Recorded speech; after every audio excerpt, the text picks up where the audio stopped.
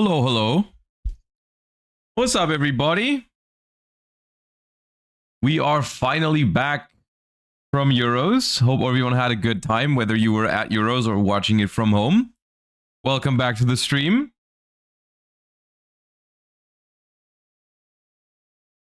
Welcome back, welcome back. Assemble, scatter, whatever you feel like.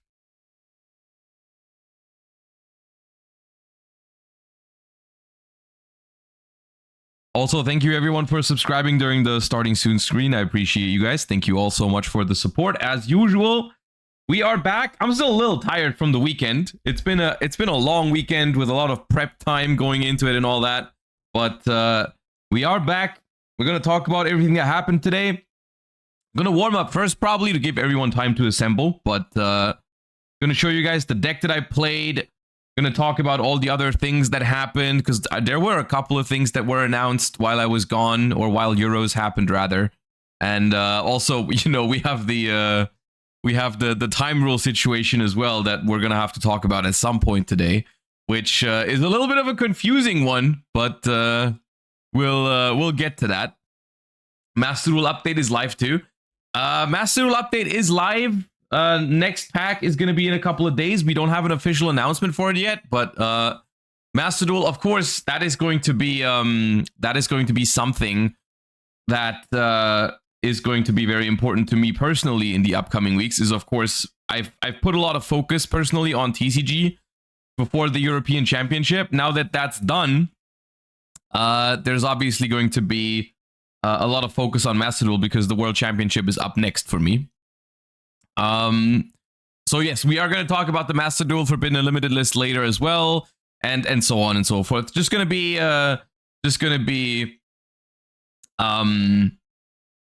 going through all of it one by one slowly. We're gonna get back in it. All right, so why don't we begin with a little bit of a warm up, and then we'll get started. It's going to be a little bit all over the place today because it's just a little bit of everything. All the things that I missed talking about, you know, Euros, deck profile, Master Rule, Banlist, TCG time rule situation, a little bit of everything, but it's going to be fine. Let us guess some cards first. Let's see if I'm washed.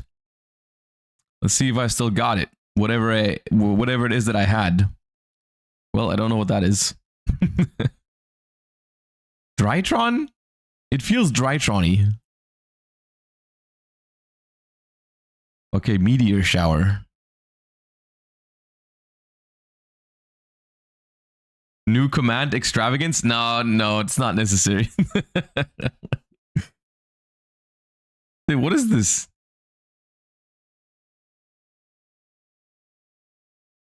Fire Prison? Oh, is that the thing that people said was the next Mystic Mine, but then it wasn't?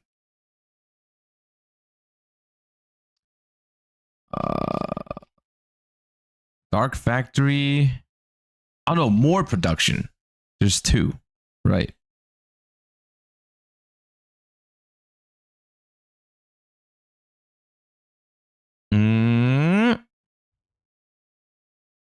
This is the OG backup. Backup secretary. Yeah.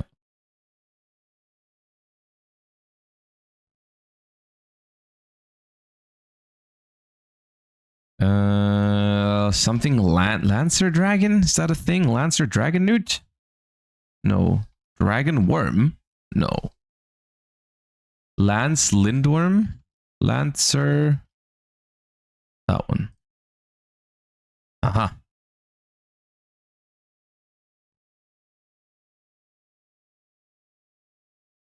This is not Titanial, it's the other one.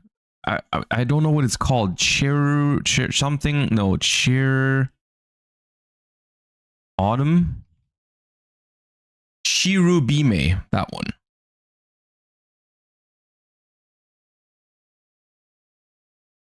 Well, that's just Sapphire Pegasus, isn't it? I think the OG? Yeah.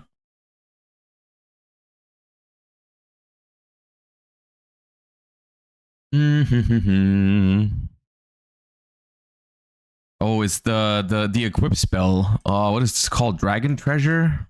Yeah, I think Dragon Treasure.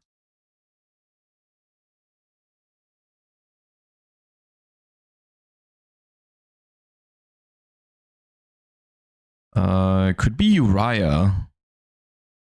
I was on a spell trap. Hyper Blaze. Mm-hmm.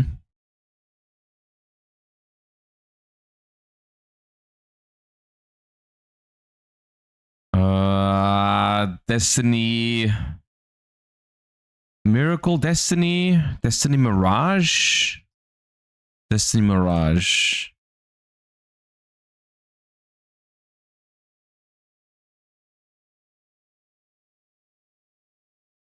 Oh no, not the Black Feathers. Who is that? It's Shiroko, isn't it? Okay. At least it was one of the OGs, because those I recognize. That's Shadol Hedgehog.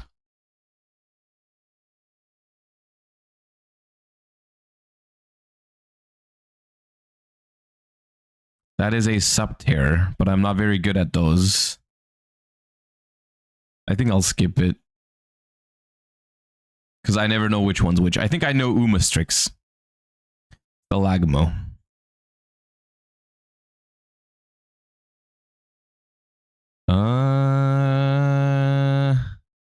Idle.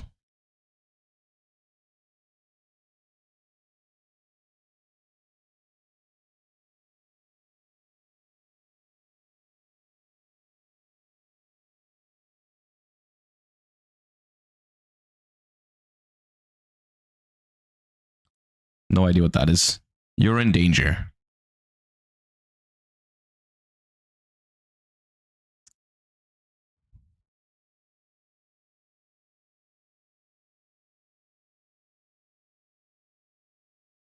Oh, an Abyss actor, isn't it? Dramatic.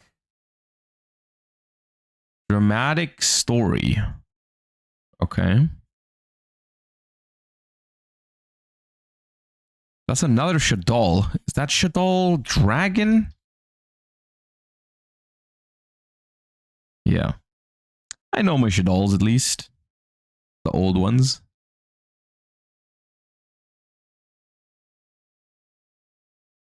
Oh, that's the structure deck one. The Emperor something. It's dude.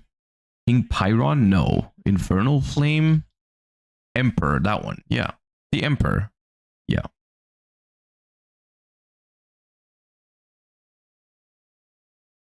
That is beat.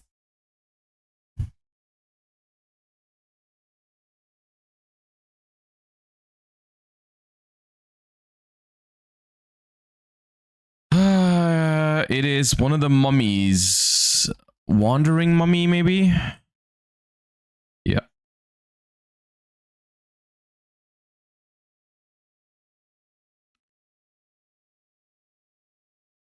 I don't know. Revival Golem, right. Ooh. This feels familiar. Is it it's the bird, right? Sage Falcos? That's what I was thinking. Yeah.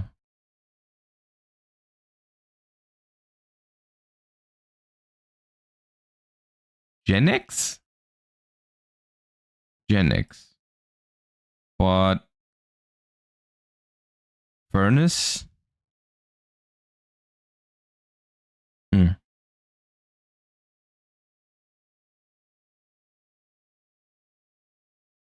Karakuri. The ninja. Quick.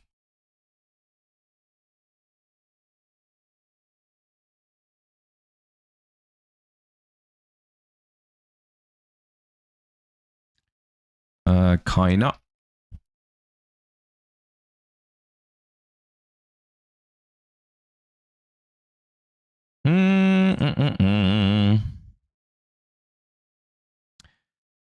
It's one of the Gustos.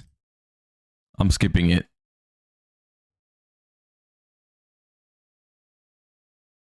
Tailwind of Gusto. Okay.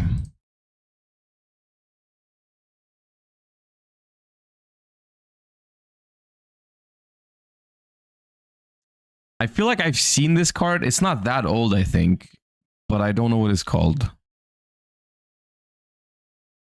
3 trolling trolls. Okay. Hey, look, it's you, chat. Well, there's more than 3.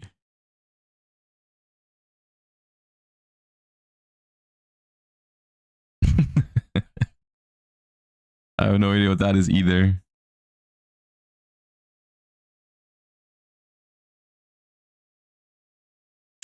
Vile germs.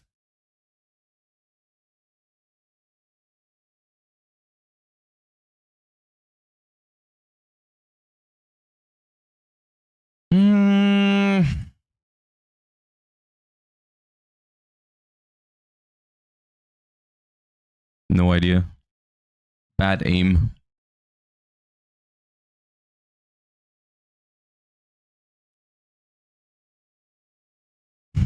What are these cards, man?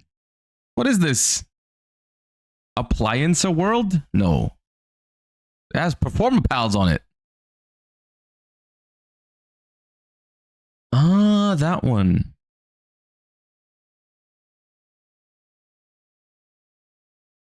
That's an Arrow Mage, isn't it? Bergamot? That is an Arrow Mage. All right, we've guessed the card for a change. Sword Trooper, I think. Yeah.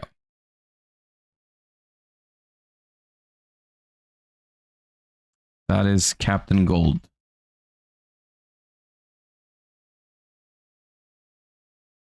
All right, now we're talking. And it's a bird. That's not good. That is a Dark Lord, I think, but I don't know which one. Condemned? Condemned Dark Lord? Capricious Dark Lord? What the? Never heard of that card.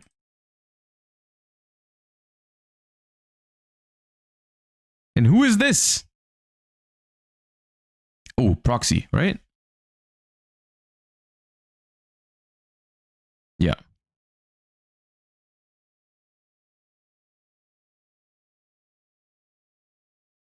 Who is that? Ryuge? No. I thought it was the Ryuge field spell for a second, but it's not. Instead, I don't know what it is. Oh, that's the new Exchange of the Spirits. I don't know what it's called, though. Exchange of Despair and Hope.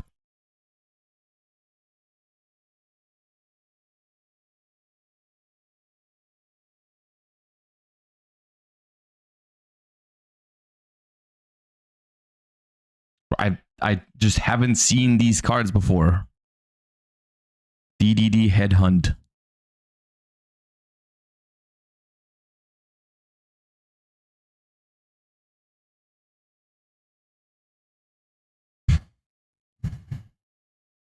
Oh, this is Fallen Angel of Roses. No? Rose Knight? No, it's not Twilight Rose Knight.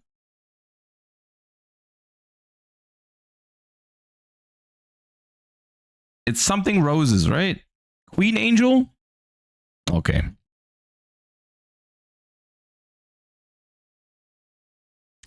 This is like Piercing the Darkness or Dark Piercing Light. Dark Piercing Light? Damn it.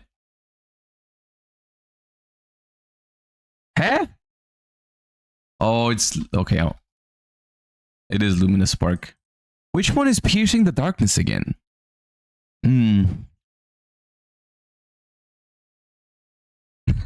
Look. Okay. It's you guys again.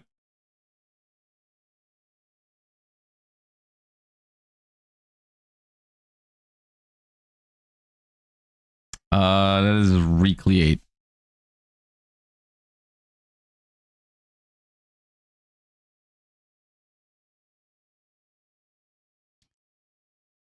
This is Xiaofeng. This is not Xiaofeng? No, it's not Feng Wang. Never mind. What? Really? I guess I lied. That's Necroguard now.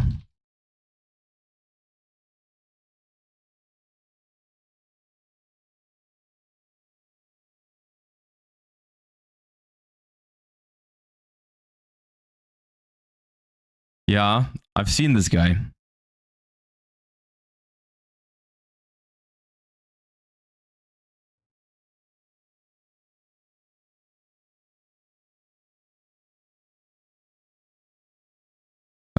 Is that Zombina?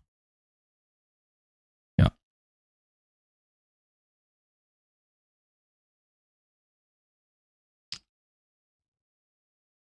Inari Fire. Yep.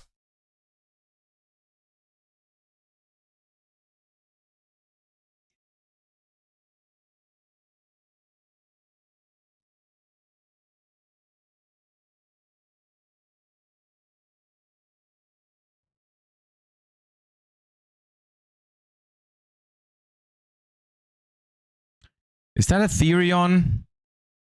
It feels Therion-y. Therion, I think that's Reaper.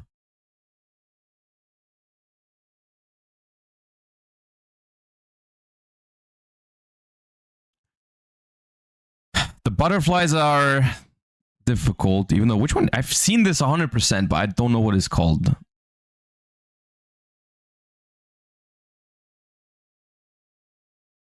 Idran, the Winds of Mischief.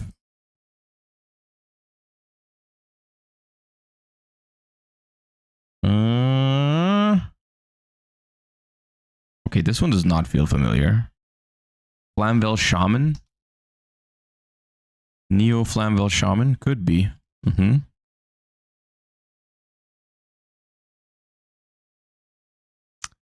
Ooh, it's a crawler, I think. Deus Ex Crawler. Yeah. You know, 784. It's not that bad. It's not that bad. It is most importantly not very washed.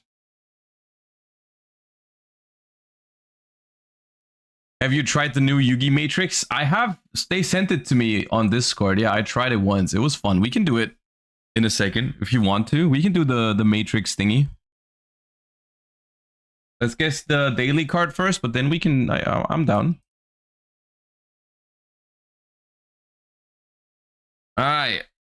We are looking for a small non-dark from way back in the day. So why don't we try a consecrated light?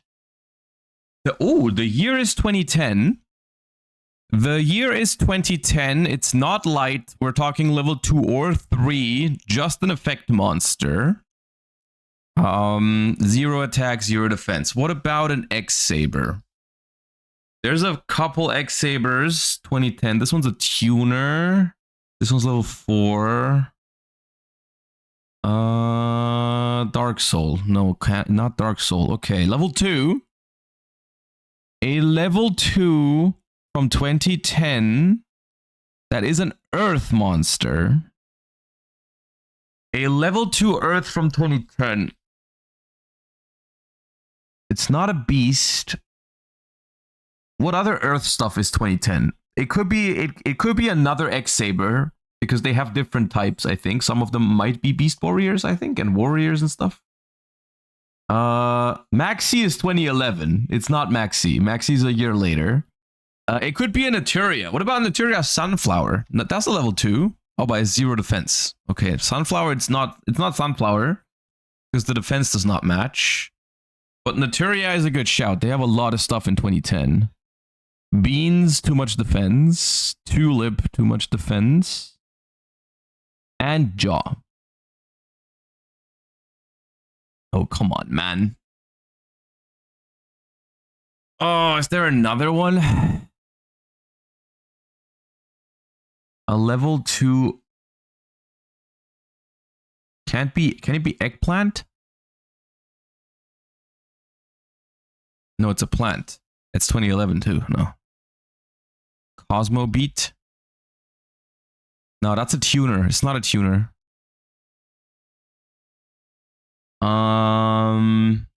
Gale Dogra. Ooh. Ah, Gale Dogra. Yeah. Okay. You know what? I would have guessed Gale Dogra to be a little bit older than that. I feel like I would have guessed Gale Dogra more like 2007-ish. Or it was a late import. Okay, that makes sense. Because it does give me older card kind of vibes, right? Like the artwork on Gale Dogra looks like a definitely pre-2010. Yeah, it looks way older, yeah. Okay.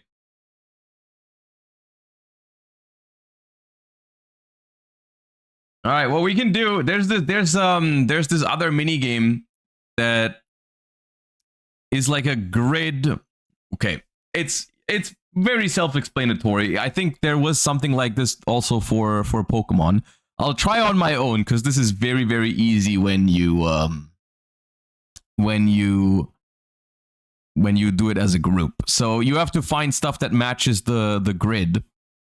Okay, so looking for extra deck monster that includes an effect that fusion summons. Okay, that would be Proxy F Magician. Right? Then extra deck monster that mentions polymerization. Geyseris.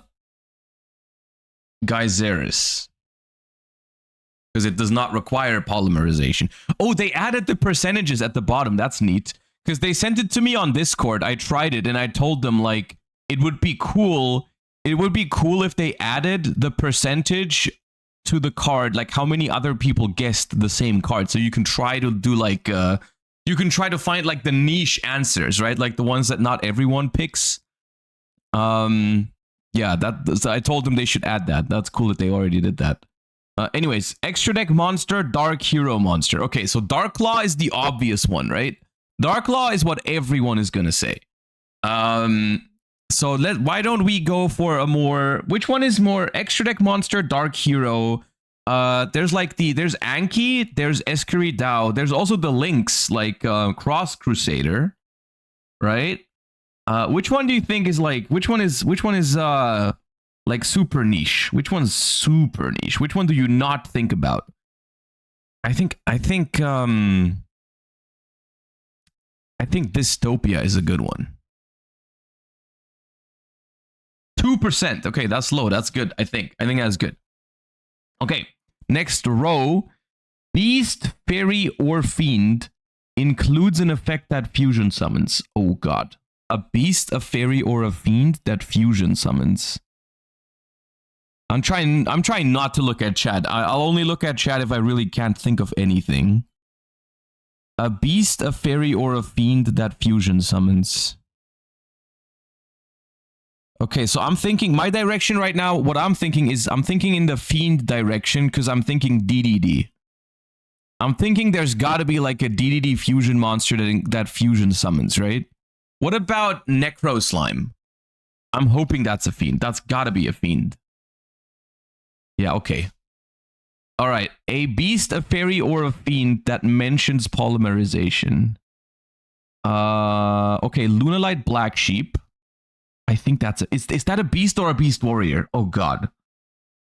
That might be a beast warrior. Don't think we searched that with we searched it with Broad Bull. No, it's not a beast. It's a beast warrior. Yeah.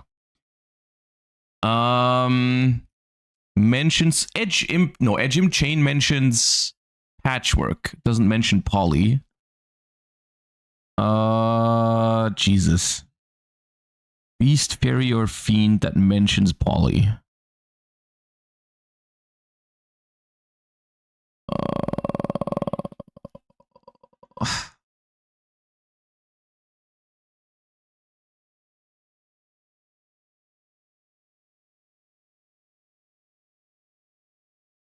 Which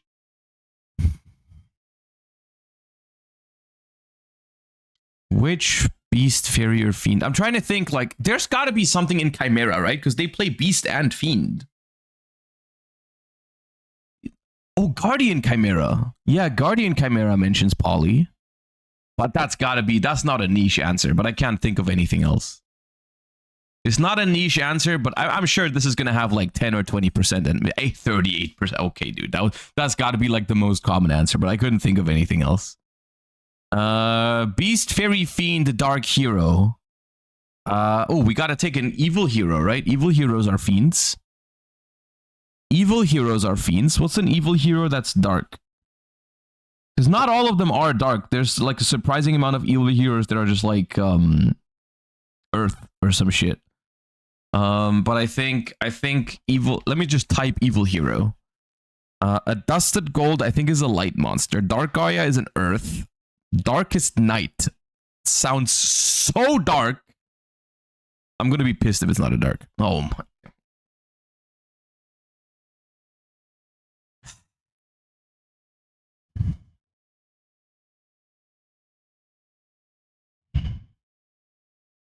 Malicious Bane is a dark. Yeah, okay. 49%.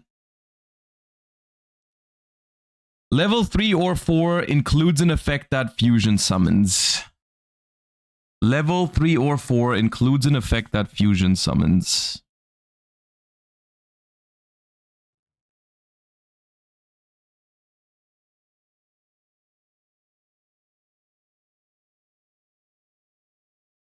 Includes an effect that fusion summons.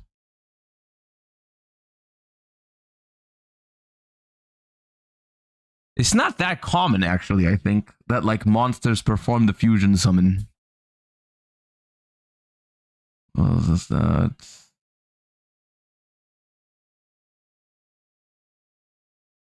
It's gotta be like more recent. Which fusion decks have I played recently? Dude. Oh, yeah. Sleepy. Dude, 2% on Sleepy? What others were you guys? Oh, yeah. Okay. Cartesia, Albaz, of course. Yeah. Dude, how did I think of Sleepy first? Well, I mean, I haven't played Branded in a while. A level 3 or 4 that mentions polymerization. Oh, yeah. Sharon, Havness. There's a ton. Yeah. Okay. Yeah.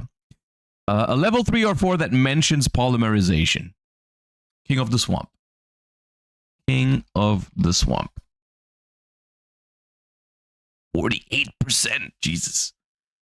A level 3 or 4 Dark Hero. Okay, that's easy. That's easy. That's just like now I'm just trying to think of the ones that no one is guessing. Because like it can be, you can do Increase. You can do Doom Lord. You can do Diamond Dude. You can do. There's a ton. There's a Defender. I'm gonna go with my boy Defender. Destiny Hero Defender. Where are you? Wait, where are you? Destiny Hero Defender. Okay. The most popular answers. Yeah, it was the Guardian Chimera and the King of the Swamp. The Guardian Chimera, and I knew the Guardian Chimera was going to be one of the most popular ones, but yeah. And the Malicious Bane. Okay, this is fun. 0% Defender? Wait. Dude. I am too old for this shit. I am too old. 0% Defender? My answer is so boomer that no one had that. That's funny. Well, that's good though. That's what you're trying to do. That's what you're trying to guess the ones that no one else is thinking of, right? I feel like we did well on everything except for the Guardian Chimera. I think the Malicious Bane has 49% because they're genuinely, I don't think there are many, right? There might be like 3 or so. Maybe I'm lying, but I don't think there's many Dark Fiend heroes. I think. Oh yeah.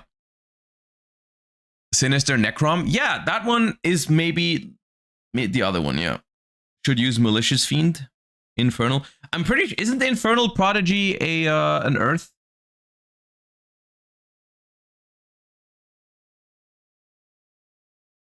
No, that one is dark. Okay, I could use that one. Yeah. Is there a link to the game? Yes, I can link you the game. Hold up.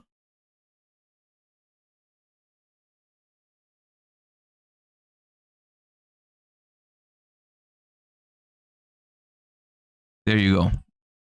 The old evil heroes aren't dark. Yeah, exactly. Like also Malicious Edge, like the main deck monster, the 26 attack thingy is also not a dark, which is weird. I mean, dude, I put evil hero Darkest Night,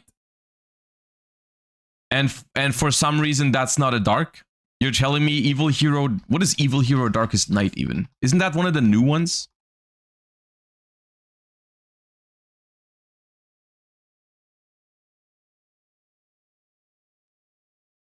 Bro, how is evil hero Darkest Night not a dark? Why is it an earth? Anyways, moving on. That game was fun. Maybe we'll add it to the daily warm-up. I think that's enjoyable. I will bookmark it.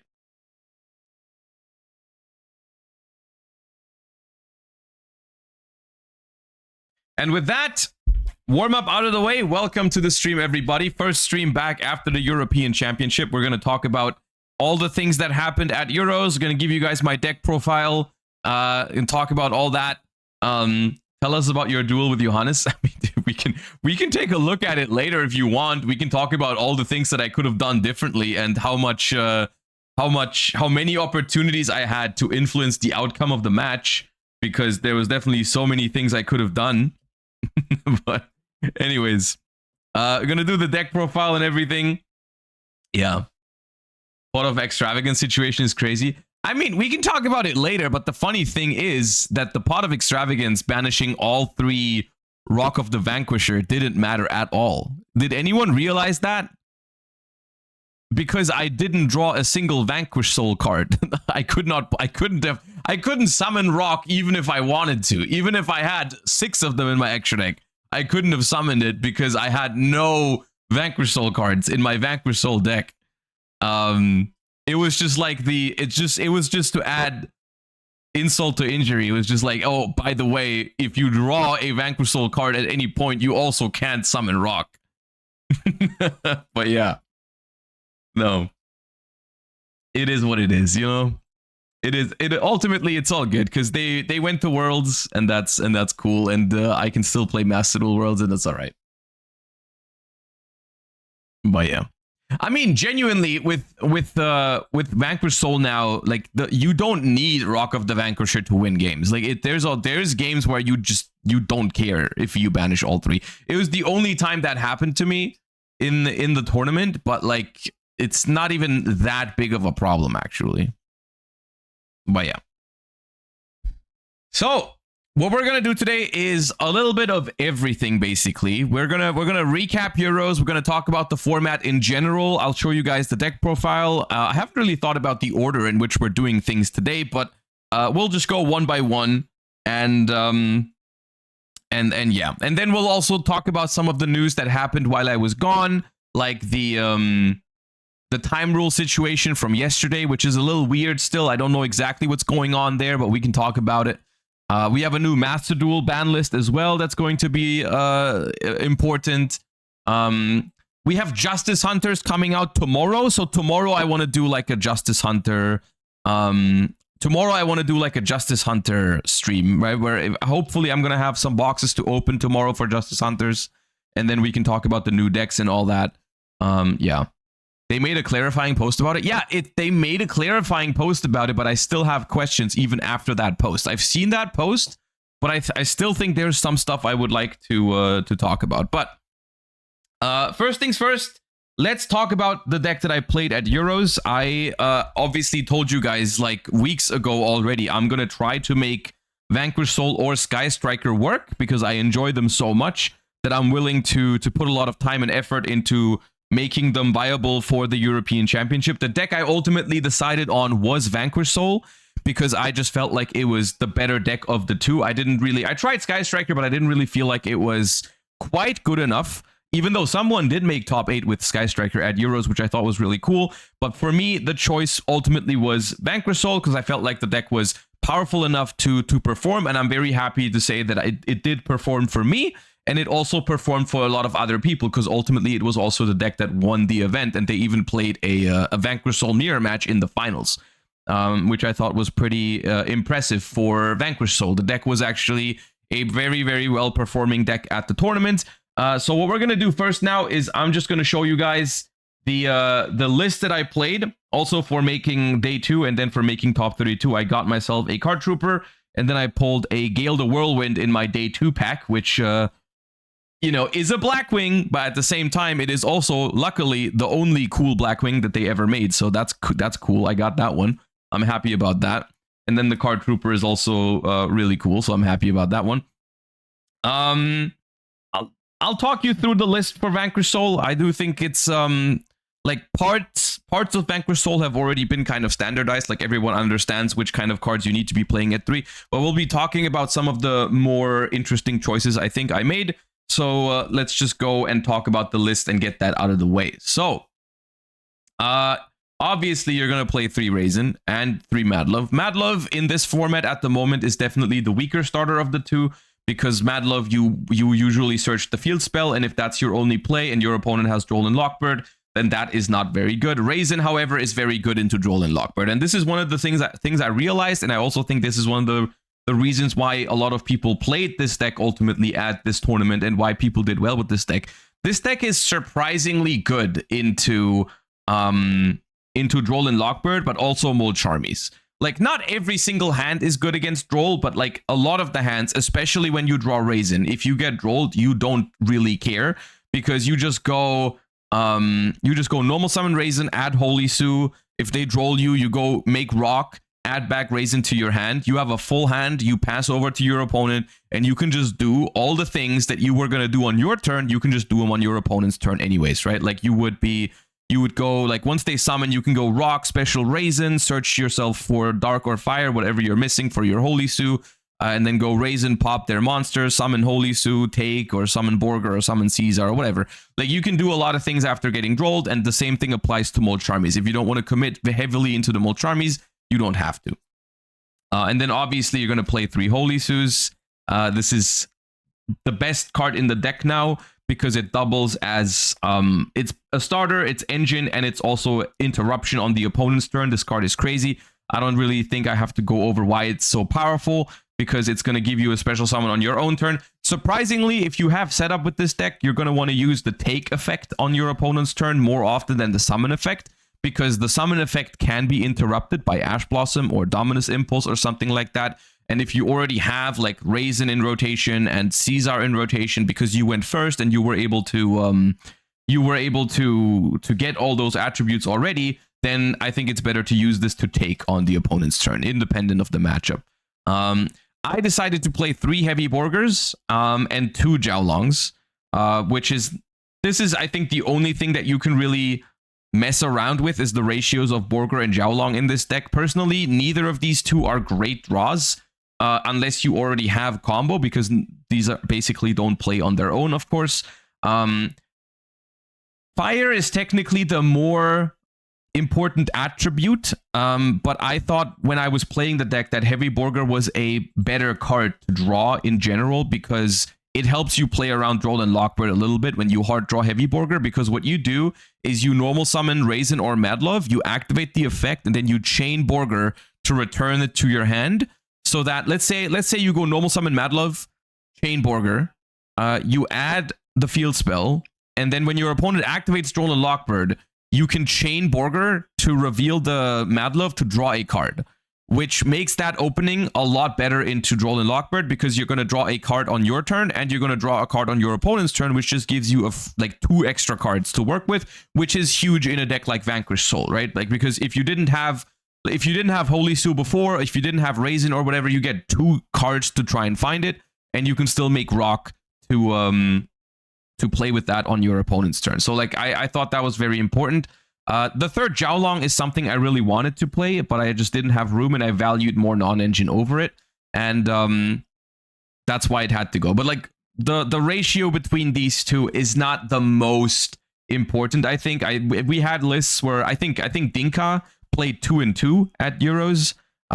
We had 3 Jiaolong, 2 Borger for a long time.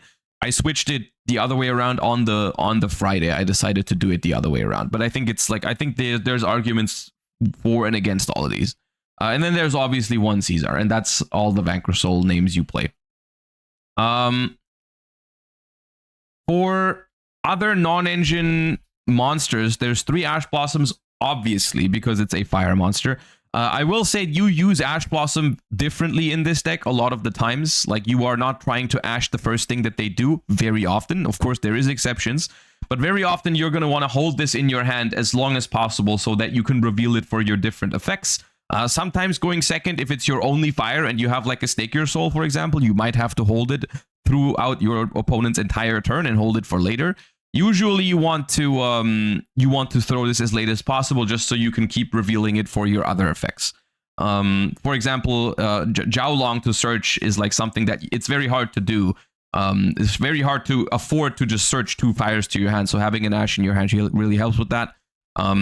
Also, another thing that I noticed during testing and also during the European Championship, I think I never ashed a Molcharmi in this deck. Like, there are only in very, very, very few situations you actually want to ash a Molcharmi. Most of the time, you just say, okay, draw 1 or 2 cards, you make your half board, which is basically your full board, and just keep the Ash in hand. Speaking of Molcharmis, I believe Molcharmis are the best non-engine by far in Vanquish Soul because they draw you extra cards, and this deck really functions off of extra cards.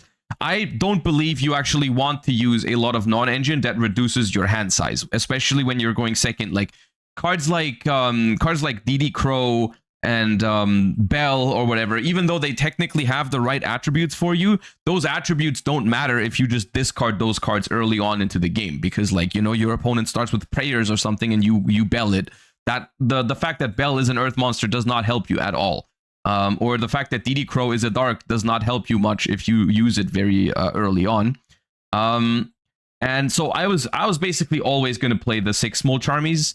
But later on, I even added 2 Meowls, which is the worst Molcharmi in the current format, unless you're playing against Malice. But what I noticed is I am playing a small amount of other non-engine. Like, I'm playing some Bestials, but like, I had a lot of versions of this deck where I was playing a lot of other non-engine. I was playing like Crows, Bells, Bestials. And very often I noticed that I don't think those cards count as real hand traps when you're going second. Against some of the decks in the format at the moment, like drawing a DD Crow or drawing a Bestial is not going to win you the game. Like, you're playing against Malice, you're playing against Mitsurugi, you're playing against other Ryziel stuff. Like, you draw a Bestial in those matchups, it's not a hand trap. It does not interrupt your opponent to the point where you can actually win the game. That does not happen. So you are basically only playing those cards for the attributes. At which point I felt like it was better to take the chance, even if Meowls is not the best Charmy in a matchup. If it can give me 1 draw, that is going to be a chance for me to draw non-engine that actually does something. Like, if I can draw 1 or 2 cards off of Meowls, that gives me a realistic chance to draw a Fuva or a Holy Sue or the missing attribute for my Holy Sue or whatever, right? Like, if my opponent starts Mitsurugi Ritual, send Night Sword Serpent and Kusanagi, and then like activate the Night Sword Serpent, and I Meowls them there, I have a really good chance of drawing a relevant card for the matchup. You know, like, it's basically Upstart Goblin in hand trap form. Also, there's another thing I realized. There's only one issue I think that Vanquish Soul has at the moment, which is a very slight consistency issue. And I believe that if you ever brick with a deck, it's best to brick on Charmies. Like, if I go first and I draw 2 Molcharmis and I don't really have a play or whatever, I think it's completely fine to just pass, because it's really difficult to actually win against Molcharmis in this deck. Like, for example, my top 32 feature match, I bricked going first, but I had Fuvalos and Meowls, which I think is technically really, really good against Mitsurugi Fiendsmith. It just happened that they had Ash and Cold Buy for both of them. So, but otherwise, I think that hand was actually not bad. I think my hand was actually okay in that feature match for going first. You know, like I had 2 Charmies. If they decide to play into that, it's actually a disaster against this deck because it's really difficult to give this deck draws safely. Plus, there's obviously the off chance that you play into a matchup where this is actually really, really good. Like Malice is obviously a very relevant deck at the moment. And if you play against like more Mitsurugi heavy versions of Mitsurugi Raziel, or like even the Fiendsmith stuff, like Meowth actually becomes like a really annoying card to deal with. So I was really happy with this. I was really happy with the Charmies. And it actually, another thing that happens a lot in this deck is you go first, you activate Extravagance, your opponent drolls you, you have 6 cards in hand, you have 1 or 2 Charmies, you just say pass, and it does not matter because you're just going to Charmy them, and then they cannot give you cards because you already have 6 cards. If they give you any more, you're just going to like holy sue them on their turn and you're fine, you know? So that's fine. Then basically the Charmies I think are the only non-engine that really works in this deck for going second. Everything else is just like eh. So I wanted to play the best non-engine for going first, which I do think in this deck is Nibiru. I think if this deck ever goes first and sets up a half board, I think Nibiru makes it unbreakable for the opponent, basically in every matchup. Even the matchups that normally don't care about Nibiru, if you have a board, if you have a way to interrupt them a little bit, Nibiru becomes crazy. And it's especially good in those scenarios that I just talked about. Like, let's say I do brick on Charmies going first, I don't have a play, and my opponent tries to go for game. I wanted to have cards in my deck to draw into to stop them from going for game. And so Nibiru was really good for me all weekend. And then to round things off, there's 3 Bestials. Like I said, I don't think Bestials really count as super strong non-engine at the moment. They are really good when you go first, similar to Nibiru. If you have a little bit of a board, then actually like a Baldrake is really strong. But it's just, I like these because these are darks, and you need some more darks in this deck because we have 6 darks over here and we wanted some more. And I think Bestials are good because they are non-engine that you can hold for very long. Like there's not many cases where you Bestial super early. Most of the time it's okay to have a Bestial in hand against Mitsurugi, for example, to like reveal it a couple of times, and then you can Bestial them very late, which I think is really good, as opposed to something like a Bell or a Crow or whatever that you can that you usually have to use relatively early. Well, I think Crow is fine instead of Bestials, but I think Bestials are just better than Crow. And this was all the non-engine I played basically. And then there's 3 Stake Your Soul, 3 Pot of Extravagance.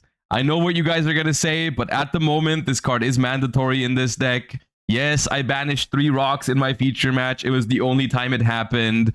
But it also, funnily enough, in that matchup, it didn't even matter because I didn't even draw a Vanquish Soul monster to make my rock.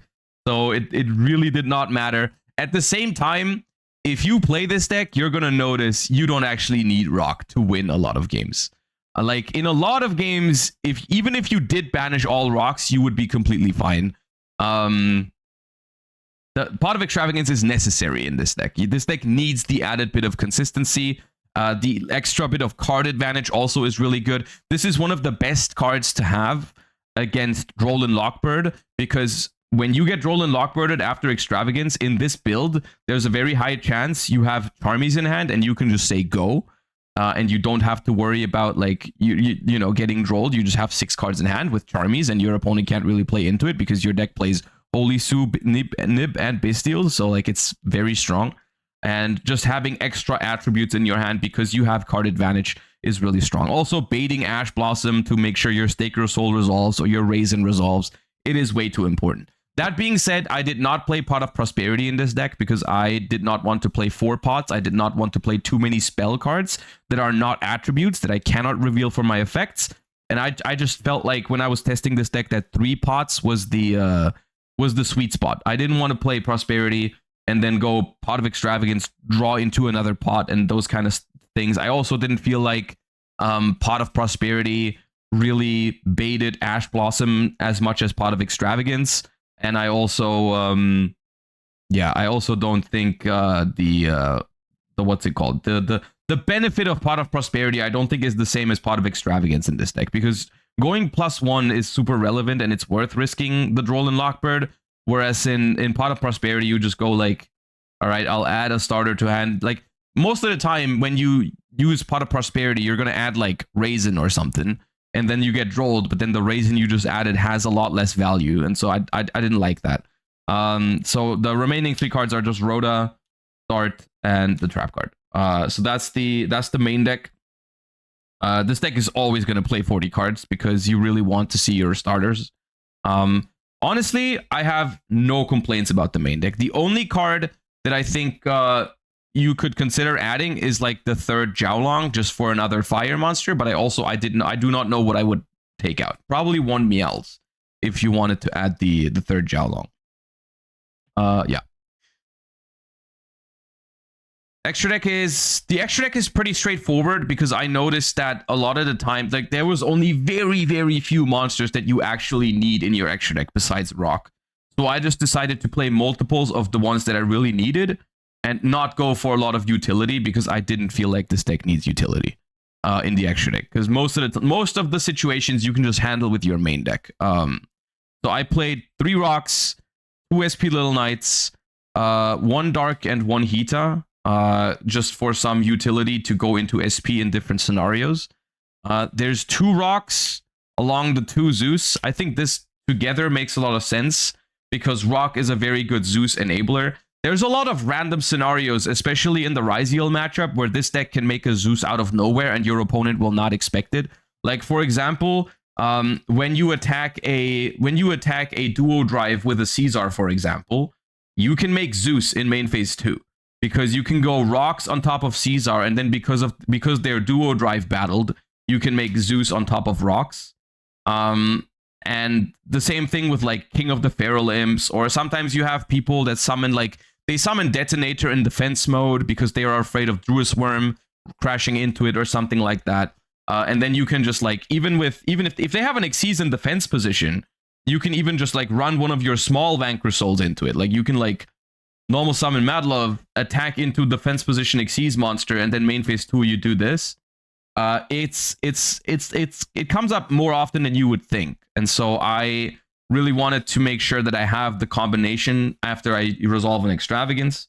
The other important card for me was Typhon. I think Typhon, like literally everything other than Rock, we're talking like it comes up maybe twice the entire tournament.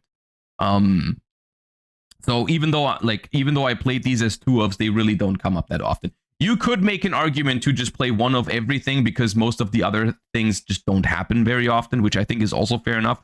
Like, for example, we did consider playing the Promethean Princess, Atlantis, Raging Phoenix package and all that. We did think about that, and it just felt weird to me to play like a combination of cards that they only matter really together.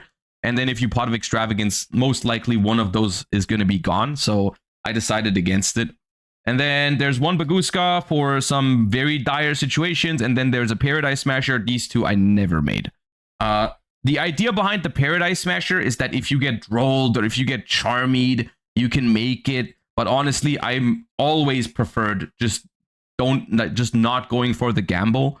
I did play these 2 because they can help you go into Zeus as well. Like if you have 2 level 5s and you want an Exceed to go into Zeus, this technically also does that. But I never made either of these. In testing, it came up very rarely. But yeah, so the ones that really came up are the ones up here. The last 2 are just like random options because I didn't know what else to put. These could have also been Promethean, Xalantis, and then like something else could have been the Raging Phoenix. But it's like, besides the Rock, you really don't need many other things. Have you considered a better rank 5? So this was a Tiras for some time in testing. We had Tiras here because we felt like it was the best one to make Zeus. But then I realized you can also make Zeus with this in a lot of scenarios, and then that would also be fine. So this basically has like 2. It has a little more utility than Tiras because it can make Zeus, but it also can be an option in a very weird scenario where you get hand trapped like crazy. So yeah, but it never came up. Side deck. Side deck, I think, is the weakest spot of this deck, specifically because of this card. I am not really happy with playing Droll Lockbird in this deck. I think it's not great because it conflicts with all of the Charmies. It has a terrible attribute, and it's a terrible card mid game. Because it doesn't take resources away from your opponent if you draw it in like a grind game, which this deck grinds a lot, and it's supposed to grind really well. And obviously, I mean, I drew 3 of this in the feature match when I lost in top 32, which is just mega unfortunate, but that's not really an argument against the card. Like, if you draw 3 of the same card, usually it's gonna suck. But like, I mean, I feel like you can see from the feature match how like having triple Droll was like infinitely worse than having a card that actually trades with a resource. Like, let's say you have 3 ashes in that spot, right? Like, you can actually trade with 3 cards in their hand, and maybe there's a chance I can win. But with Droll, I'm just like playing catch up with my opponent, where they do something and I'm just like, okay, well, I bricked, but I'm gonna Droll you, and you can just continue next turn, but I still go -1 in every interaction.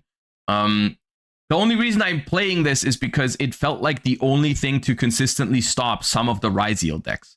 And the only reason why I'm siding it in, for example, in the feature match against Mitsurugi Ryziel going first, where normally I would not side in Droll Lockbird in this matchup, but I have to side in something because I'm main decking all the Charmies, of course.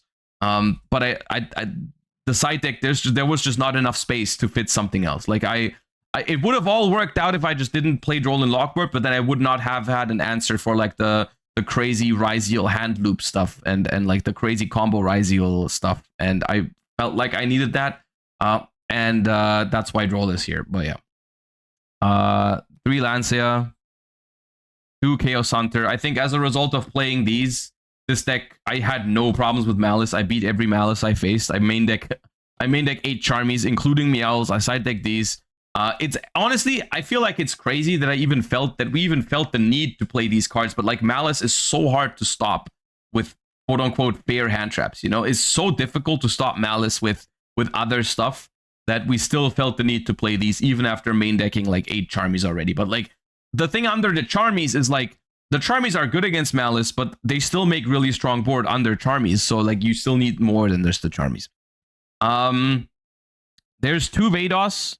This was a card that was mainly meant for the mirror match, but I really liked that it had application in other matchups as well. So if you don't know what VODs does, is it destroys a field spell and then summons to your opponent's side of the field. And then when it gets sent from the field to the graveyard, you can like dark hole the entire board, basically. The idea behind this card is that in the mirror match, interaction with the field spell is really strong. Because when you go Mad Love into the field spell and then you get interrupted on the field spell, you lose a lot of resources from that. You lose the field spell, which means you can't have the protection from it. You don't get the search because it was destroyed. And in the end phase, you don't get the trap card, which basically means that interacting with the field spell takes away 3 cards from your opponent. And you, at the same time, you also give them the VODs onto their side of the field, which is basically like a ticking time bomb, because at any moment you can summon Raisin into the column of the VODs and just blow it up, and that's going to blow up the entire board. So VODs was cool. I decided not to play 3 after a while because we had space issues, but also because the side, it's basically, there's 1 Ghost Ogre, which technically does the same thing, but it's different. It's because of the siding patterns that it needed to be 1 Ghost Ogre, because in some matchups, when I want to take out all the Charmies, I needed 1 more card to side in, but VODs wasn't good enough, so I split it up between, it was 3 VODs before, I split it to 2 VODs and 1 Ghost Ogre, so that the Ghost Ogre can be like the 8th card to side in some matchups.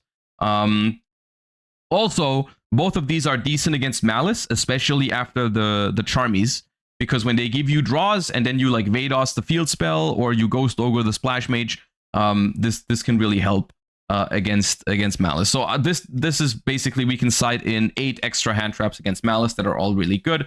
And in the off chance that you draw 2 of them, it's better to draw 1 VODs, 1 Ghost Ogre than 2 VODs. So that's why it wasn't 3. It would have been 3 if I had more room in the deck, but the Drolls made it really awkward. The Droll is the 1 card in the side deck I didn't really want to play because it messed up my ratio so much. Like, I had such a clean side deck beforehand with like 3 VODs, 3 Chaos Hunter, like 2 Ghost Ogre or something. Like, it was all working out, but then I just didn't have enough for like the crazy Ryziel variations.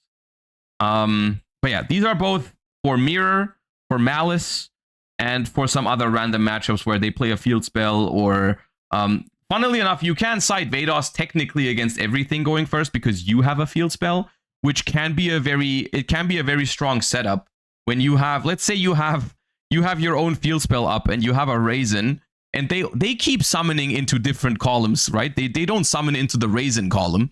So what you can do is if the column next to the Raisin is open, you can just destroy your own field spell, give them VODs, and then blow it up with Raisin. If they have like 4 other monsters in all the other zones, which can happen. But it requires you to... it's still risky if your opponent plays no field spells. So I prefer to just side it in matchups where it can interrupt the opponent. Then I think the best card for going first in this deck, hands down, is Shared Right. Because this card is broken this is like a consistency card for this deck. Because even if you draw no play, but just Shared Right, if your opponent has to play into the Shared Right to win, you're going to get 1, 2, 3 cards. And similar to the Molcharmies, it is really hard to give this deck cards without basically losing. Like most of the time when you give me 2 or 3 cards off of Shared Right, I'm just going to be able to interrupt you to a point where you can't win. Like I play Holy Sue, I play Nib, I play Bestials. If you play into Shared Right, it's basically doomed. Which is another reason why I hated to side deck Droll and Lockbird for going first. Like these two together, it's like a nightmare. It feels really bad to play Droll in this deck, but I felt like, once again, I felt like there was no other card that beat Ryziel consistently enough in some variations. So yeah. And then another card, because we needed something to side deck going first basically all the time, was 1 talent. So that's basically what I meant earlier for the Ghost Ogre. In a lot of matchups, my going first side deck was, let's say, these 7, right? But I have 8 Charmies, so I needed 1 card that I can side deck, and so like the Ghost Ogre was that card in some matchups, where I wasn't confident in siding VODs, right? So that's why I didn't want to do 3 VODs, because if a matchup, if I don't want to do this, then it's awkward. Yeah. So that's the side deck. Overall, I am 99% happy with the deck. Once again, the Droll and Lockbird, I feel like maybe there was a better solution to this. If maybe you find a better way to beat Ryziel, to not play Droll and Lockbird, maybe that would have been perfect. But I just wasn't confident in the ability to beat Ryziel without Droll and Lockbird going second. Yeah. Other than that, main deck, really happy. Extra deck, no complaints. Didn't miss a single card. And I felt like I went 11-1 in Swiss, which I felt like was pretty cool. I lost 1 match to Mitsurugi Ryziel. I beat every Malice. I beat some mirror matches. I beat a bunch of Mitsu Ryziels as well. And then beat Malice in top 64 and lost to Mitsu Ryziel in top 32. Of course, the feature match is out there. Didn't draw a playable hand in game 1 or game 2, which, I mean, it does happen. This is something I knew about this deck. I knew this deck has some consistency issues, even though I think my game 1 hand was actually... I would classify my game 1 hand as a good hand. Like, my game 1 hand was like... my game 1 hand was going first. It definitely had Holy Sue. I don't remember what the last card was. Maybe Jiaolong? Something along those lines. I would classify that as a good hand.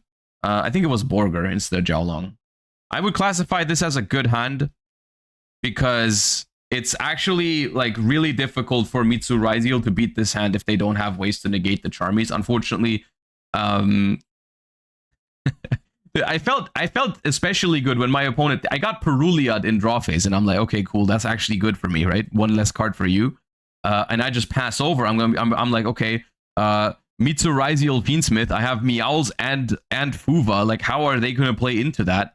I'm gonna be able to, and I have Holy Sue to take as well, later, and then they just have Ash and Called By for and full combo for both of my Charmies. I'm like, okay, well, now it's a bad hand. But that happens. Look, that happens. Nothing. I don't think that was. I don't think that's too big of a deal. I mean, it's part of the game sometimes. You need to get lucky to win these tournaments. That's all right. My opponent also ended up going to Worlds, so that's fine. And we still have Master Duel Worlds to play. So there's always going to be another year, another attempt. I'm happy with how I did. I'm happy with how I played for the most part. So it was a good event. It was a good tournament.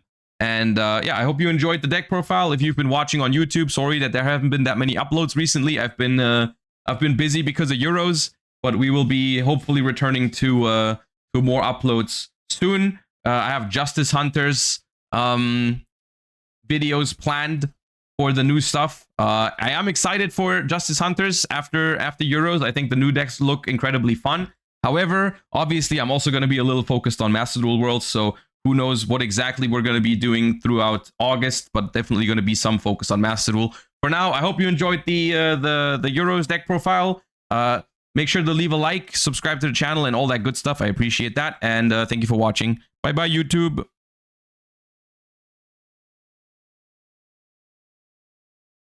Considered chaotic elements? I actually didn't know. Let me check. What is that?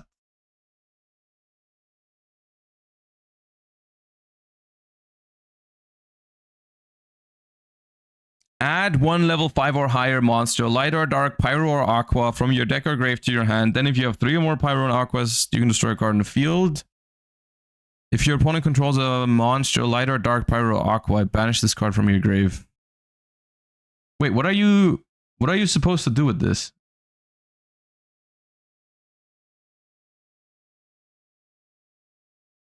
It searches VODs? Yeah, but like at the VODs? I mean, why would I play a spell to add VODs when I'm not even playing 3 VODs yet? Right? Search Jockle too. Yeah, I mean, maybe there's more applications in the future, but like for now, they meant for Euros, right? Like, and for Euros, I don't think this made much sense. It's good in K9. Yeah, maybe it's good in K9. Also good if they have Detonator. If your opponent controls a monster, banish this card, target a monster your opponent controls, take control of it until the end phase. Yeah, I mean, it is a very good card against Detonator going second, yeah. Even in K9, you lose more to draw. I mean, this is all something that it's very hard for me to speak about right now because I was very focused on this format and I didn't really look into Justice Hunter's format yet. We're gonna do that soon, as early as tomorrow probably.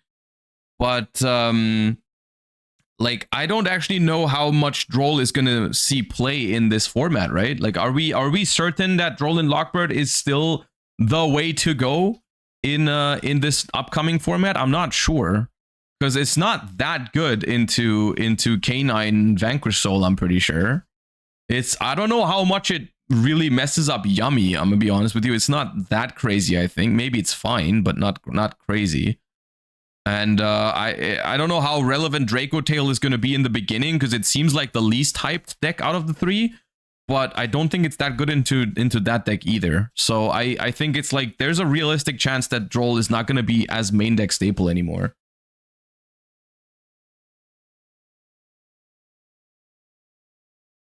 So yeah. Josh hates Droll now. I mean, I already didn't like Droll for this tournament. Like, I already felt like Droll and Lockbird was probably the worst card in my deck over the course of the weekend, which was because I was playing Vanquish Soul and the card is bad in this deck, but it's also just like in general, it's only really good against one deck at the moment. I think Droll and Lockbird, now that we have more decks than just Malice and Ryzeal, I think Droll I don't think people have realized how much worse Droll and Lockbird has become. It's like, it's okay into Malice. It's only really necessary into like the Ryzeal variations. And it's not that good against Vanquish Soul. It's fine against Vanquish Soul. And then there's a lot of other decks where Droll actually feels pretty bad. So I don't know. In OCG at the moment, they don't play Droll, but they also don't have Mitsu Ryzeal in the same fashion that we do. So I could see Droll being like maybe more of a side deck card now with Justice Hunters, where you just have it for Mitsuraiziel, because I don't think Mitsuraiziel is going to be bad with the new stuff. Like even with Yummy and K9 and so on and so forth, I think you could still see people play Mitsuraiziel. Like that deck is still going to be good. Well.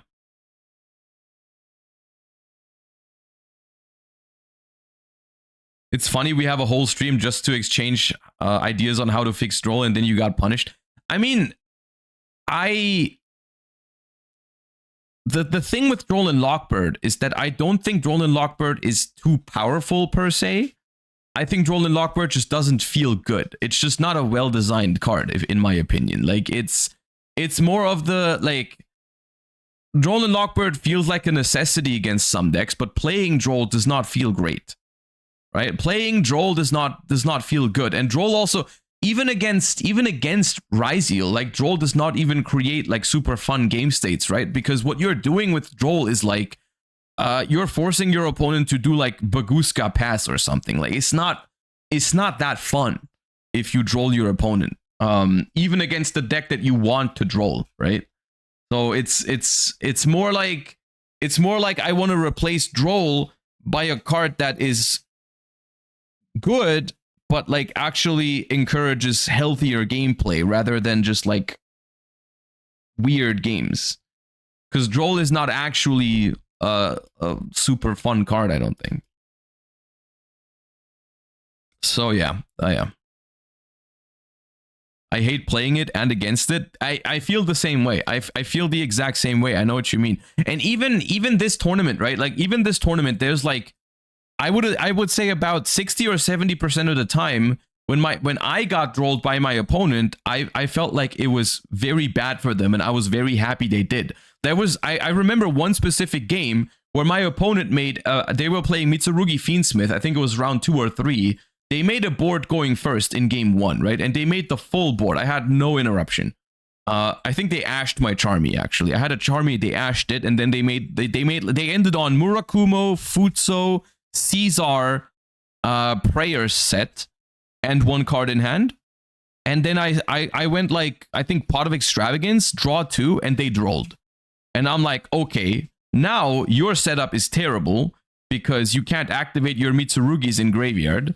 And I just literally, I played through their full board, and I cleared everything, and I had like 5 cards left at the end. And I was like rock, I ended on like rock, trap, full hand, and everything was gone, and they just lost the next turn.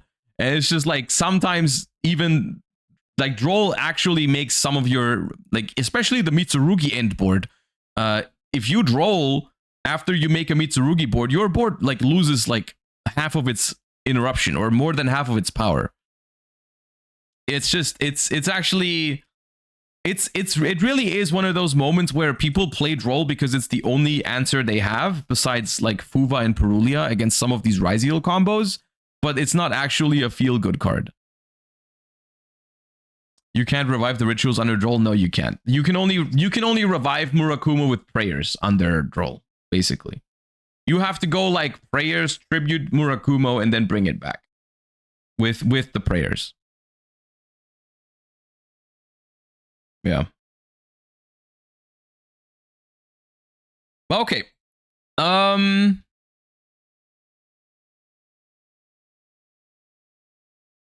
right, where do we start? I guess maybe we talk about Euros in general a little bit before we talk about some of the things that I missed, and then we talk about the time rules as well. New cards? I don't think there's any exciting new cards except for, I mean, there's the Yummy cards, but those are like a week old by now. I don't know. I mean, I've seen all the new cards already. It wouldn't be a blind reaction at all. So yeah, Dogmatika. When did those come out? I saw that there was a couple of new cards, like the rest of Doom of Dimension, but it was all filler. Like it was all, they're nothing good, right? So like we don't really have to go over that. The new K9, yeah. Did you consider Vanquish Soul Pantera? I did. I think playing Pantera is not bad. Because some hands, especially when you have like Borger or Jiaolong, all you really want is be able to put a Vanquish Soul onto the field. And I think Pantera is good for that. If I had room, I would have played one Pantera. I just didn't feel like it was important enough. But it is like, it's not a great starter on its own because it just makes rock. But in combinations, it can become really strong. Because if you have, let's say, Borger and a Dark, having Pantera can save you. Like, you go special Pantera, return it for rock, activate rock, return it for Borger, then Borger to draw, and then that draw can literally save you, right? So I think Pantera is not bad. I think Pantera really is not bad. World's ban list? Yeah, we're going to talk about the World's ban list later as well. But first, let's talk about the European Championship real quick. I know this is the last tournament before we head into Justice Hunter's format, but I do think it's still interesting to take a look at because it, in some ways, because there's no ban list, it does lay the groundwork for Justice Hunter's format. You know, this is the format that the Justice Hunters cards are releasing in. And funnily enough, the European Championship makes it seem like there's actually, it's more like a 3-deck format at the moment than a 2-deck format. You know, it is no longer just Mitsurugi and Malice because Vanquish Soul has had a really big impact on this tournament. It was the second most represented deck in top 64, just behind Mitsurugi variations, which I think is something that even I, who played the deck, didn't expect this. Like, even I, who thought Vanquish Soul was good enough to be played at this tournament, I didn't think it was going to be the most represented deck, or even the deck that would have both spots in the finals. You know, the finals just being a Vanquish Soul mirror match was very cool to me because I think that deck is very, very sick. But it really gives us a little bit of an outlook, you know, onto the upcoming format, because if Vanquish Soul is good enough to compete at this level, the K9 version of the deck is obviously going to be very, very strong. You know, like I think if anything, this eliminates the least bit of the question mark of like, will Vanquish Soul K9 be able to compete with Mitsurugi, Ryziel variations, and Malice? And the answer, I think, is definitely yes, because Vanquish Soul can already do that right now before K9. So there's obviously going to be other decks that are going to be entering the format with Justice Hunters. Like, you can play K9 with other stuff like Crystron, you can play Yummy, you can play Draco Tail. All that is going to be, they're going to be playable decks, I think, for sure. But K9 Vanquish Soul is going to be a thing. And it's also going to be a thing for the World Championship, because someone said K9 not valid for Worlds. No, they're all legal for Worlds. Justice Hunters is legal for Worlds. So like, that's going to be a thing. Yummy, Draco Tail, and K9 are all going to be very relevant for the World Championship. But yeah, speaking of Euros, I thought Euros was a great time, and I think the format overall looks I mean, it's been a little bit less diverse than some other tournaments. I feel like maybe that's because we didn't have Battles of Legends. You know, who knows how many Orchists or Gem Knights would have sneaked into the top 64 if we had those cards in Europe. Unfortunately, we don't. So that is something that's worth noting, is like, we did have less options when it came to preparing for this tournament. Still, we had an overall breakdown of 17 Vanquish Soul, 18 Mitsurugi, a Sky Striker who made it all the way into top 8, which was cool to see. 11 Malice, which almost all of them got eliminated in top 64. There was not a single Malice that made top 8. Hold this L Malice. 3 Mementos in top 64. 1 Evil Twin, 1 Regenesis, 1 Ryziel, and 1 Blue Eyes, and 10 that we don't know. But yeah, overall, I think little surprises here, with the only exception being how well Vanquish Soul actually performed at this tournament. I think that's like the biggest takeaway for me personally, is how well Vanquish Soul performed. Obviously, the winning deck list here from Lorenzo Moselli has some similarities to the one that I played. It's actually, how many cards is it different? There's like 1 Jiaolong instead of 1 Borger, Dogoran and Protoss, and 2 Crows and a pot. It's like 6 cards different from my deck. The extra deck is more different. The side deck is also somewhat close.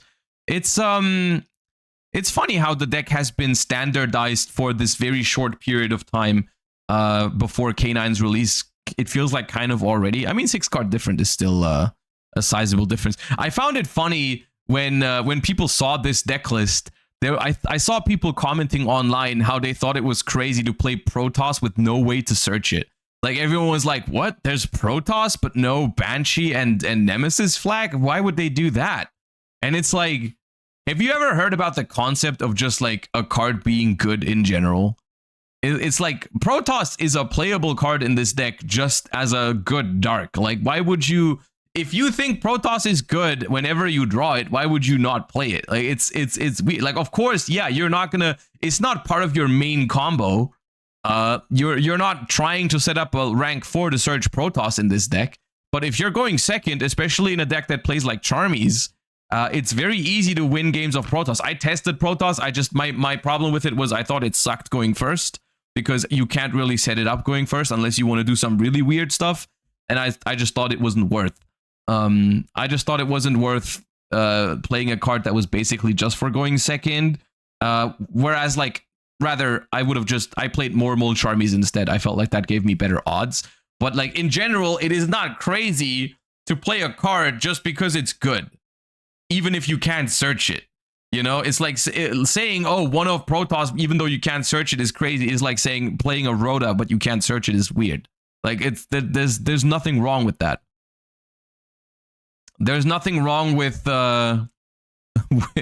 with playing a one of that's unsearchable just because you think it's a good draw. Like, that can be completely valid. So yeah, the only I tested Eschatos for a while because you can search it off of Magnamut, so you technically have 2 copies of it when you're going second, but that is a light monster and can't be revealed for anything, so I feel like Protoss is better. But yeah. You think Protoss is still bannable without a way to search it? I think that the most problematic thing about Protoss is that it's searchable. So if they ban Banshee, I'm not going to be mad. But I do still think they could also just ban Protoss, and that would be good. Like, I think Protoss deserves to be banned, but I think, like, a hard drawn Protoss is a lot less bad than a searched Protoss, if that makes sense, right? Because there's literally decks at the moment where their game plan is to Protoss or Eschatos you every game because of Banshee, and that is like way more cringe than if someone draws a Protoss against you in like 1 out of 4 games or whatever, and then they can't even set it up all the time, and sometimes you can play around it and shit. Like, it's not the same. So I think whether they ban Protoss or Banshee, it doesn't matter to me. I think one of the two has to go. Period. I'm tired of second guessing which one of them what they're gonna do, but I think one of them has to go. But yeah, yeah. I mean, other than that, there's really not too much. The Sky Striker list I thought was interesting because it played a couple of cards that I didn't expect to see in Sky Striker, like Nibiru and Super Poly. I guess Super Poly is not that big of a deal because you can just summon to the extra monster zone, and then you can like send Garura for linkage or something, so that makes sense. I guess the Nibiru, you would just have to crash it sometimes. Or if you have a normal summon raid, then I guess it's fine, right? You can just normal ray, activate effect, make 0, and then like link into Azalea or Zeke or whatever. I guess it works. And if you really have no normal summon alongside your Nibiru, you just give them the token and attack and you crash, I suppose. And then there's some matchups where the Nibiru probably doesn't stay on the field, right? Because your opponent goes like Murakumo and just destroys it or something. So, yeah. Other than that, the only thing worth noting is that they did play Desires. So they had to play 2 rows. And they did go with the risky route of playing Desires with just 1 Lemnis Gate, which I kind of understand because Lemnis Gate is like a weird draw sometimes. And you don't really want to play 2 if you don't absolutely have to, and then you only play 2 Desires, so you're not going to banish it very often. And you can even win some games without Lemnis Gate, I suppose. It's a good card, but it's not like 100% necessary every single game. You can't link off 0. Oh yeah, you're right. I always forget that. Yeah, you can't make Zeke with that. Okay, then Then it's, I guess you'd have to make Zeke just with Nib and Ray. Yeah, you would just have to make Nib with Ray, and you just go Ray and Nib into Zeke and then into Kagari or something.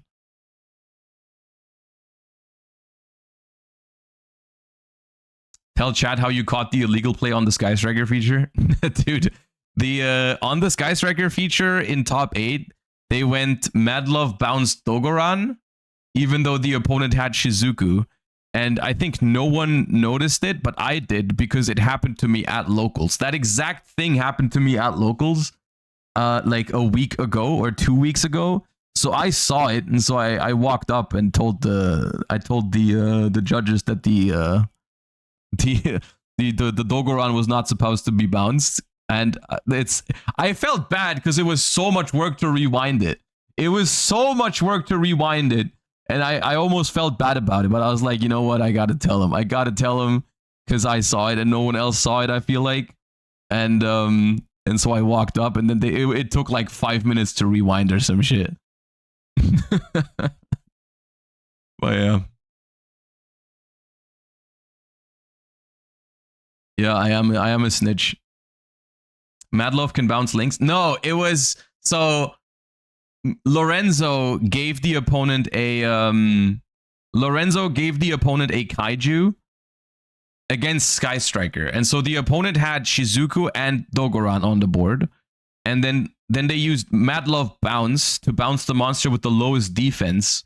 But because the Sky Striker player had hella spells engrave, all of the opponent's monsters lose like 1,000 attack and defense because of Shizuku. And then if your own monsters are smaller, Madlove bounces your own monsters with the effect, because the Dogoran has like 1,200 defense, and so I think they had Raisin, which has 1,500 defense, but if your opponent has Shizuku, like it has like 0. It has like 0 defense. So the Madlove should not have bounced the kaiju. It should have bounced the Raisin or Caesar or something. Like, well, not the Dogoran. So yeah. He loves Ray so much, he's always looking out for Sky Striker plays. I'm not gonna lie to you, it mattered 0. It did not matter because that game was lost already. Also, funnily enough, I think bouncing Raisin back to their hand to summon it again was probably better. I don't think it made a difference. Because they just bounced their own Raisin to reuse it. It was one either way. It was irrelevant. Like the game was over anyways. But yeah.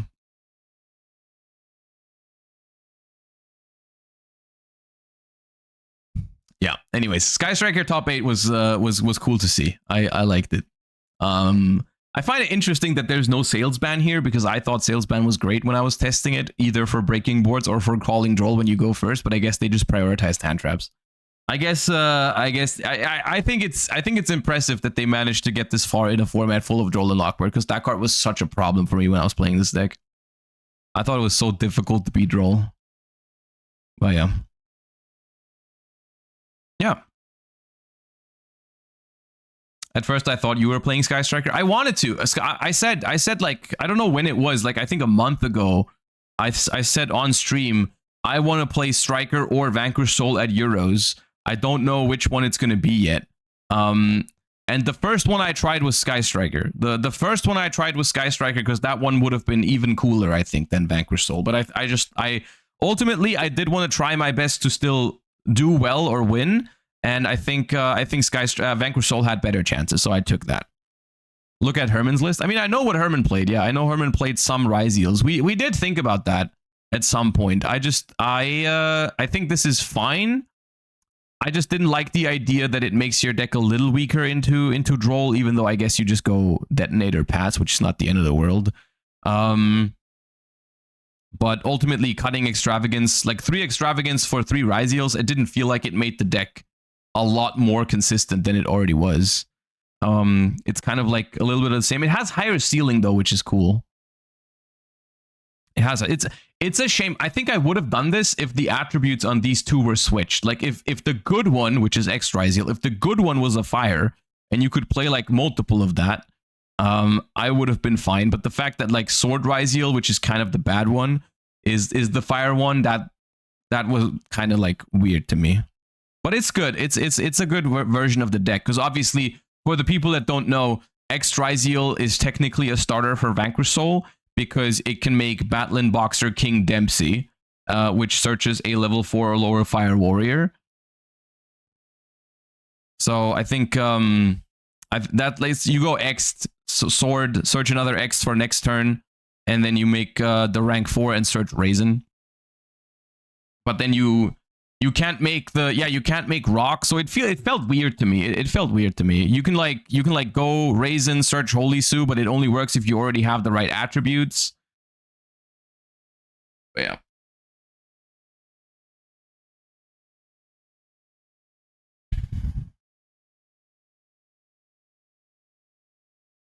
I mean, X Ryziel specifically going second is a broken card, right? X Ryziel going second is a broken card, so I think this list also makes sense. Yeah.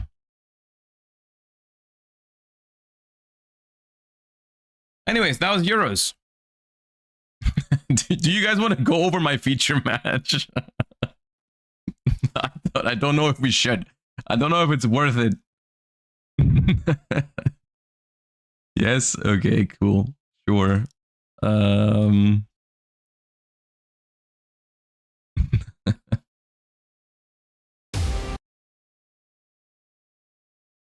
mean, it's gonna be a quick one. There's not too much to talk about. There's not that much to talk about, dude. Hold up.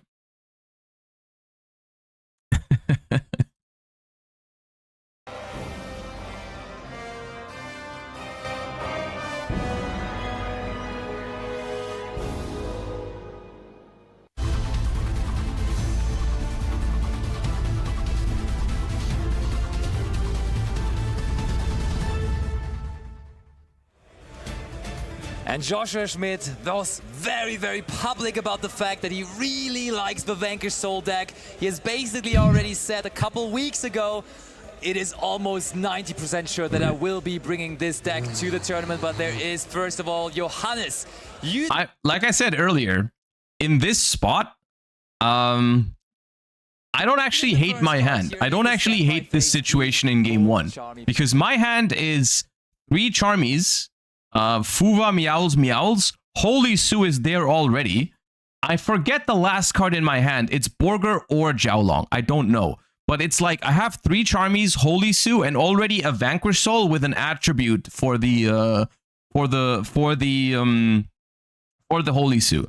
This is generally a spot that I was in a couple times over the course of the weekend. This is not the first time I just passed with like 2 Charmies in hand, and all the other games I actually did win when that happened. Like because this deck is really hard to actually kill through the Charmies. So it's like, even after, especially after Johannes discards a Perulia, which I'm like, okay, well, I wasn't gonna summon anyways, so this is just a free +1 for me technically, right? So at this point, he'll just be drawing the 5 cards, and he'll just be it's like he went first basically, but he does get a battle phase. But I'm not super afraid of dying with the 2 Charmies in hand, right? So at this point, I'm not feeling too bad. To be honest with you, Perulia, I wasn't expecting so many people to play Perulia in the main deck. However, it has been incredible the whole weekend. Oh, he just passed it over. 0 motions by Joshua, besides a little hand wave over to you. The hand is crazy. Johannes, that Perulia either completely shut him down, or there were no plays anyways. Oh, that is Fiendsmith's Sanctum. There's multiple things to note about this. This is, of course, a decent... So here, I don't Fuva on res. Of course, you know he's going to negate the Fuva, so it wouldn't have mattered. But I don't Fuva on res because I don't want him to give me no draws off of the Fiendsmith cards. I want him to go Requiem. I want him to activate the effect so I can chain Fuva and draw a card, guaranteed. And then if he tries to make an end board, just going to have to give me more cards. But technically, I feel really good about this Sanct, because what this Sanct means is he can only attack with Fiend monsters, so I'm not going to die. There's no chance I die after Sanct. And so I'm like, you know, I have 2 Charmies.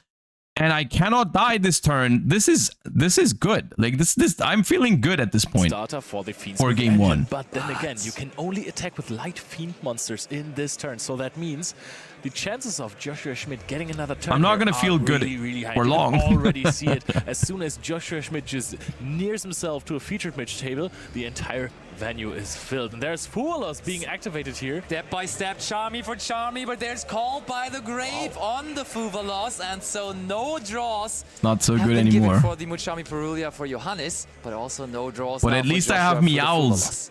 I think At least I have Meowls, and they're playing Mitsurugi and Fiendsmith, right? Yeah, the Meowls is agreed, good. agreed, for sure. If you're passing to Perulia, it probably means that you have decent amount of non-engine, and that you might have more Charmies as well, which makes the decision To be honest, I was not expecting Johannes to activate Cold here since he has Ash Blossom in his hand. So it was a I assume Called by the player on Holy Su. Oh, Called by first is always correct against Vanquish Soul because the Ash is so much better against other stuff that I could do. I mean, I never have Holy Su here with the 2 attributes already because I probably would have played on my turn. Even though actually no, you know what? Maybe not because they Perulia'd me, right? If I have Holy Su Fire Dark, I think I just pass. I want to understand his thought on this because maybe he wants to establish a mid-board and then have more defenses like Ash Blossom, I guess, the Vanquish Soul. Yeah, and also, I mean, Ash Blossom and Joy Spring, technically a card you can normal summon. Maybe you need to. Yeah, here I'm thinking about holding the Meowls because I want to get a draw off of this Meowls, right? I want to guarantee another card because at the moment I cannot play. So if I technically if I Meowls in an open game state and they just don't go for the Fiendsmith stuff and just play with Ryzeals or something, I might not get draws off of the Meowls. But ultimately, if I let him make Necroquip here and then chain Meowls to Engraver, they just they draw a free card with the Necroquip, which I didn't want to risk. Do that eventually. So I Meowls on Res of Requiem here, and now it makes even more sense that Joshua didn't play any cards on the first turn. Yeah. As if you looking at the main deck here. I just get Ashed. Correctly, 8 Charmies in the main deck for him. That's a crazy high amount. But this one not going to resolve as Johannes still has that Ash Blossom and Joy Spring in his hands. Meowls also has the advantage of being an Earth monster, even though at this point I'm like, okay, I'm still not gonna die this turn. I have Holy Su in hand. I have another Meowls, and the other card is Fire or Dark. I'm like, if there's no Ryzeal or Mitsu starter in hand, and this is just Caesar pass, I have a legit win con if I draw a play next turn. Not lacking Earth as and there's only 2 cards left in hand, so I'm like, you know, wait, maybe it can work. Helps there. And also the Mochamis, let's be honest, they are going to draw. Maybe I can work. Maybe it can. Like even after all the things that have already gone wrong, I still have a possibility to win if they just don't have another 1-card starter. I really love how Joshua is still on the zone, meaning that he got Perulia, then passed there with Fualos Meowls, and he got Called by the Grave and Ash Blossom, and he's very chill and still on the zone trying to find the best way to... I think with Joshua, really, we all know him. He's such a likable guy, always open to talk about Yu-Gi-Oh! But when we saw him here step up to the stage, you really recognize how in the zone he is, how much he is destined to deliver this weekend. He wants to be the European champion on top of all the accomplishments he already has. And there's Sword, dude. Sword Ryzeal coming down for Johannes, and that is the Norman summon, if I'm not mistaken, right? Yep, that is still going to be a rather minimalistic combo here, if I'm correct, because the X is not going to be able to search here. True. That's a little bit of a problem with Sang, to be honest. You're playing less breaks, so you're not playing Tracked with Lurry there, you're not playing into Droll and Lockbird with those cards, but still it forces you to activate it when you have nothing on the field, so you kind of... Were you maining or siding Nib? I was maining 2 Nibs. You're saying minimalistic combo, but I see everything going it's not for Johannes right now. I'm not sure if it's going to be a massive Ryzeal endbot here, but you can definitely go Harakiri.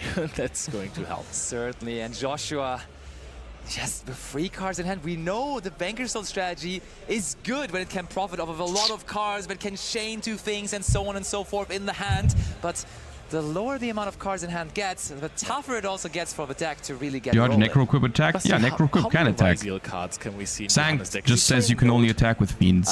Let me Necroquip check. is There Fiend. is absolutely no Node Ryzel in his deck. It's a really small package. It's called Mitsurugi Ryzel, but it's really not that many Ryzel cards in there. There's only one Sword Ryzel, only one Ice Ryzel as well. So it's really just the 4 Ryzel main deck monsters, with of course the 2 extra Ryzels being the best ones out of them. It's exactly enough that if you start with Ice Ryzel, you can special summon out Detonator and the King of the Feral Limbs. Oh yes, and that's And what to we be did honest, with it. having Schmidt also in his deck is probably the reason that he doesn't have much space about more Ryzel cards. Yeah, absolutely.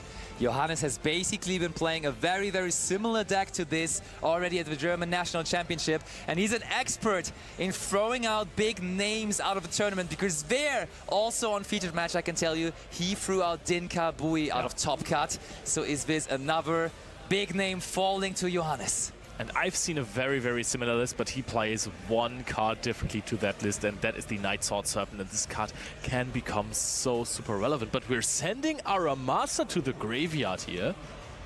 Indeed, and also Kusanagi. Kusanagi immediately going to get the ritual back into the hand. Serpent still in deck, as we just saw there. Him browsing through it. Also another tendency lately with this deck. And I think Johannes was an innovator on that as well. Playing triple Mitsurugi Ritual in this super big pile out of free engines. Still valuing that card highly enough that you want to include the full amount of it. Yep, if you're playing a big Mitsurugi engine, it helps you. Johannes just is play a through bounty hand traps hunter. and other interactions. Now you're going to see what makes this deck so strong. You get so many pluses off of summoning Habakiri. Now you get even more out of tributing it for Murakumo. Sometimes you can even do that before the first search. So if the Droll Lockbird would be activated, you have Prayer set up, you have Murakumo, and you get to even discard another card from your opponent's hand. Dude, this Magatama is in the another main deck thing. as well. That is one that I did not see coming. they're gonna pause the game in a Interesting second to me. because of that Magatama. And I mean that at this point, Which is I have also to say that it's not kind of funny. so much a minimalistic field, to be honest, as we was expecting earlier. However, Josh, we have to I drew Raisin, I think, this turn. Raisin or Madlove, I forget. But like it was the play was one card away. Purulia, so he still has a lot of cards in his hand, and probably only engine in order to play, I guess, this field that Johannes has established. Yeah, this field just looks like almost full combo, which is fine. And now Josh Schmidt is going to normal summon the Raisin. It's not going to give him a draw. Magatama. I thought about using Meowls beforehand, but I figured it wouldn't give me any benefit, because if I Meowls in open, like there's a Murakumo, so I'm gonna have to discard a card anyways. And if I Meowls, they just don't bring back whatever they tribute. Like they just tribute Habakiri or Magatama and don't bring it back, and then I don't get a draw. And immediately here, So I'm just holding the Meowls to discard it for Murakumo. which might mean that we don't even have a way to tribute our Murakumo in the future. Ooh. Are we considering a heavy Borga? I mean, there's still a Caesar on there. Raisin gets destroyed, but gets to resolve. Quite curious to see what is going to be searched there. Probably Su, I suppose. I mean, it's the logical assumption. But I mean, Holly Sue just doesn't really do a lot versus wave hiking Caesar. The Caesar is pretty strong against. The game state is unwinnable with Caesar. So, yeah. The game state is winnable if he messes up, basically. Because he doesn't know all the cards in my hand, there is a scenario where I can win. But like, You get to go first, but Purulia just ended the turn of George. I mean, he had the Raisin in hand. Maybe he didn't have the Raisin in hand. Maybe this was his 6th draw. oh yeah, here I think they pause us. Yeah. So the thing that happened here is that I think on the judge's deck list, like the judge was looking at our deck lists, and I think on the one that he had for Johannes, there was no Magatama in the main deck. Which is weird, because then Johannes pulled out his phone and showed him, like, here on my deck list in Neuron, I have Magatama in here. So there was like a deck list error, but only on the side of the judges. Like, he did have the Magatama in the deck. But at the moment, I'm like, dude, this game is lost, and they're giving me like this little bit of hope, this little tiny bit of hope. They're like, yeah, your deck list is incorrect, and I'm like, oh shit. I might. I mean, I wouldn't have deserved it, but like, I'm like, oh, and then he showed them the deck list on his phone, and it was like, yeah, the Magatama is here, and it's like, okay, continue playing. And I'm like, all right, well, I guess I lose. Was destroyed by Magatama. We're about to witness Habakiri effect, probably. Does look like it. And we shall continue. Or we shall continue question mark, just No, like there the we go. Vexel. Looks like Xiaolong there. All right, so we added to the hand, right? Because we haven't revealed anything yet. Yes. Now, Johannes, remember that you have Habakiri. Of course, a player like Johannes Bauer does not forget those effects. No. He has also a clear vision. I mean, it wouldn't have been a DQ. It would have just been a game loss. Maybe going to the World Championship. But ultimately, I mean, they didn't deserve it because their deck list was correct. So nothing really to complain about. Spot. I mean, 32. How many more matches do you have to win? 32, 16, 8. 3 more matches. That's, I want to say, almost easier than winning on the points playoff on Friday. There you had to win like 4 matches, but now it's only 3 matches that you have to win. I mean, given that they have already... So here, basically, I'm hoping, because I have 2 unknown cards in hand, right? I have 2 unknown cards in hand. I'm hoping that he lets the Xiaolong hit the field. Maybe being afraid of like a Stake Your Soul or something. I don't know. One about like obviously you're gonna seize out the Holy Su, but then I activate Xiaolong. I activate Xiaolong with 2 cards left in hand, but now I know that he has a second Ash Blossom in hand, so he doesn't have to be afraid of Stake Your Soul. But from my perspective, it's like, okay, I activate Xiaolong. I have 2 cards in hand. Maybe they think like, oh, what if I Caesar this and then they have Stake Your Soul or something? So I'm not gonna, I'm not gonna do this. Why not chain Meowls here? Like I said earlier, if I chain Meowls onto the Habakiri, they just don't bring it back and I lose a card for no reason. The Habakiri on the board does not do anything.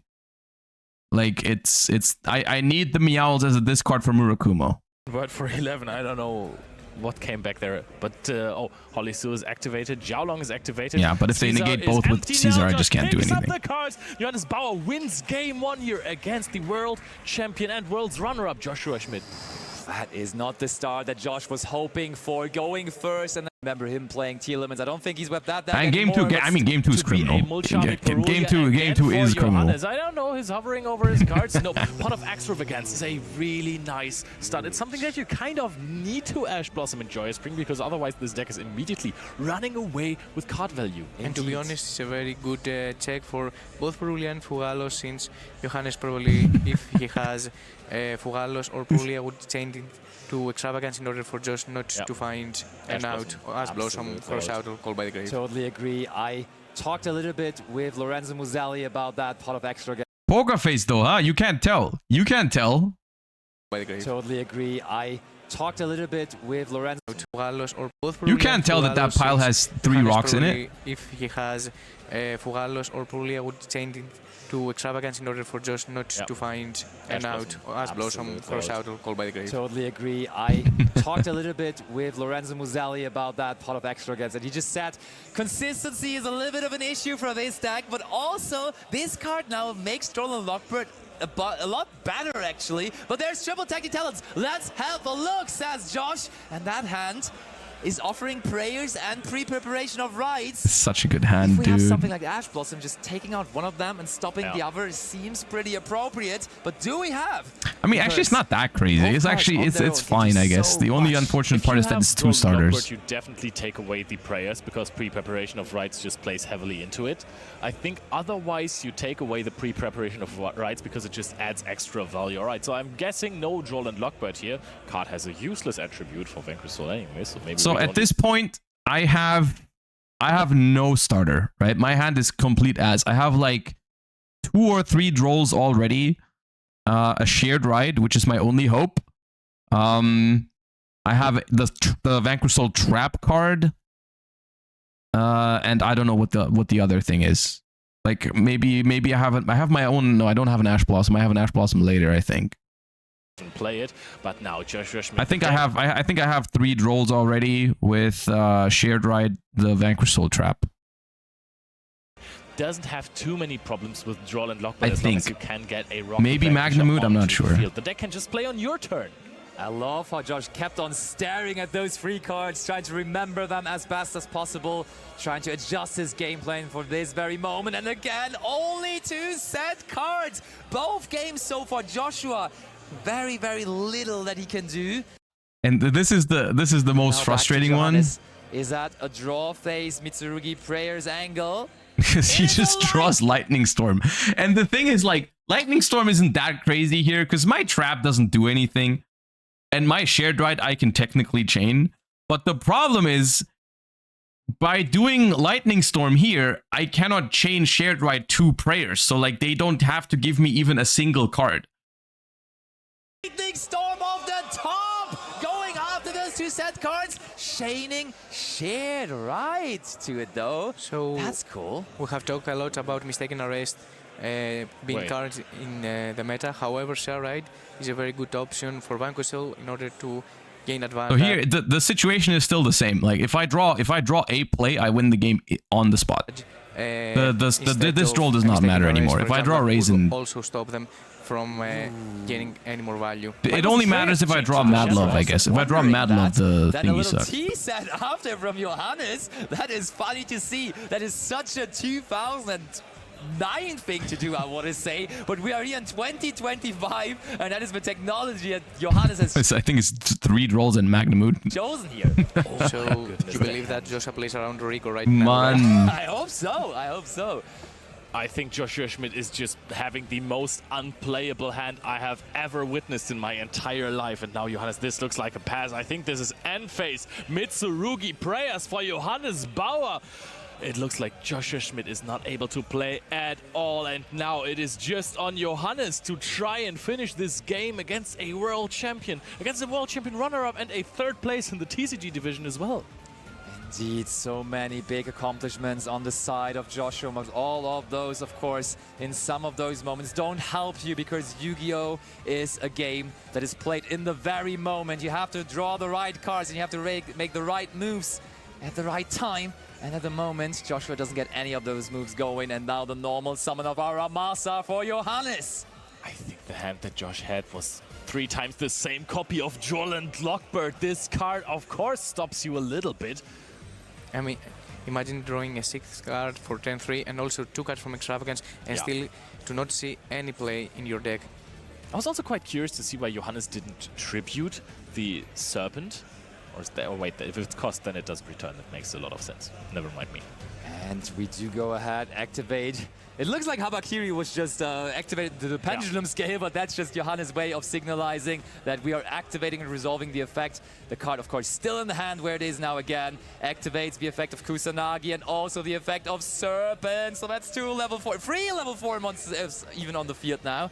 It's looking pretty for Johannes. Yep. I mean, and now I have we are under Magnamute for Droll and the... Lockbird, but this deck has a I have Magnamute technology for against the that Fiendsmith deck. You stuff, can but just go into because the of Fiendsmith engine. You don't play the too kind many of shit those card that cards Droll in and the main deck. Lockbird You is, I play can't even 3 search with Fiendsmith it. cards, but they are enough to cause some serious kerfuffle.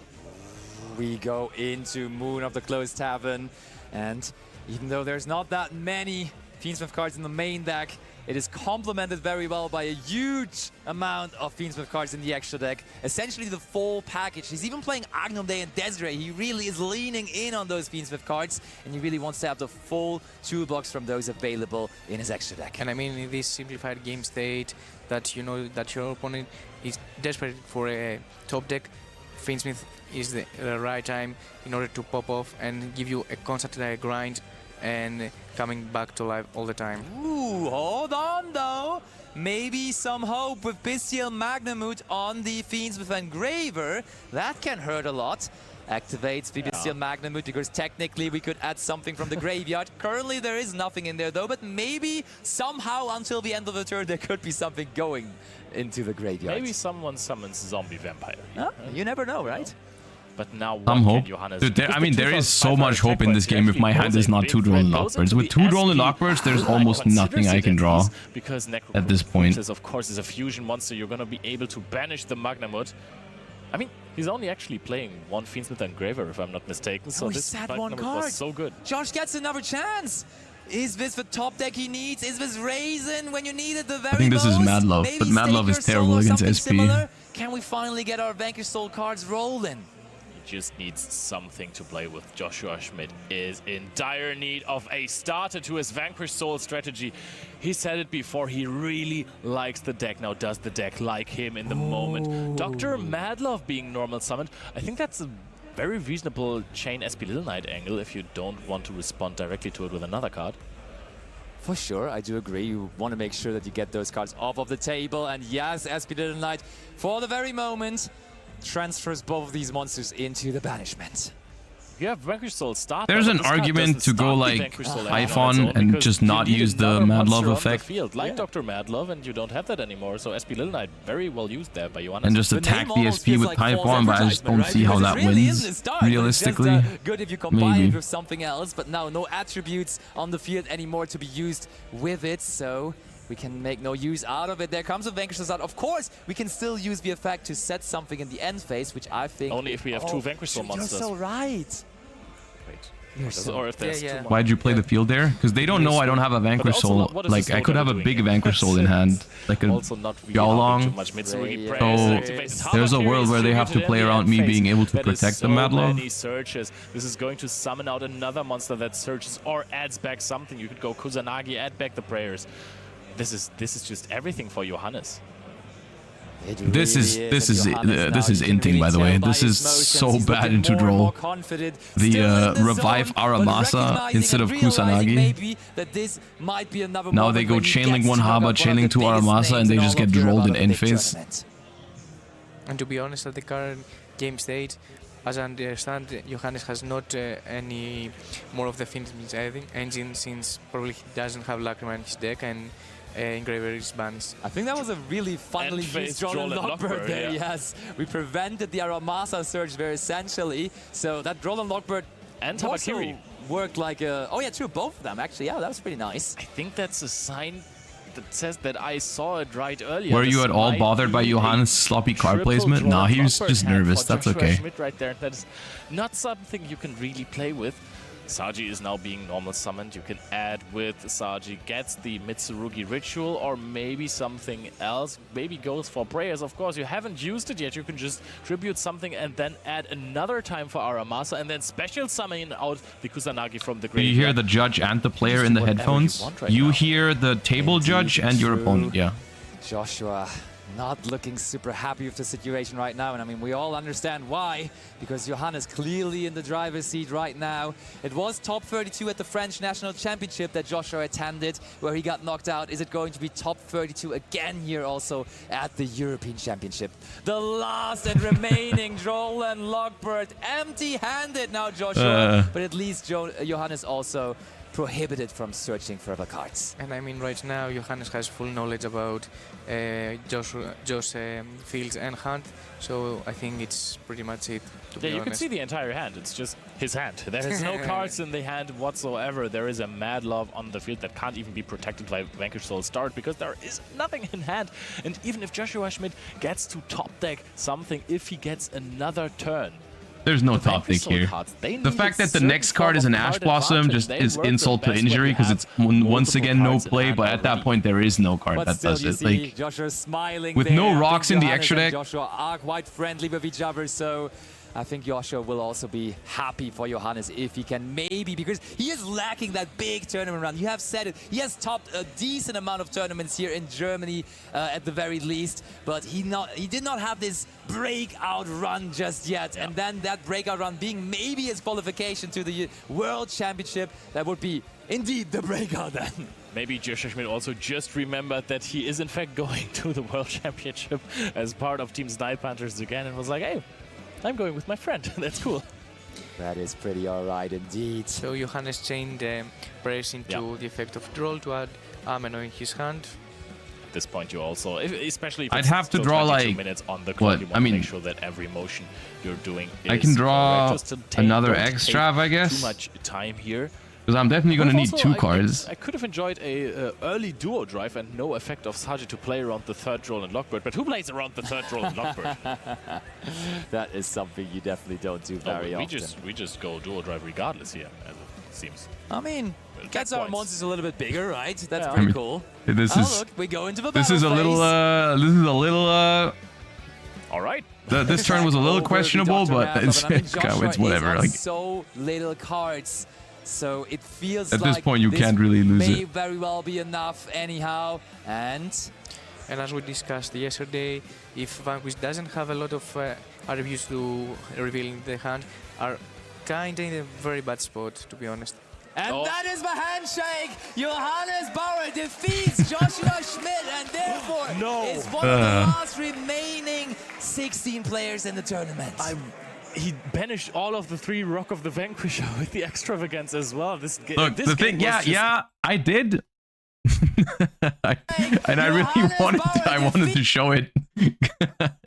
But like the fact that this happened literally was irrelevant. There was no spot in this game where I could have even made a single rock.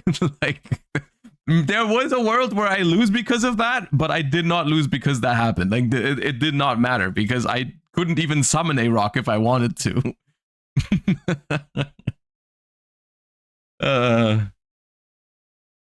Yeah. It is what it is.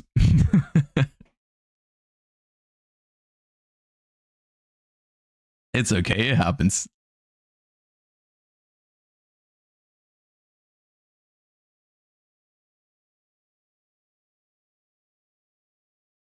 I think game 2 is just like, I mean, game 2 is just a break, right? That happens. Sometimes you just have a break. I think game 1 is like the one where my hand was actually better than it looked like. I mean, I didn't do much this game, but that's because they just drew like 2 starters and Ash and called by. Like they stopped both of my Charmies. So like game one, my hand I actually think was not bad. My game 1 hand was completely fine. Well, yeah. Not much to be done there. Did the event have the new Effect Veiler prize or is it not out there? The event did have the new Effect Veiler prize for top 16, so I didn't get that. But for top 32, I got the Card Trooper, which I still think is cool. And for day 2, I got I got the pack that everyone gets, and I pulled Gale, which is fine.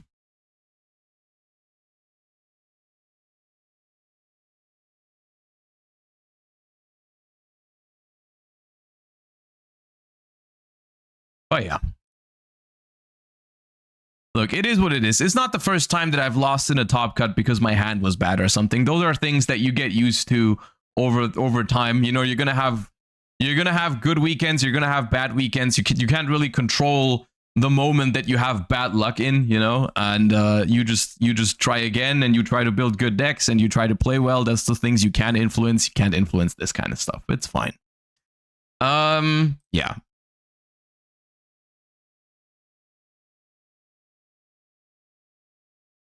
So, let's move on from Euros and talk about some other stuff that happened over the course of the last couple of days that I was gone. Trying to go chronologically here, we have some new cards to take a look at, although not all of them are super exciting. I think I want to skip some. I think I want to skip some that just didn't feel like, for example, the remaining cards for Doom of Dimension. I think for the most part, it was just pack fillers. We have a Master Duel ban list that we can take a look at. Yes. Let me see. Maybe the new Dogmatika stuff is worth looking at, and then the new, what was it, K9? Yeah, those two are probably worth looking at. Then we have a Master Duel ban list. We have a TCG time rule situation to talk about. So yeah, let's go over all the things that I missed. And I know for some of these you guys probably have already seen it, but still, I haven't actually, the Dogmatika cards I haven't read at all yet. I think I've seen the K9 cards, but I don't remember what they do. So let's jump in. Dogmatika is receiving support, of course, because it is currently the time of the like Albaz Chronicles movies thingies. So yep, makes sense. We have a retrain of Fleur-de-Lis, Dogmatika Fleur-de-Lis the Thunderous, a level 8 light spellcaster, 25/25. You can only use the first and second effect of this card's name each once per turn. During the main phase, if a monster special summoned from the extra deck is on the field, quick effect, you can special this card from your hand. If this card is special summoned from the hand, you can set a Dogmatika trap from your deck. It can be activated this turn while your opponent controls a fusion, synchro, exceeds, or link monster with 2500 or more attack. If a monster from the extra is on the field,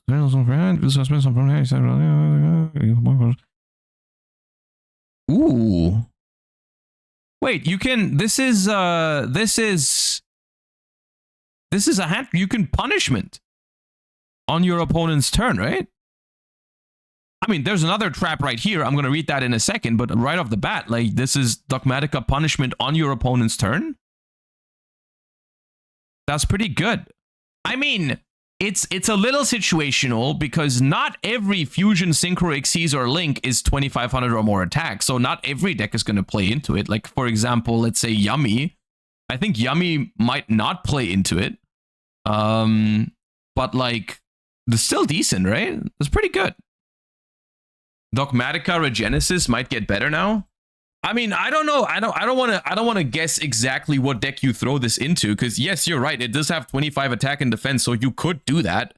But like, this is just a good card in general, and whether that's he's played, like whether people are going to build pure Dogmatika or whether people are going to play, you could play this in Labyrinth, right? Like in Labyrinth, just like you don't have to play a Dogmatika deck for this. But it's good, right? It's good. You can even Nadir Servant can also search this, right? Like you can, instead of Ecclesia, you can search this. It does conflict with Impulse, that's true. But like you can even fetch it back from the graveyard with Nadir Servant if you only play one. So like you could play this instead of Ecclesia. But like also at the same time, you have to realize that if you play Labyrinth, you cannot make this card live yourself, basically, right? Most of the time. Especially not in the early turns. But yeah, it's definitely a good card. Okay, let's see what the other trap. Maybe the other trap is even more important than punishment. Quad Dogmatika Beast. Normal trap card. You can only activate one card with this card's name per turn. Target one monster in your grave or banishment. You cannot special summon from the extra deck until the end of your next turn after this card resolves. Also, send one Dogmatika monster from your deck or one monster from your extra deck with equal or higher attack to the graveyard, and if you do, special summon the targeted monster. Target a monster in your grave or banishment. Okay. This is a good card value-wise, right? Like this is just a +1 most of the time, maybe a +2, depending on what you revive. You can get Lady back from Banished, that's true. It's not as strong of an interruption, but it could be a pop one, right? You could send Entis for this. You can send Malong or something. So it's basically like instead of punishment, where punishment is like it can be removal for 2 cards, like you can go punishment, send Entis, pop 2 cards, which can be really good. This is more like you can get 1 interruption out of it and then 1 card for you, right? Like you can revive, let's say you revive an Ariana, and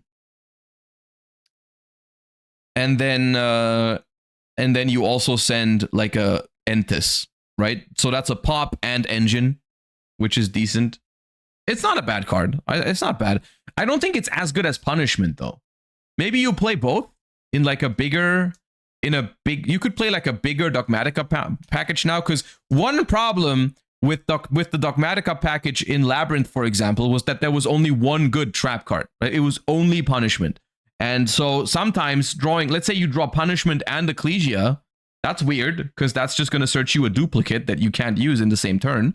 So maybe you can play like one of this just in case, and then you play like a bigger Dogmatika package because now you have two good targets for Ecclesia, right? Like it's not the worst. These feel weirdly balanced but good at the same time, if that makes sense, which I think is good. I think this is a good way to feel about new cards. Whenever I feel about new cards like that, I feel like they are well done, right? Because these are not too powerful. But at the same time, they are not like, they're not bad. They have use cases. I could see people messing around with these cards. Like this is good stuff. But like not broken. This is not gonna make like Dogmatika the next tier 0 deck or whatever, but it's okay. The new Fleur lets you ritual summon from deck with Dogmatika Turgy. Yeah, maybe there's even some implications for like the more like the super heavy Dogmatika stuff where don't they have a ritual that like looks at your opponent's extra deck, right? Like they have, what is it, White Knight or something?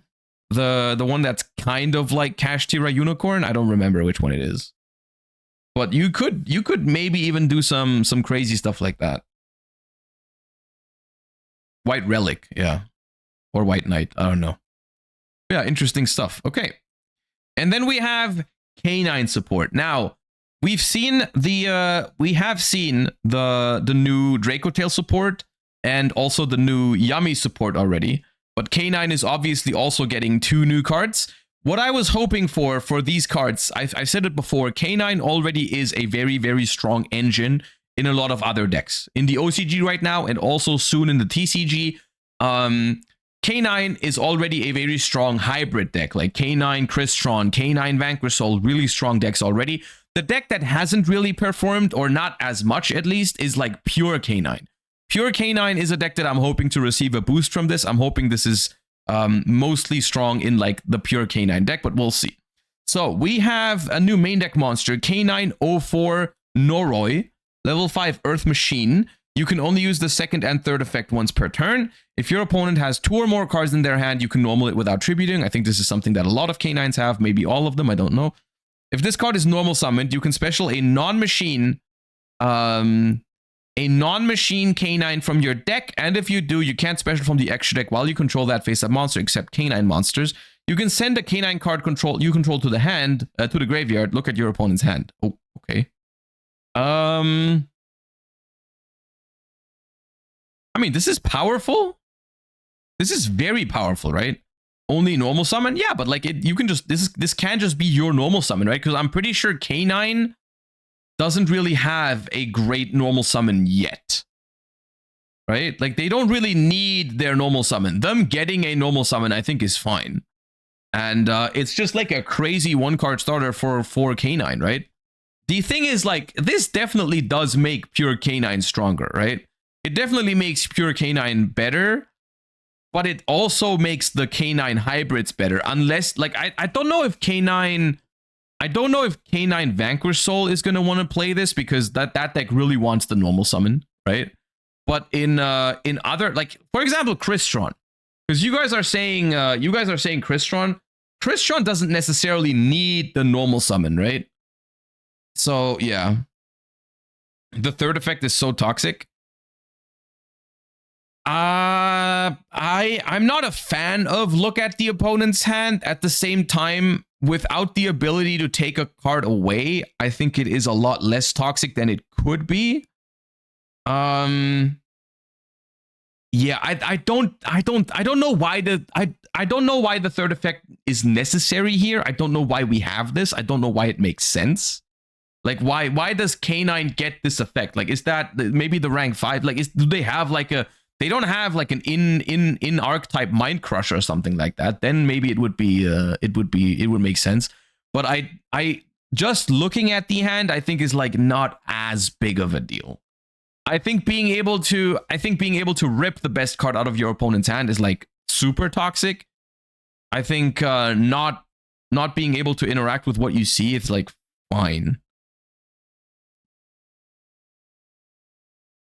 Werewolf? I mean, I know werewolf, but like, werewolf is just a hand rip, right? Canine.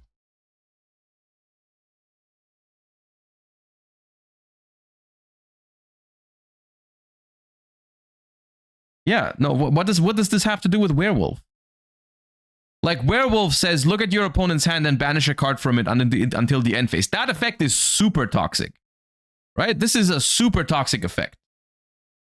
But like, what does this have? If they already have this effect on werewolf plus a banish, then why does adding this to them, to Canine, make it so much like worse?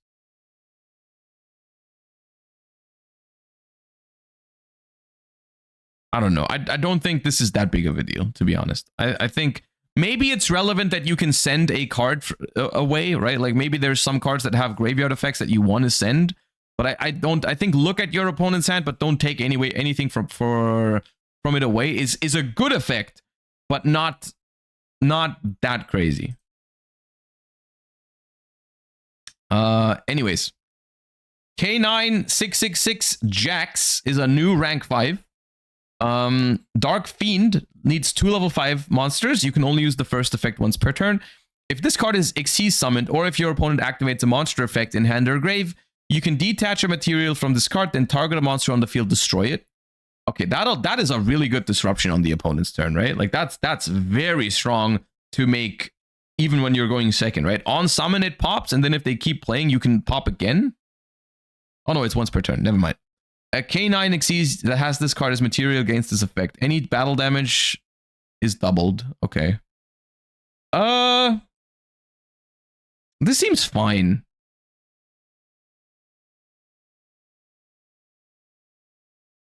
This seems fine. Nothing crazy.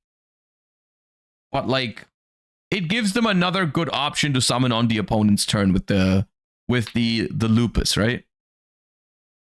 But it's not that crazy, right? It's good, but it's not like crazy. It is a generic rank. It is a generic rank 5 with on summon detach 1 pop 1, which is not bad. Right? It is not bad. Yeah, this is a good card. Yeah, I mean, I feel like at the moment, out of the new support waves, I think the best one probably goes to Yummy. Then K9 and maybe then Draco Tail. A lot of people have been saying they think it's unfair that Draco Tail gets like the weakest cards because it's already kind of like the weakest deck. I do think people are giving the new Draco Tails not enough credit. I do think they are good. I think they are good cards in Draco Tail. I do think those are good cards. I think having an extra trap in the... I think getting an extra trap in rotation in Draco Tail is really good for the grind game. I do think it's underrated. And I also think in general, Draco Tail just is a deck that isn't as flashy or as fancy, right? It's like Draco Tail is a very grindy deck and it just doesn't look as crazy as the K9 stuff and the Yummy stuff. And at the moment, it seems like those two decks are better. But I do think Draco Tail support is fine for what the deck is. I still like it. I still like Draco Tail and I still like the new support that it's getting as well. So yeah, I think it's fine. But yes, the K9 and Yummy support are strong and maybe those decks are going to be stronger than Draco Tail, but I still think Draco Tail is fine.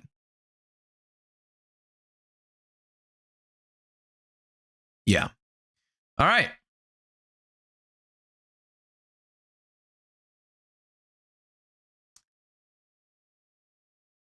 Before we talk about TCG time rules, let me get the Master Duel Forbidden Unlimited list update out here real quick, because that also happened while I was gone, and it's technically an older news than the Banlist thingy. Not the Banlist, the time rule thingy. So Master Duel did get an update. This is from a couple days ago over the course of the weekend. I think it happened, and let's talk about it. Now, this is not a blind reaction. And in some ways, I think this is not a great ban list, but in other ways, it is, for me personally, a little bit better than expected. Because let's be clear here, okay? This ban list, and we'll talk about the individual changes in a second, but this ban list does nothing to Malice, okay? Here's the thing. I did not expect them to do anything about Malice at this point in time. Of course, I would have liked them to. You guys know I'm the first one. I am the first one in line when it's about hating Malice. You know, I would have loved them to hit Malice early on, but the fact that they released it without any, pre-hits, they released Malice at full power. They're not going to put anything on the ban list like, I don't know, 2 weeks or 3 weeks into Malice release. I don't know how long it's been at this point, maybe a month. Like this, there was never going to be significant Malice hits on this ban list. I didn't expect it. So the other stuff that we got, I think, is actually fine. Now, you can argue, yes, maybe they could have banned Appaloosa and that would have been good. But once again, I didn't really expect it. But they should have They should have banned Apple 100%. I agree with you. I agree with you. Apple should have been on here. It's not. I didn't expect any Malice cards. Obviously, there aren't any. But what is he? What do we have to work with here? Gateway of the 6 from 1 to 3. I'm gonna be honest with you. It's a little dangerous, but I don't think it's gonna be a problem. So kind of whatever. It's still at one end in TCG and OCG because everyone knows it's potentially a dangerous card, but it's probably not relevant. So let's just skip over that one for now. 3 bans here. 3 bans, and these are kind of big. You know, you can say about Malice format whatever you want. I personally don't like it either, and this is not gonna free us from Malice format. But these bans are solid, you know? Like Dweller gone before Ryziel even comes out. That's good news. Scythe banned out of nowhere, seemingly. Like, let's be honest. Why is Scythe here? I guess Detonator can pop it. Like, if Ryziel eventually comes out, yeah, okay. But like, Scythe ban before anything happens with it is good. And then Paradise Smasher, even before we get K9, is also really good. Like, these are good bans. So does this list change the format much? Not really. Is it a great list? Not really either. But it's still good bans, you know? Like, it's good bans. They should have banned Apple. I think you guys have a good point. I think Appaloosa would have made this ban list actually good. Like, if they just went, okay, we're gonna ban Dweller, Scythe, Paradise Smasher, and Apple, I think that would have been like the perfect combination of just banning a bunch of toxic Floodgate shit and then also making Malice weaker because Appaloosa is very strong in Malice. That would have actually been one of the best Master Duel ban lists in a long time if they did that. But they didn't. So this is all we get. I think this has some interesting implications, especially if the next pack has Ryziel, because Abyss Dweller is obviously broken in Ryziel. They can make it super easily, and this will give some decks a better chance against Ryziel, like Mermail or Memento, which typically struggle a lot against Dweller. Specifically, like the Ryziel end board for those decks is going to be so much more breakable. Like if you're playing Mermail or even maybe Branded, like Mermail, Branded, Memento, those kind of decks, they can actually beat Ryziel going second. They can't beat Malice going second if they full combo, but they can beat Ryziel. So taking away Dweller and Scythe Lock from Ryziel decks, I think is pretty cool. Yeah. And that's all I have for this ban list. Unironically, I think it's weird because they don't seem capable of making like a perfect ban list. They always ignore something, right? It's always like we're hitting the decks in the format, but then we're ignoring the floodgates, or we hit some floodgates but nothing else. But I guess it's fine. I guess it works for now, I suppose. This really does feel like the next pack has Ryziel, right? Like the Dweller ban now, like a week before we get the next pack, it really feels like it gives me Ryziel vibes. So yeah.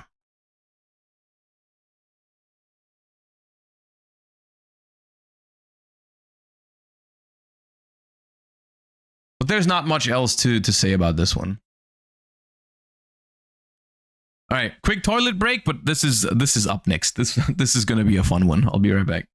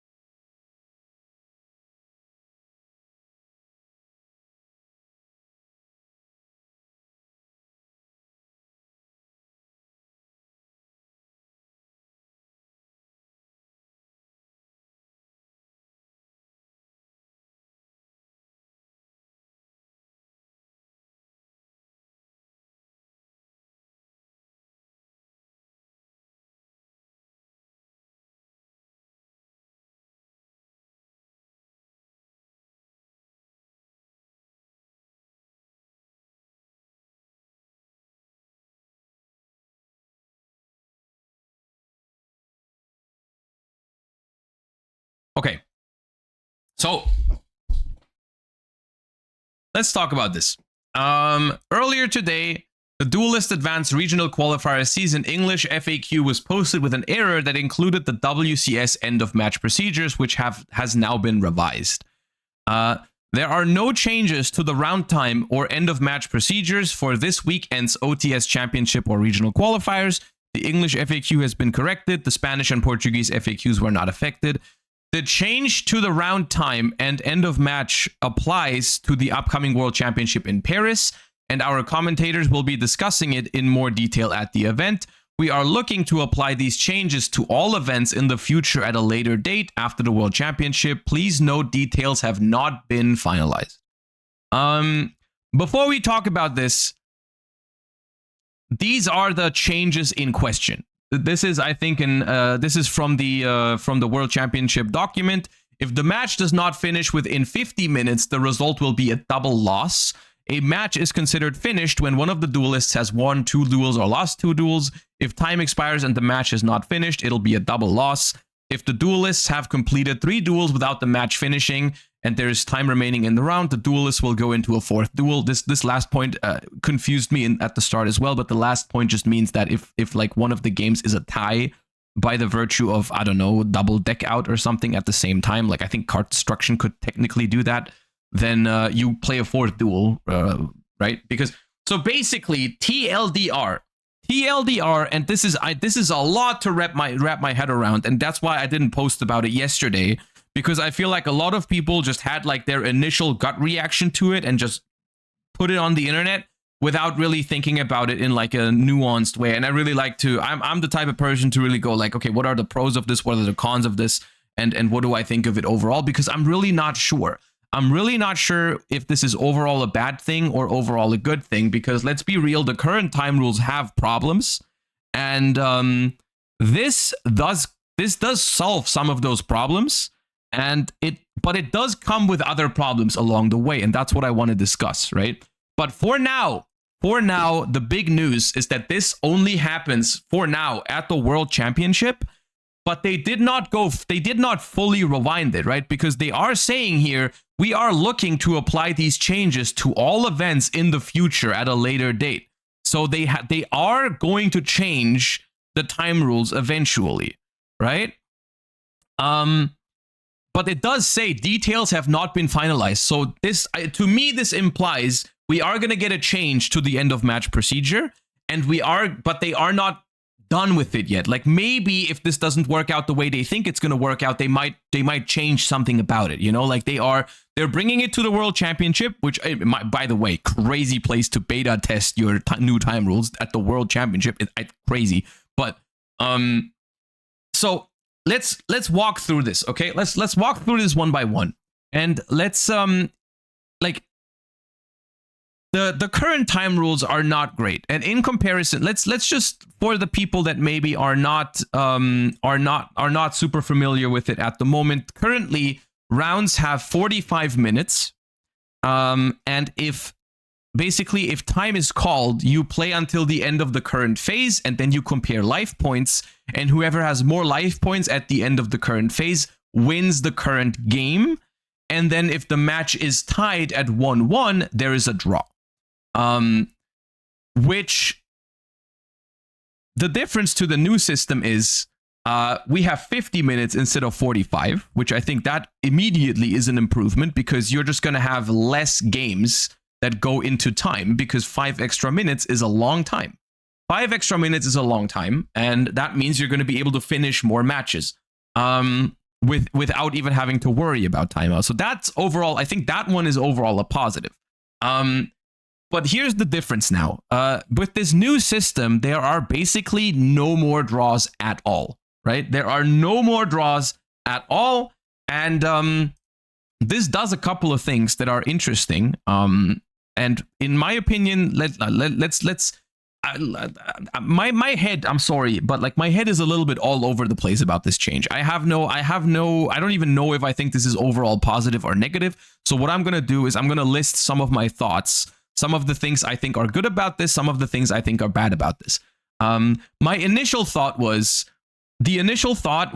okay, one good thing about this is that under no circumstances is any player now ever incentivized to slow play, because getting to time is always going to give you a loss. So everyone is going to be incentivized to play faster, which I think is good. I saw a lot of crazy takes yesterday of people like, oh, there's like so much incentive now to slow play just to not give your, like, I would rather my opponent needs to get a loss too. If I'm losing, I'm just going to be playing slow so that my opponent gets a loss as well. I think that is madness. I think that is almost never going to happen.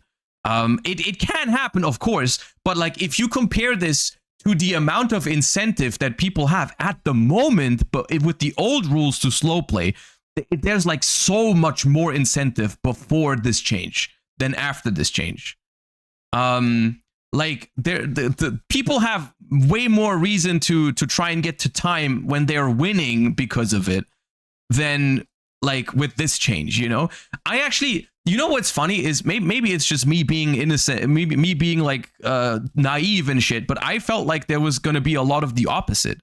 Like unironically, my thought was like, with this, if like, let's say you have a really nice opponent, right? And you're just playing a solid game and it's game 3 and there's 5 minutes left and your opponent is going first and they're clearly going to win the game, right? Because they are full comboing and your hand is not that great. Like, I think there's a realistic world where if I have to choose, my opponent is winning game 3 right now, right? And there's like 3 minutes left. I just scoop. Like, what's the point for me to drag this out to a double loss because my opponent is clearly winning? They deserve to win the match. Like, I'll people leave. Like, I think there's more people. Maybe I'm being naive, but I think there's more people like that. I think there's more people like that than the other way around. That's just how I feel. And I think that is also something that I've seen no one mention this even. But this is what I would do if I'm having a nice opponent, and I'm trying to be nice to people, and if I'm having a nice opponent, I would do this, and I would also expect other people to do the same to me if I was being nice to them. I think that would happen sometimes, not all the time, but sometimes. And of course, there's people that are going to be salty and stuff like that. But like the thing is, like, slow playing can always happen, and you always have to call a judge if it happens. And I just think overall I think there's less incentive with this than there is with the other one. But let's talk about, so I think in that regard, I think this is good. It also eliminates another thing entirely, which is intentionally drawing, which is illegal, and but it still happens in the last round of big tournaments when, like, for example, at the European Championship, if you are 9-2 in the last round, you know that if you draw, both of you are guaranteed to make top cut. But if you lose, you might not make it because of tiebreakers, which is a huge like incentive for people to intentionally draw. I'm not saying everyone that drew in the last round of the European Championship or any other big tournament did it intentionally. Of course, draws can naturally happen, but it's always a problem. It's always a problem because you never know, and it's always a stressful situation in the last round of Swiss for judges, for people, and it's just weird. And it's especially weird for the people that go X3 and end up 65th place, and they probably know they could have made it if people didn't intentionally draw, and they don't know who did it, but they probably know someone does, because there's always more draws in the last round than in other rounds, miraculously, right? And that's just weird. So those are I think two of the positives about this. Like, I think removing incentive to slow play and completely removing the possibility to intentionally draw illegally in the last round, I think is good. Those are the two positives, and those are, in my opinion, massive positives. One thing that I don't know how to feel about is, like, there are some matches in Yu-Gi-Oh that naturally go to time, and just because, like, there's multiple games that just go long and are grindy, and like some decks are slower than others, and you are just like incentivized to not play those with those type of time rules. I don't know exactly. You would basically have to you would have to scoop games earlier, I think, under this rule. And sometimes after, like, if you win a really long game 1, it's going to be weird. But like, we do have extra 5 minutes, which I think is like good.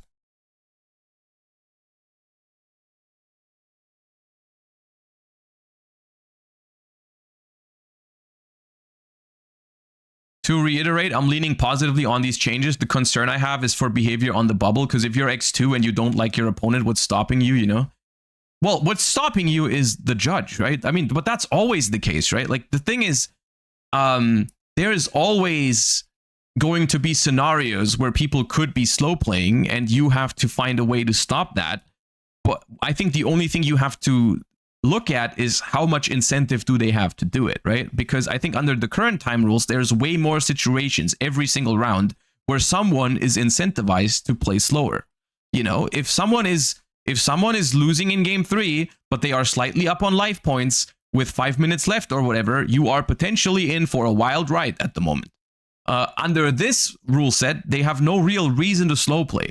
I also think people are overestimating how many people are willing to slow play just to get their opponent a loss, just to be a jerk about it. Because I mean, if you slow play, you are at risk of getting penalties for it, right? Like, is someone really? It's so pathetic to me, the idea of someone just like risking slow play penalties just to freaking get their opponent a loss as well.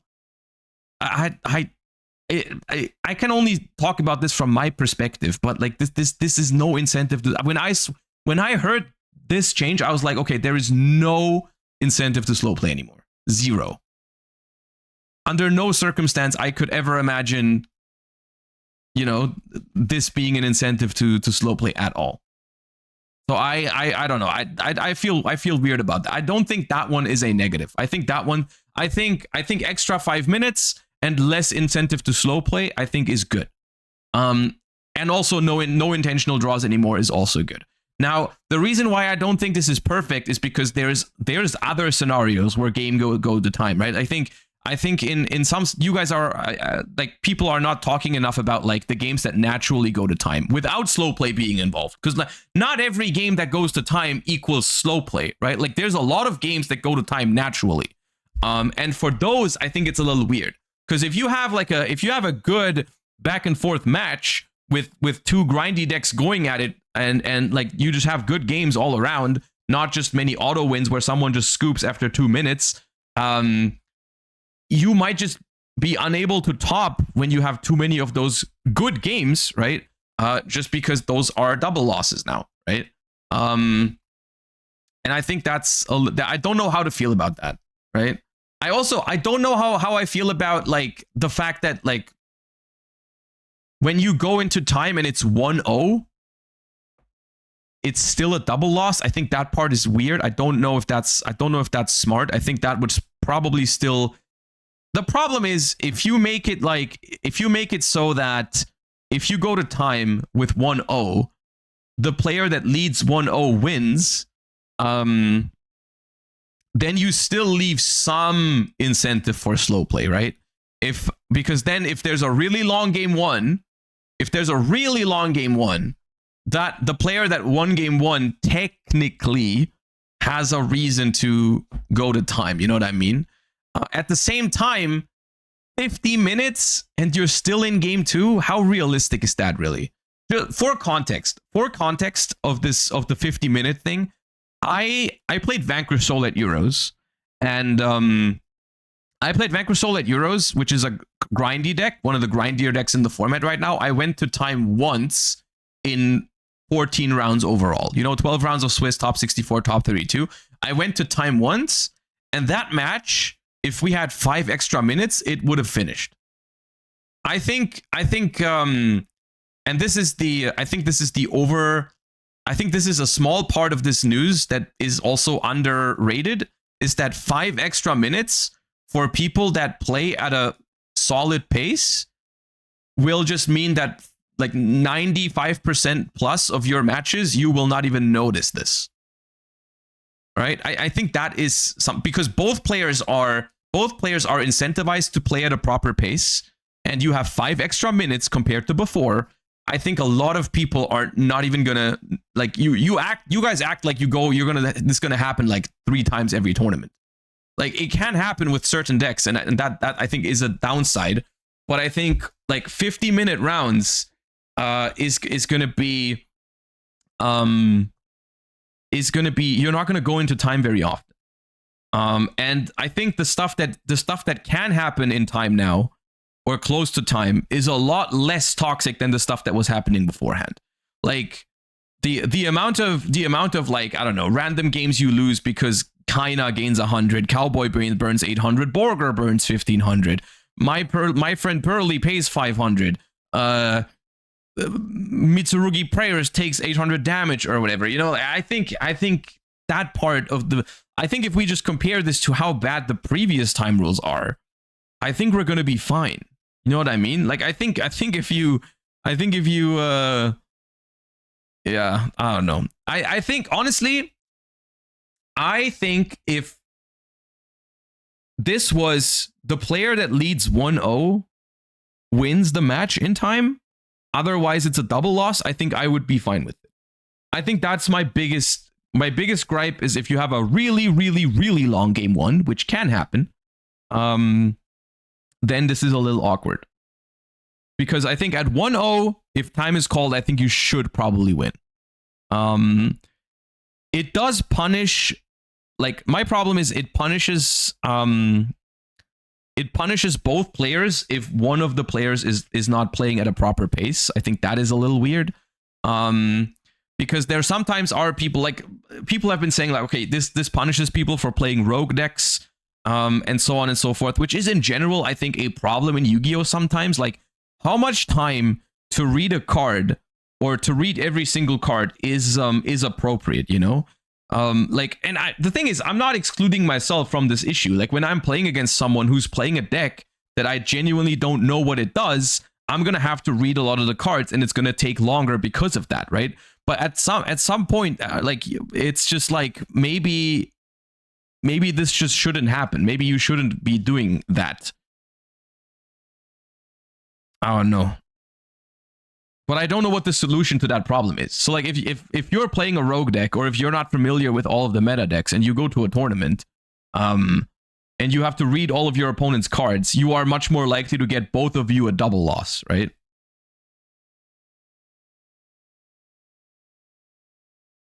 Don't read cards and just lose.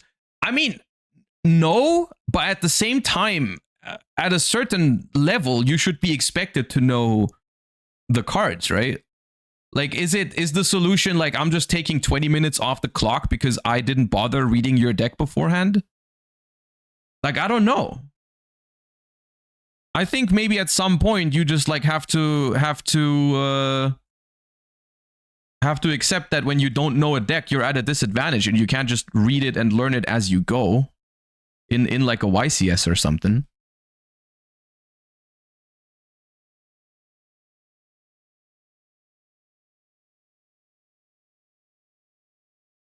Not nice for new players. Yes, not nice for new players, but maybe it's just a matter of this shouldn't be something they enforce at local level. Maybe that's something. I think at a YCS you can expect someone to play at a proper pace, and if someone has to read all of your cards, maybe eventually you just say, like, this is taking too much time, and call a judge. I don't know.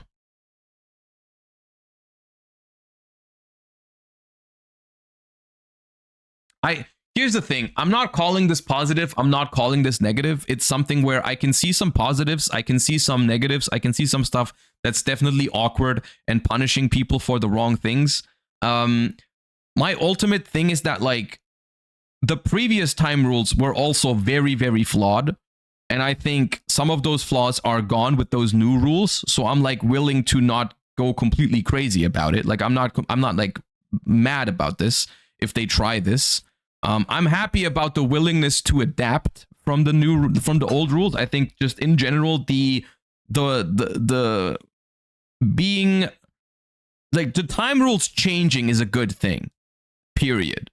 The new solution having its own set of problems is, I feel like, something that's hard to avoid, because I don't know. I don't know what the perfect solution is. I don't know what the perfect solution would be. I think maybe this with a couple more minutes, or this with like at 1-0 the player wins, and then I'd be fine with it. But like in general, I think it's hard to ignore the positives on this one as well. Like, yeah, there are things here I don't like, but there are also things here that are really good. You know, no intentional draws, less incentive to slow play. Like, those are big deals. No randomly stolen wins by just burning in time, and both players being incentivized to just play quicker. Yeah. I'm just bad and have to think long about plays. Am I slow playing? This is a very difficult question to answer, but at a certain point, yes. At a certain point, if you take too long to find a good play, you are getting yourself an unfair advantage over other people that make plays in like faster, you know? Like you are expected to play at a proper pace. Now, proper pace is obviously highly subjective, and there's no like exact amount of seconds you have per move, because some game states are more complicated than others. But if it's taking you a significantly longer amount of time to make every single decision than other players, then yes, you are probably slow playing. And slow playing, here's the thing, slow playing is not always intentional or malicious. Some people just play slower than other people because they like to think longer. But there's a certain point where that is no longer reasonable, right? Like, if yes, it's completely fine to be slower in your thought process, like that's okay, but like you can't expect your opponent to just wait for you to always find the best move, you know? This is the, like, you know, there's got to be like a balance where like in some game state, and this is I think you naturally apply this without thinking about it too much when you play a tournament, right? Like when I play against someone and I recognize this game state is really complicated for them, and they think about it a little longer than maybe previously in the match, as long as it's not like about to be time and they have 1,000 more life points than me or whatever. But like if it's like a reasonable board state where they might think longer, I'm not gonna hurry them. You know, but if it's like a super simple spot and let's say there's a minute left on the clock, they have 500 more life points than me, and they have like literally one play they can make and nothing else, like I'll tell them like, hurry up, make your play. You always have to apply logic to the situation. You know, you always have to look at what's the board state, what's the timer, are they slow playing maliciously here, or is it reasonable to think for this amount of time? It's unfortunately there's no set answer for this. So I think like the good part of this is that it incentivizes people to play as fast as they can at any given time. Because here's the other thing. Yes, you're gonna have a tough time if you play against someone who just thinks very slowly, but those players are gonna be punished for that. Like if you play very slow, whether it's malicious or not, under this new rule set, you're going to have problems, right? And you're going to have to learn how to adapt. Otherwise, you're going to go 0-5 at every regional. Well, all of your opponents are going to lose as well, but you're not going to have a good time if you play too slow under this, right? And I think that's both a positive and a negative, depending on what exactly the reason it is why you're playing slow, right? But you're going to have to learn what the meta decks do. You're going to have to learn how to play faster. Otherwise, you're going to get punished for it. Right? So that's... I don't think it's as negative. I basically, what I'm trying to say is I would be willing to try it. And I think it's hard to judge this before actually playing with it.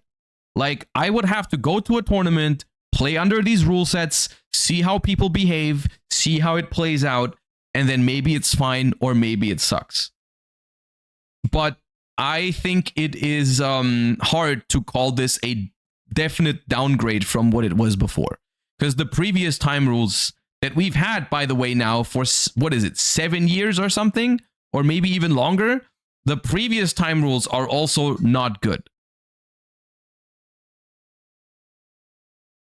50 minutes is a lot of time. I think that's the biggest deal about this. I think the biggest deal is 5 extra minutes means that the end of match procedure matters a lot less if you go into time less because there's 5 extra minutes.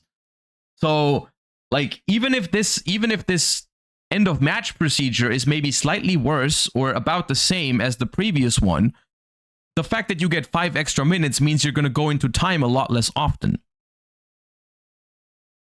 So I don't know. I think it's difficult to judge without seeing it in action. I mean, we're gonna see it at the World Championship. We're gonna see how bad it's gonna be.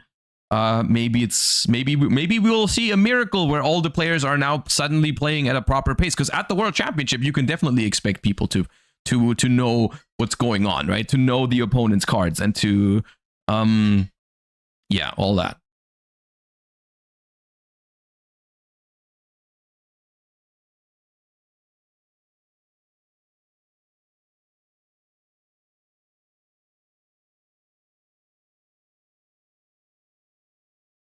But yeah, it's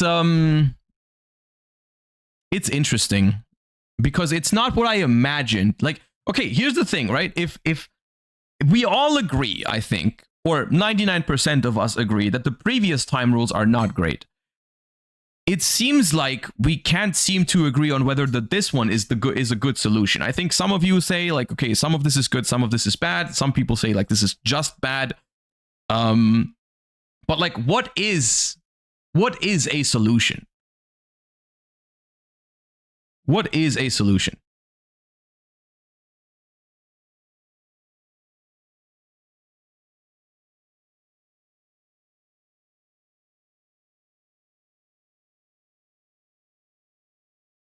Master Duel Timer? Master Duel Timer is not a solution. 2 turns? 2 turns is the entire game. 2 turns is not even end of match procedure.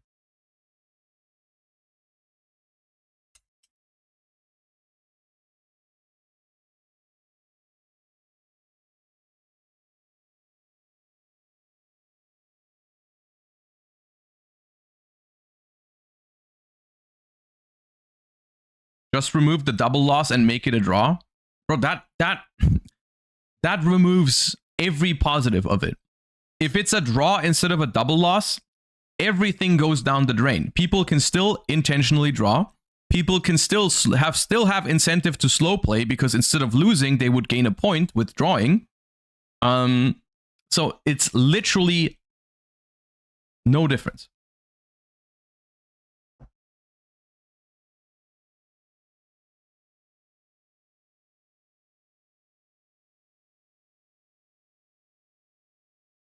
Can you explain why Master Duel Timer is not a solution? Because Yu-Gi-Oh! Is not chess, where it's always very obvious whose turn it is and whose time it is to think. The amount of times you would have to switch back and forth with a chess clock during a chain is like crazy. You would never be able to do that, right? Like you go activate something, immediately have to switch it over to your opponent. They go no response, immediately switch it back to you. You're like, okay, chain something, immediately switch it. It's just like you would be hammering that thing the entire time. You couldn't even touch your cards with 2 hands because you'd have to use 1 hand on that thing all the time. It does not work. It does not work. Priority in Yu-Gi-Oh! About who does something is just way too, it just changes way too often.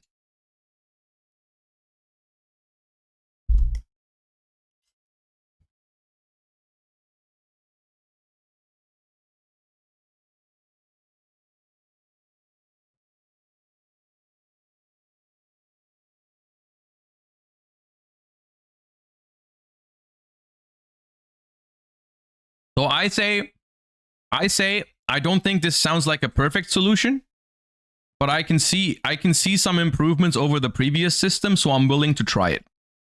I'm willing to try it. The only thing that I would really hope for, the only thing that I really wish for this is that if they do implement it and it turns out that there are still massive problems with it, that we're not stuck with it for another 7 years. Because I feel like that's my biggest problem with the previous time rules is like people knew this was a problem right when it started. Like the first event you go to after the new time rules in 2018, it was immediately stupid. Like everyone noticed it right away that there was some massive flaws with it, and somehow it still took 7 years to change anything about it. And that's what I hope about this. Like I'm willing to try it. You know, the old time rules are bad enough to the point where I'm like, you know what? Let's try something new. Whatever. Let's try something new. I can see this working. I can see this going wrong. I don't know, but I'm willing to try. Okay. And if this one turns out bad, then I just hope it gets corrected quicker than 7 years. You know what I mean? But like, because I think there is a real world where this just is better than what we have now. But if it turns out to be bad, then I hope they fix it faster. That's basically where I stand on it. I'm willing to try it. And I find it hard to judge without having played under it. The only thing I can do for now is I can imagine how this would have been for my recent tournaments, and I think it would not have mattered to my recent tournament experiences. So I just don't think it's I think it's worth a shot. There's another question I have. Where does it say somewhere what happens in Top Cut? Because in Top Cut they can't both be eliminated. Like there's no shot that's gonna be the case. You just imagine you have like a bye in finals because your top 4 opponents both got double lost. That can't be the case, right? They have to have something else for Top Cut.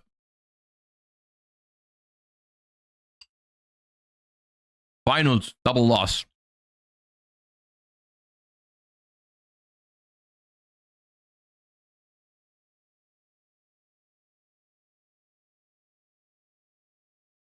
It's in the world's policies? What? Can you link me that?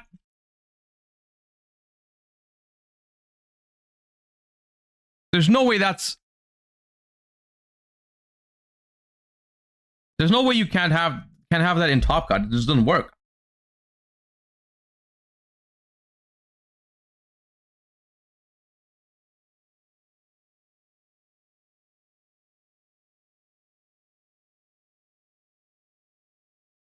It feels like life points don't matter at all anymore. I mean, yeah, because they don't. The fact that in modern Yu-Gi-Oh, life points are the deciding factor between like winning and losing in time is crazy. Life points are one of the least important factors in modern Yu-Gi-Oh. It would literally make more sense if they counted how many cards you have. Because that like card advantage or some shit, like that would make more sense. It's like I have 8 cards, you have 6 cards. I'm winning. You know, even though that's also not perfect, because maybe my 6 cards are like all like a crazy full board, and my opponent has like just 8 cards, but they don't matter. But I think that would have even that would have been a better indicator than life points.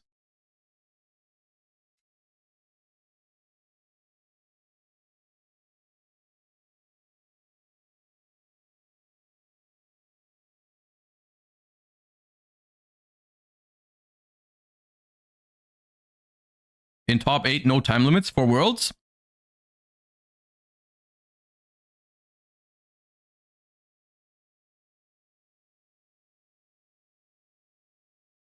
Where's the policy here?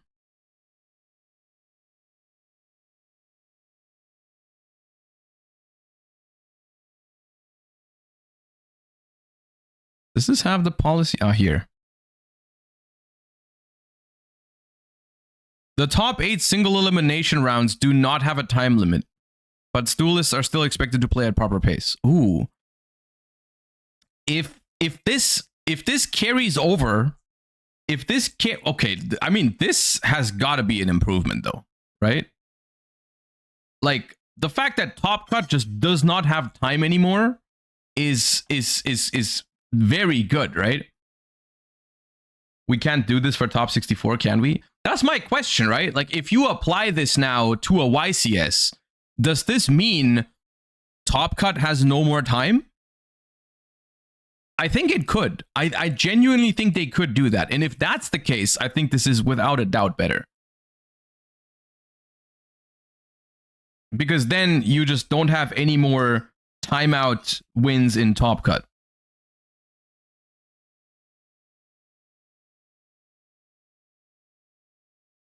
I'm pretty sure this part will only apply for Worlds. None of you know that. No one knows this. There's no point in guessing.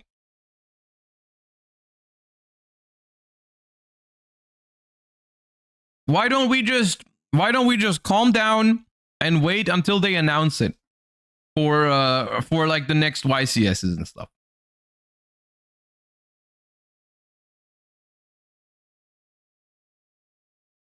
I don't get it.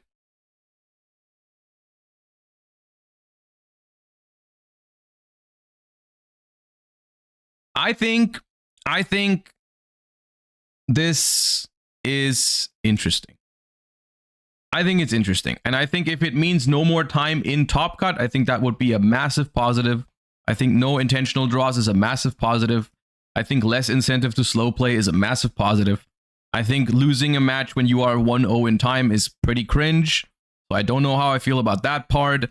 I think not being able to win matches with decks that are a little slower or grindier, or people don't know what they're doing because they're like rogue decks, and then everyone's going to read your cards and you take a long time. I think those are all negatives of this thingy, but I honestly don't know if those negatives outweigh the negatives of the previous time rules. I think that's the thing. Like, we are preparing this one. We are comparing this one to the previous time rules, which were also pretty bad.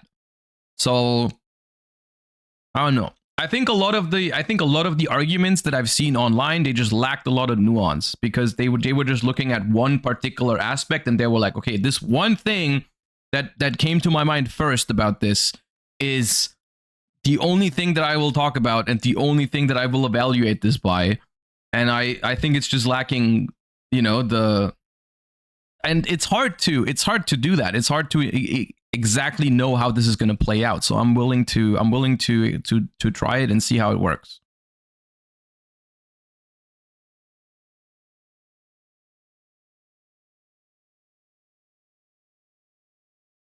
For now, I'm just happy that they're changing something about them, because it's been 7 years.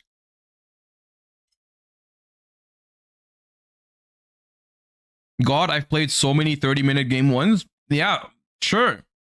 Yeah, you have to scoop game 2 earlier then, yeah.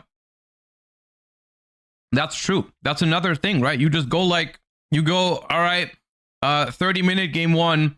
Game 2, you look at your hand, you're like, okay, it's not great. My opponent's start is good. Let's just go game 3. Let's go game 3. We have like 18 minutes left. That's fine. But like, what's the alternative, right? Like a 30-minute game 1 under the previous time rules is like, okay, I will just scoop game 2 with 3 minutes left and win the game in time, right? Is that better?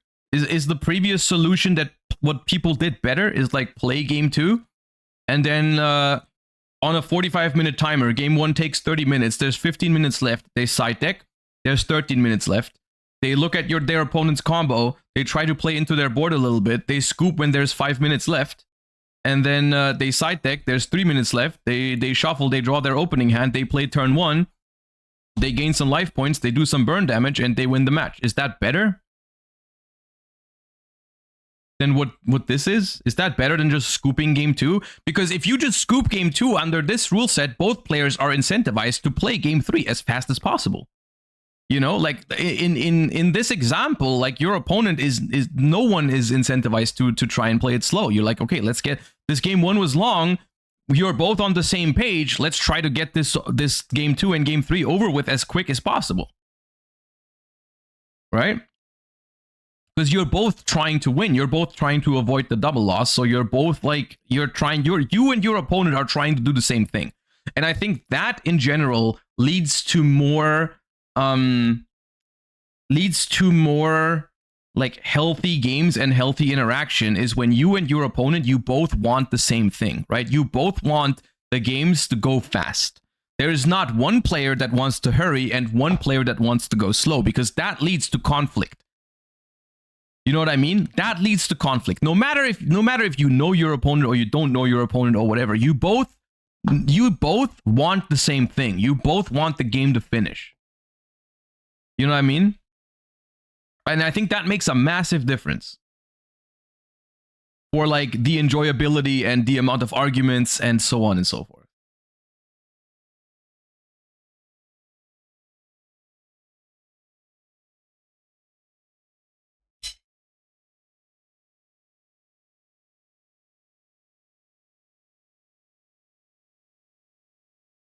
This is going to cause a massive amount of judge calls because if the opponent plays a little slow during game one, it's going to cause issues on that aspect.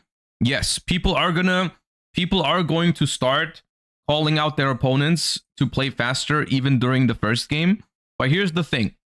You could argue that this should already be happening right now. Even with the current rules, a big problem is that people call a judge on someone who's slow playing too late. And that's like, they're like, oh, like there's like 2 minutes left. They call a judge and they're like, my opponent has been slow playing the entire match. What's the judge supposed to do? What is the judge supposed to do? Like they can't just take your word for it that your opponent was slow playing 30 minutes ago. Like if your opponent is playing slow in the first game, then you call a judge there, and that's fine. That's how it should be. Also, I would argue there's going to be less people slow playing in game one because they also want to be able to win, right? People will the malicious part of slow playing is basically eliminated. You know what I mean? Like if someone slow plays under this rule set, it's basically entirely not on purpose because they have nothing to gain from it. So like when I tell my opponent, hey, you're playing slow right now, you should be playing faster, otherwise we're both going to lose. They're just going to, I feel like they're going to see that point, right? They're not going to like argue with you. And if they do, then you call a judge. And if they're really playing slower, then they're going to have to play faster. So I don't know. I think maybe in the beginning, people will need some time to get used to it. But in the long term, everyone is going to try to play faster with this, right? Which is good. I don't know. But yeah, once again, I have mixed feelings about this, and I wonder how it's going to play out, but I am not completely opposed to it.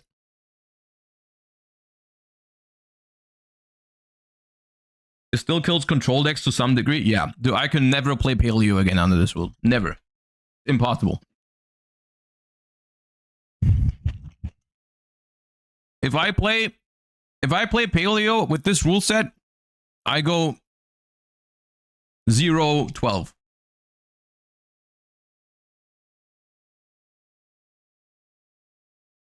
Which is sad.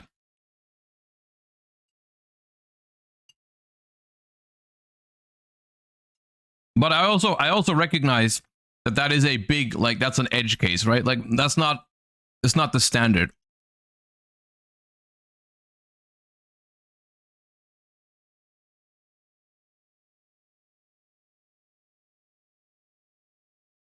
Yeah, I don't know. So yeah, it's not perfect.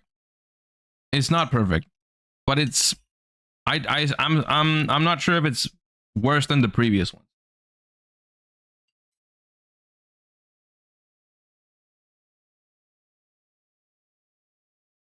I don't know.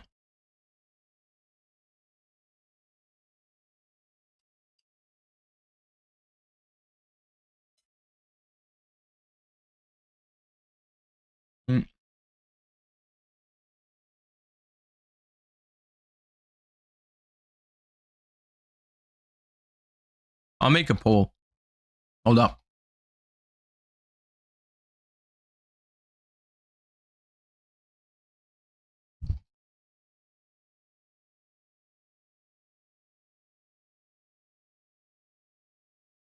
All right, see how you feel.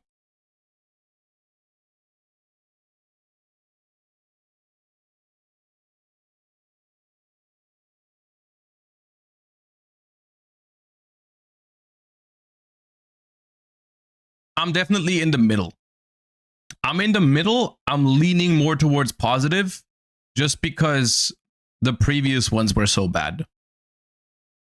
So like I don't think it's worse than before. It's not definitely good, but it's like it's not worse than before, I don't think.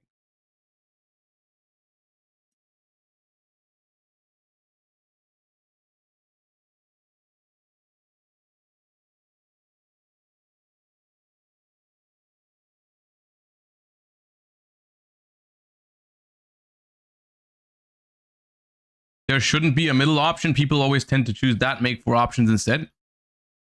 Dude, this is how I feel. So I think it's valid. if people feel like that, let them choose that. Even with the negatives we've discussed, I'm in the good camp. I think it's, yeah, I think that's reasonable. I think the reality that's hard to accept is that we simply don't know yet. We simply do not know how this is going to play out. We do not know how people are going to react to this on like the social aspect. You know, is it just like a massive amount of people that are going to act like assholes, or is it actually not? Which I don't believe that's true, but I could be wrong. Which is why I'm like uncertain.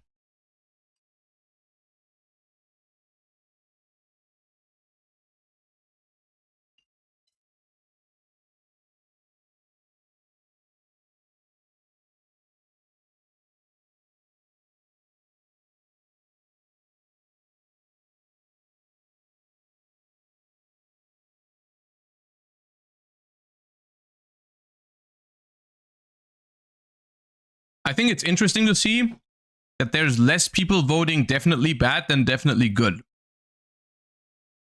I think that's interesting because I felt like the outcries on Twitter, I definitely felt like a negative vibe from the community, but honestly, maybe that is just on me for opening Twitter because I feel like that's always the loudest stuff over there. It's like whenever there's any sort of drama or change or whatever, like I always feel like there's so much more negativity than what I feel personally. And then, yeah, I don't know, Twitter just seems like perfect for that. I don't know. Yeah.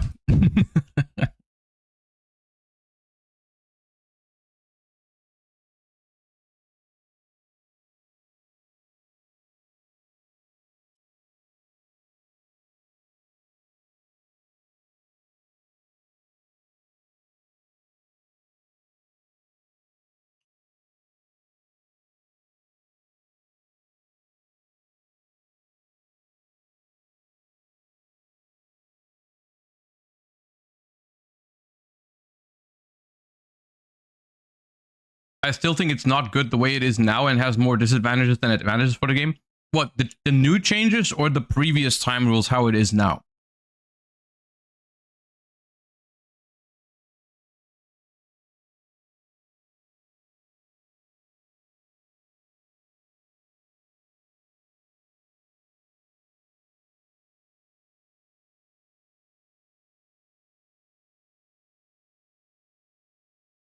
A lot of the negativity around this change is from people who aren't consistently playing Yu-Gi-Oh!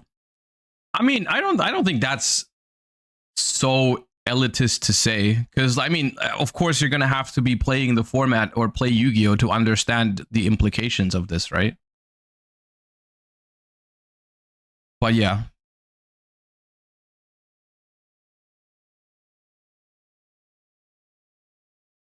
The new rules, it gatekeeps decks and creativity to some degree. Yes, there's definitely negative aspects about it. That is definitely valid. I find it interesting you say it has more disadvantages than advantages though, which I think that implies you think it is worse than the previous time rules, which I don't know about that. Because the previous time rules also like discourage people to play certain decks, right? Like there are some decks that are just unplayable under the current time rules. You think of Dinomorphia, or I don't know, Pearly had that problem. We talked about Paleo earlier. One of the reasons why I never even seriously tried to play Paleo is also the old time rules make it unplayable. You have to basically side out all the good cards in your deck if it's close to time in Paleo at the moment, like rollback and stuff. Like there are some decks that are genuinely unplayable with the old time rules as well. This is not something that is exclusive to the new time rules, you know? Like, I don't know, Millennium Engine, rollback, or this kind of stuff. Like you just like, you know, on a serious competitive level, you just can't play those decks either.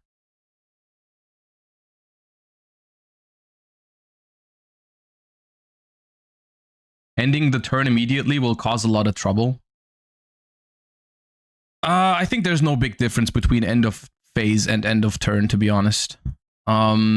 I think that there's just going to be the same arguments in some situations, but like I don't think it makes a like a huge difference.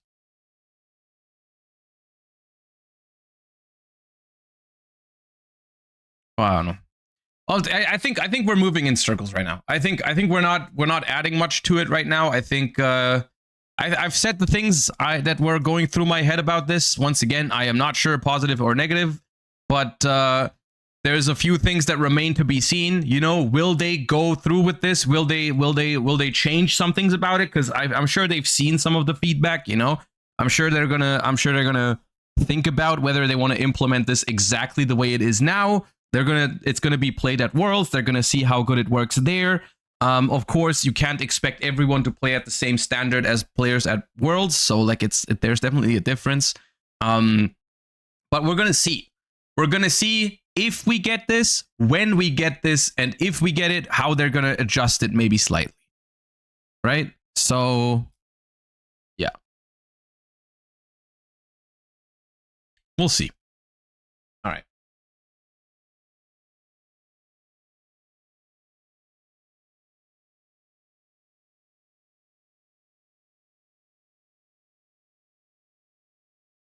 And with that, I think we've talked about all the things that I wanted to talk about today.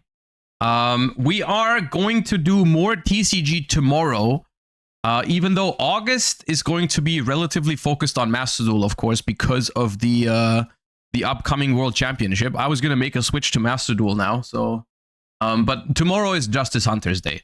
Tomorrow we're doing, hopefully I'm going to have some boxes to open for Justice Hunter tomorrow if they arrive in time. And then we are going to talk about the new archetypes tomorrow and everything. But yeah.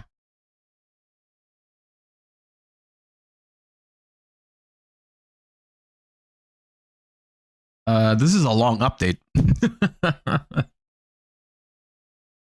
What is your August streaming content schedule? For the most part, it's going to be normal. I have a Challenger Cup this Friday already, so you're already getting a bonus stream this Friday. But we're obviously going to stream more Master Duel in August, probably because of the World Championships. But I'm still going to try to get TCG in there.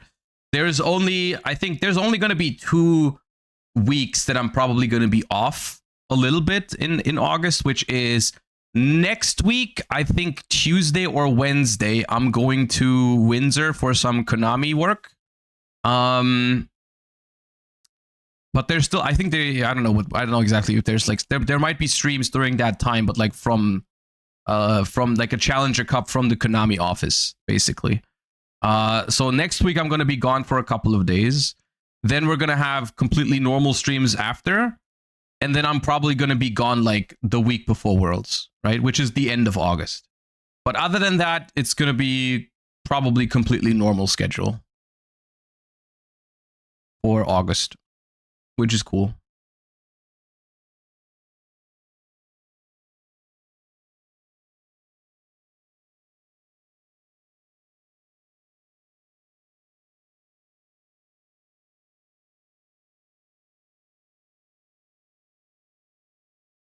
This is a big update, dude.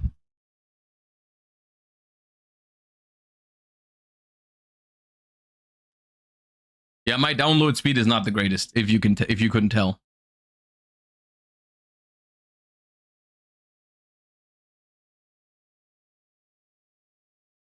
AI update? Oh, dude. Yeah, I saw that. What was that? The AI commentary thing for Worlds, that was weird. I was just like, dude, yeah.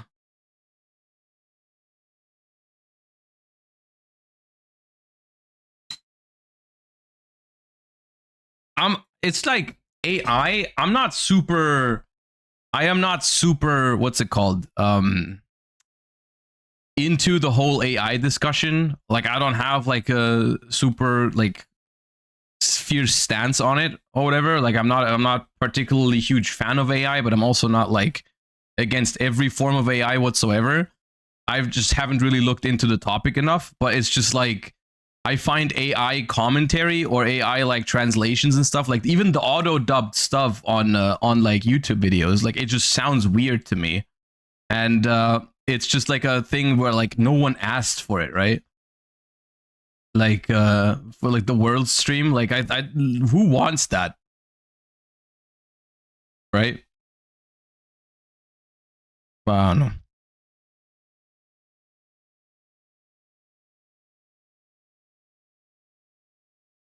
But as far as I understand it, they still have regular casters, right, at Worlds. So maybe it's just to be able to offer it in like a bunch of different languages, which I guess maybe it's better than having no stream in those languages. I have no idea.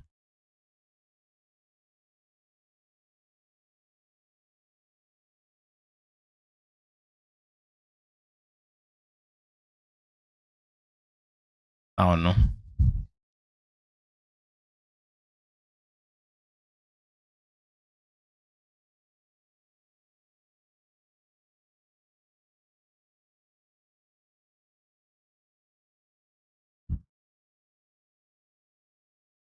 What's your download speed? I have no idea. Not that great.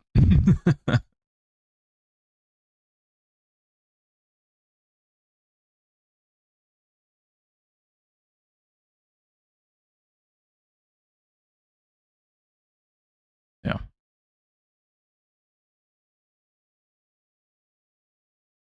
It is 11 gigabytes though. I don't know if that makes it better. I don't know if that's a good defense for my internet. But it was, I think it was 11 gigabyte.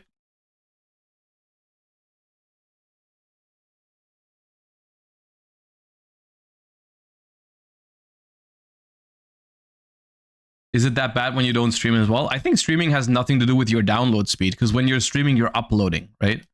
That's the only thing I made sure before we moved here and before I got this internet provider, is like that my upload speed was going to be good enough. But the download is usually better than upload. But it's like for streaming, it doesn't matter what your download is.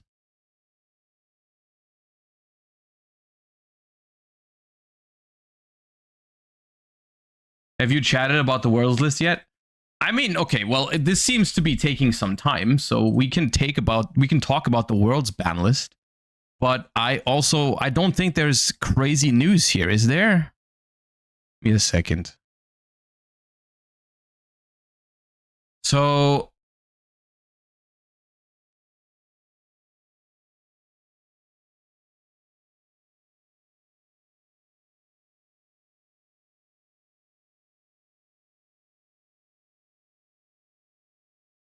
the world's ban list is essentially, I mean, it's a very long list of random stuff, because there's the way it works for worlds is everything that isn't out in any of the major territories is not legal.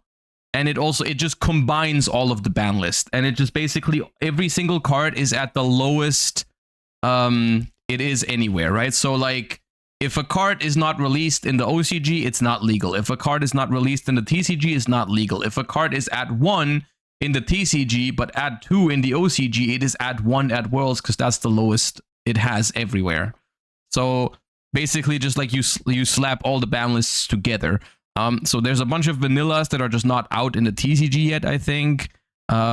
And then you have like all of the exclusives. Then here we also, this is interesting, we have no Battles of Legends because of Europe. Just because of Europe, no Battles of Legends, which means no Orchest, no Punk, no Gem Knight, and most importantly, no Necros. Yep, then some TCG exclusives or some other stuff that is not released everywhere yet, like apparently DD Count Surveyor, Scale Surveyor, Extra Surveyor, and so on and so forth. Like there's some other stuff that's banned, but for the most part, it's just a combination of the 3 ban lists, right?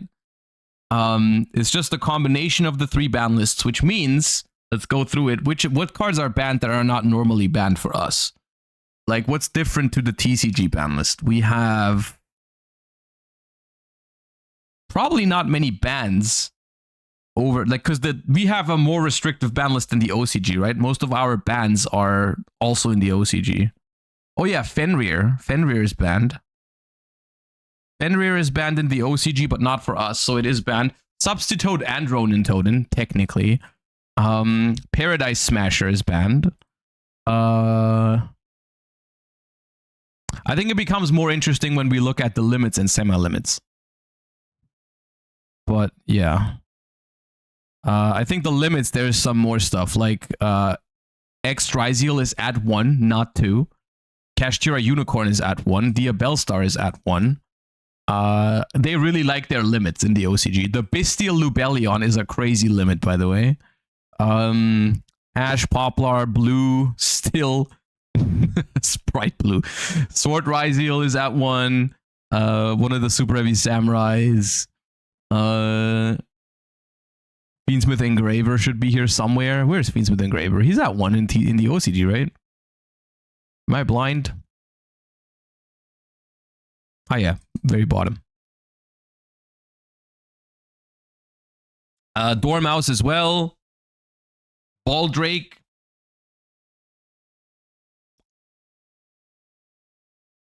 I mean, here's the thing.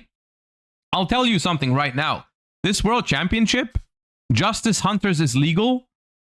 Mitsurugi cards are not legal because they're not out in the OCG yet. They should be here somewhere. I think this is... Where's the... It should have the Mitsurugi cards listed somewhere, right? Where does it say Mitsurugi?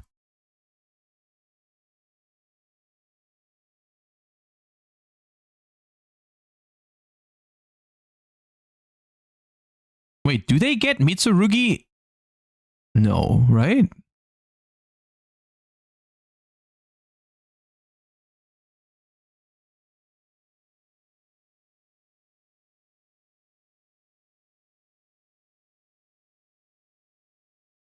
Wait, they have Mitsurugi?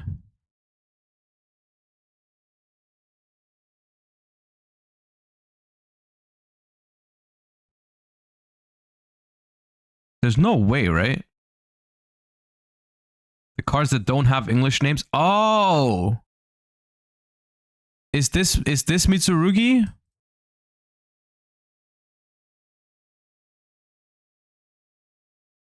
But this is Link Monsters, isn't it? Either way, I don't think Mitsurugi is legal. This is the list from the OCG point of view. Mitsurugi is not printed in the OCG yet, so it's not listed here. Oh, okay. Okay, my bad. Sure. Sure.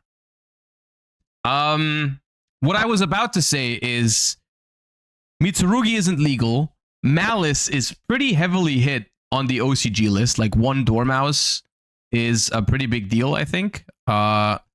Plus, they still have the 2 White Rabbit from the TCG and the 2 Field Spell from the TCG. So, like, they don't have that many starters.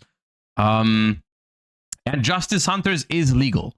Justice Hunters is legal for this event, which means that we're going to see people... I mean, look, it's going to be Yummy, K9 Vanquish Soul, maybe Draco Tail. I don't know how much of a chance that has, but those are the 3 decks for Worlds, basically. Like, we're going to have... a Justice Hunters World Championship, basically. I think, like, I think those are the best decks. Long story short, yeah, maybe K9 Crystron could be. Maybe K9 Crystron, but yeah.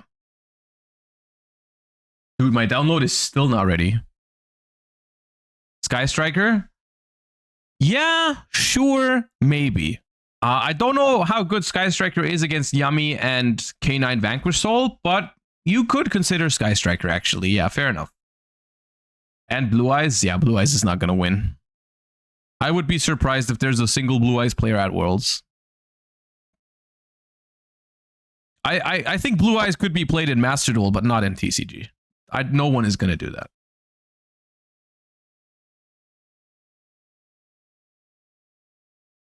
All right, we're on 99%.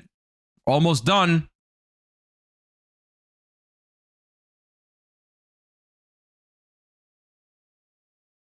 Why? I mean, I'm just assuming that the people that go to Worlds are trying to win. Is all.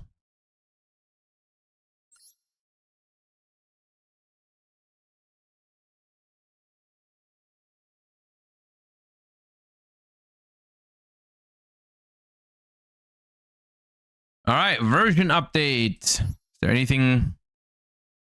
I've seen that they've added some cool visuals, like Dominus Impulse and Dominus Purge have an effect now, like a visual effect. But okay, so we're gonna take a deeper look. I sub right as my deck gets slandered. That's right. That's right. We're gonna take a deeper look at the Justice Hunters format tomorrow, when the set actually comes out. Today, I don't know. It's the last day of the month. I've been practicing some Mermail recently, which you guys know is my favorite deck of all time, of course. But I didn't want to play Malice. I think like there's only a limited amount of stuff that I can do with oh no, tomorrow is the last day of the month. My bad. I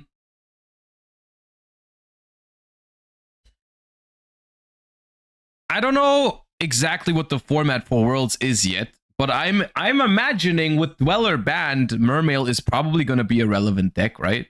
Like even if they release Ryzeal, I think Mermail is potentially a contender. Because like, I mean, look, if in a world where they release Ryzeal next week, right? What are people going to do at Worlds? People are going to play Ryzeal. People are going to play Malice. And what else? Right? Like you have 3 players. Every player needs 2 decks. What are you going to do? Right? It's like Ryzeal, Malice, and what? Blue Eyes is an option. Memento is an option. Mermail is an option. So the thing is, like, I don't think I need practice. I don't think I need much practice on Memento and on Blue Eyes. I've played both of those decks a good amount. So the one deck I've played the least, because I like it the least out of those decks, is Mermail.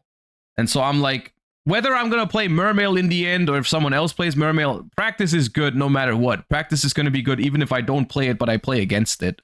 So like, that's something. Fiendsmith Control is also an option, but let me tell you something right now. I don't need to practice Fiendsmith Control, believe it or not. Believe it or not, I don't think I need practice on that deck.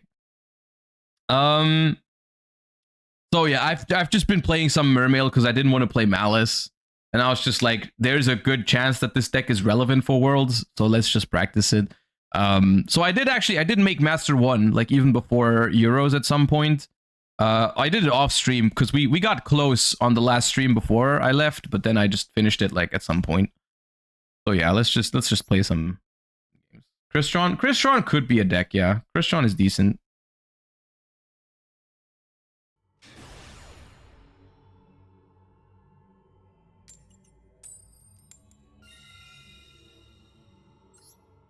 I think as decks get more powerful, hand traps become more essential, and the 3 shared cards don't allow that. I think going first will be stronger than ever at Worlds. What do you think? You have a valid point. At the same time, hand traps kind of suck against Ryzeal, so I don't know how important that part's gonna be if Ryzeal is in the next pack. White Forest? White Forest could be an option. The problem is White Forest... There's a lot of decks that just cannot compete going second, right?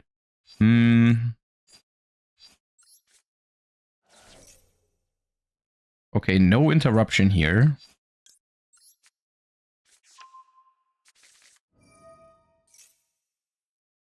Can I go Minstrel?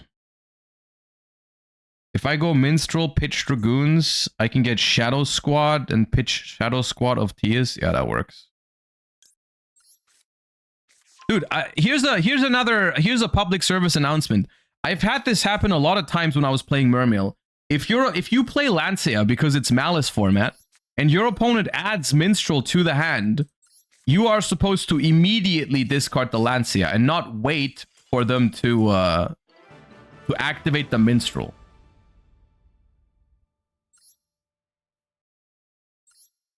You just played into Droll so hard? Yeah, but they didn't have it.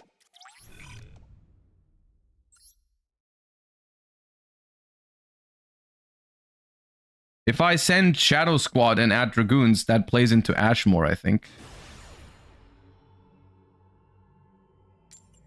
Because if they Ash Neptibus, I summon Pike, but I have nothing good to discard.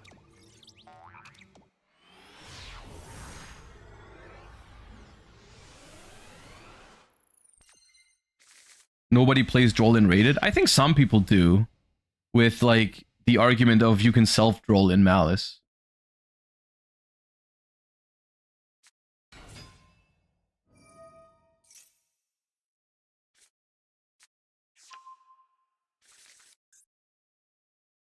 Okay, I didn't toggle on. Oh. Is that Malice with Terror Top? Shut up. It is Malice. Oh my god.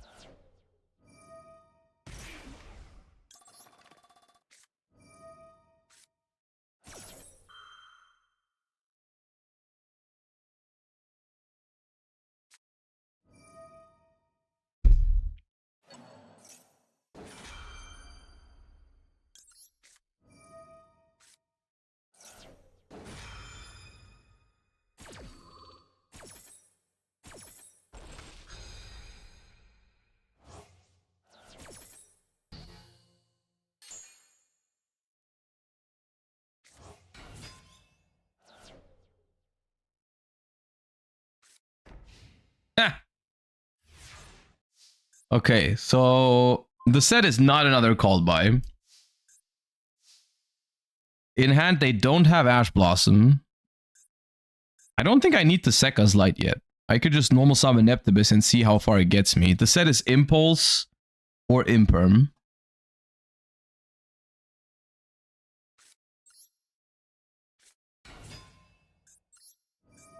I think it's Impulse. So I should probably send Dragoons and not Shadow Squad.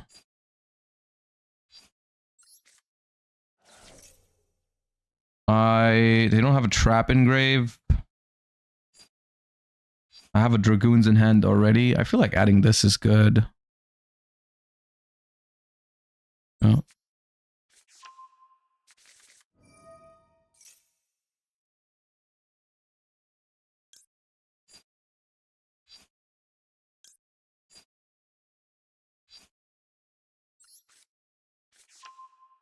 Couldn't it be a Malice Trap? They usually don't. They usually set those before.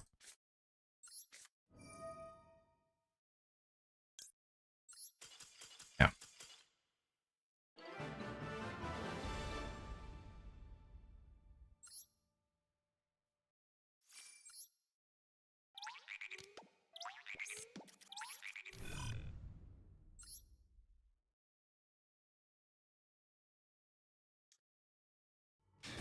Agora, thank you for the 13 months. Are you going to look into Riftbound? I've heard from some people that it looks good, but like I just, quite frankly, don't think I'm going to have the time for it. Maybe at some point.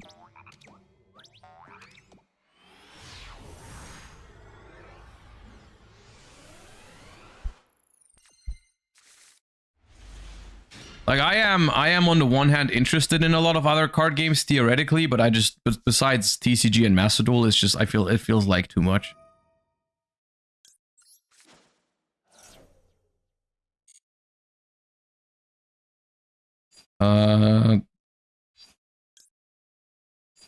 What do I do here? If I start with this, do I get a Tias in hand? Or do I special a Poseidra?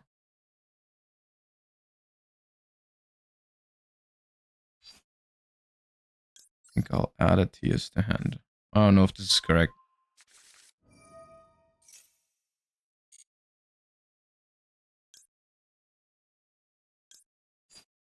We'll go Tias Shadow Squad now.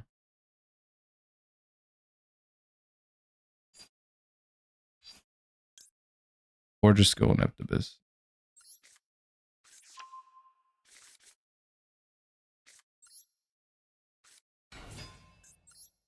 What are you doing? What am I supposed to do? Because if I summon Poseidra and I get Ashed on Dragoons, I just pass and my Fuva isn't even live. I feel like adding something to hand is better. It could be adding Poseidra though.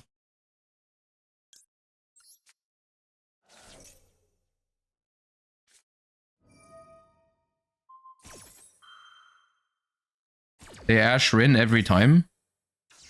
Well, no, not if they're smart, right? Why would you Ash Rin when they go Rin Dragoons? It's much better to not do that.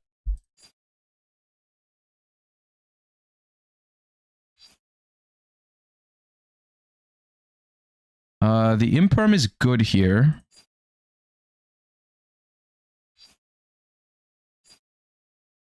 The Imperm is good here. If I summon Pike and I discard, I have 4 waters engraved, so I'm just not gonna summon Pike, I guess. Or to summon Pike but not use it, because I can make a Link 2 special Moulin. 1, 2.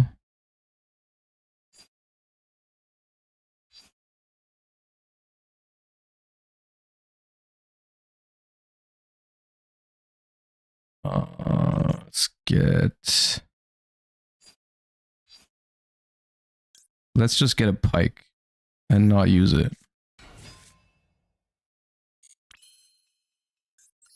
And then we go Anemone.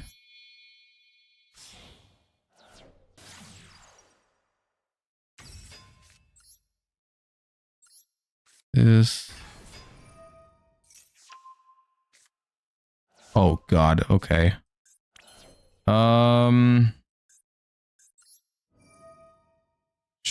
Sure.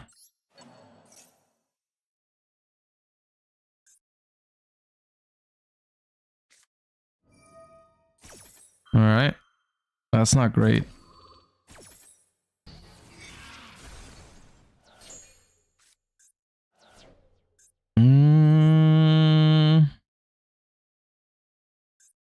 If I special TS,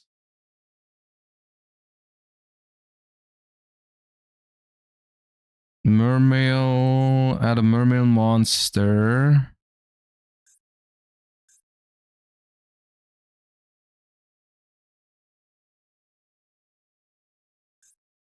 Can I turn this into at least one interruption? I'm not sure if I can. Because I special TS, I search. I can only make Alacia.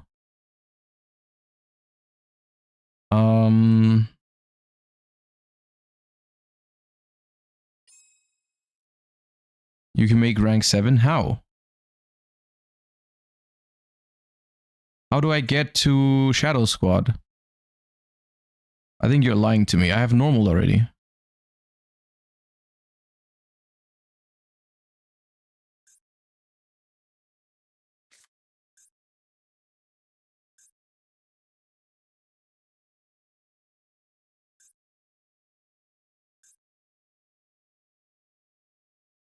You can search the pop. No, the pop is not a mermail.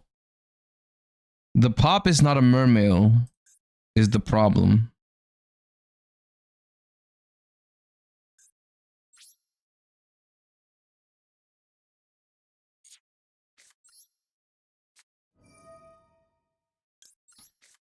But I still think making Lacia is good.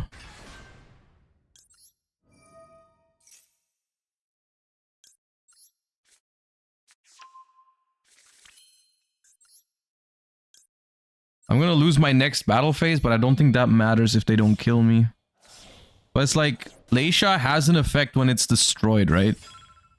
So that's okay.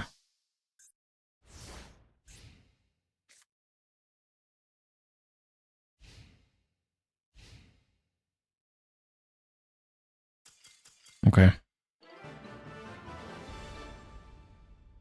I guess I got the Hydra out of their hand.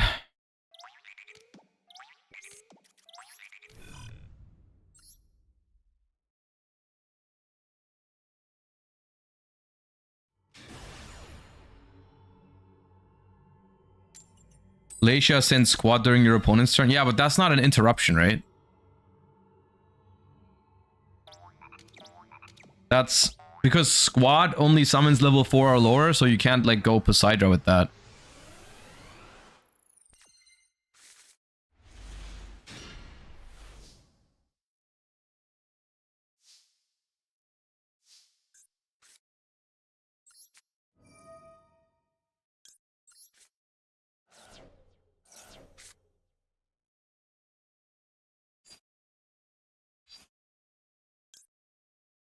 Okay. So I am ripping the Imperm and then I hope they Ash Rin, right? Because if not, I'm kind of cooked.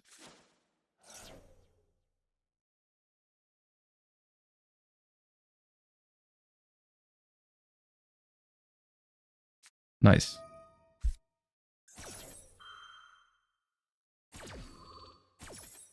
They should not have ashed that. I think that was pretty bad.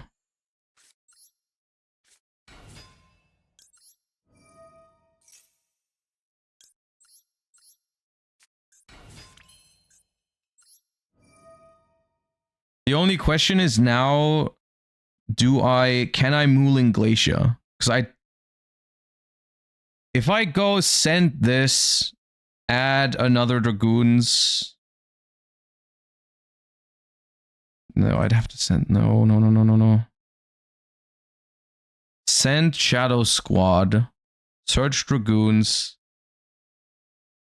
No.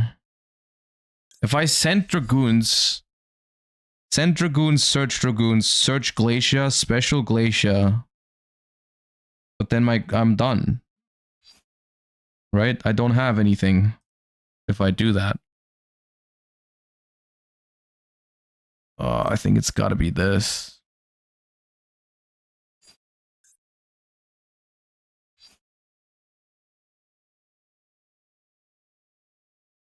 Very weird.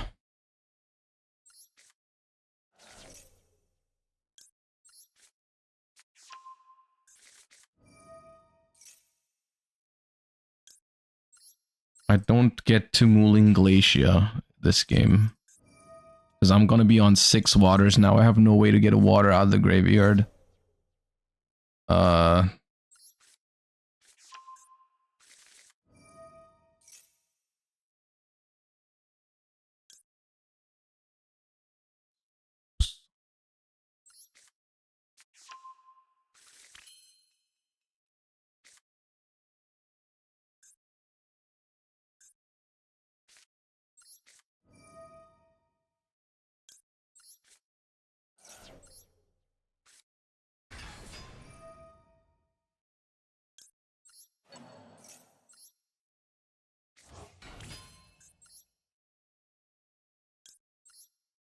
So what do they have? They have two copies of Underground and the Trap.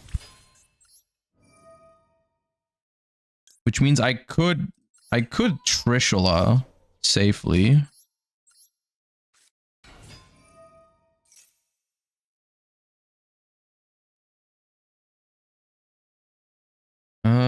Scrap this.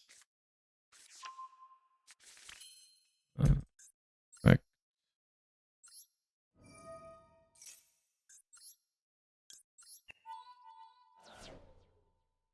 I want this back.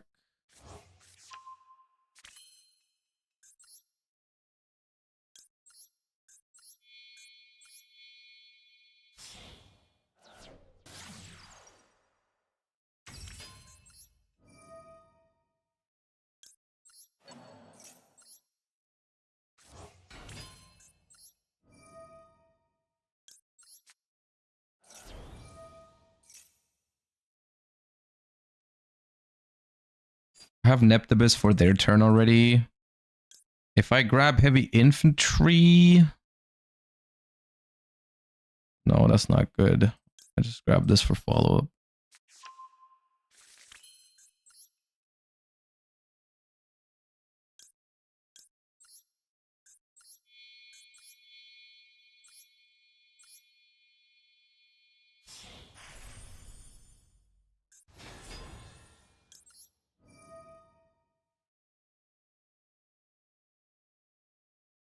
I could revive a level 3 here, make a Chengying with the Diva. And then make a Trishula as well.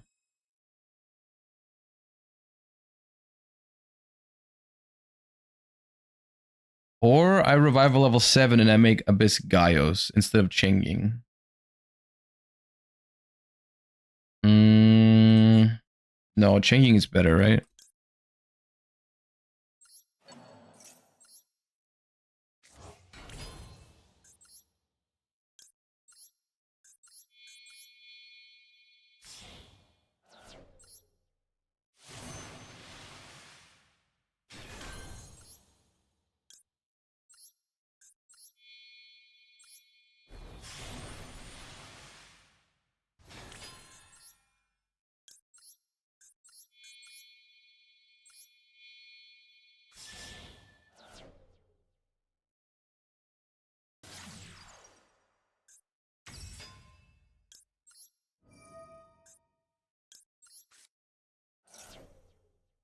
So definitely the Minstrel, and then just 2 level 3s.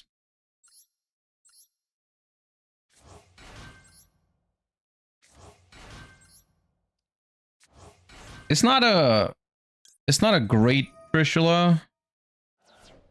Well, I hit Sekka's Light. That's not bad.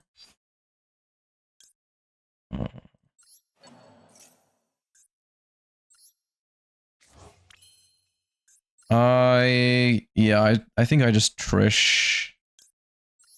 It's only good if I hit the trap card though, out of their hand. But it's just like, what else am I gonna do?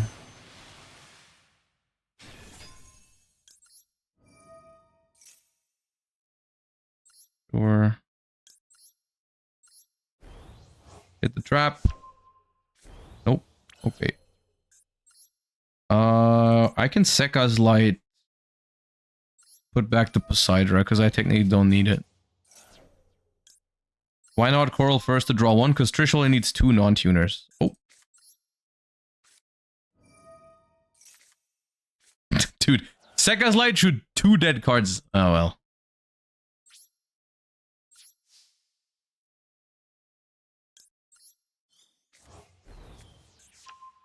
So they get Imperm back, but that doesn't do anything.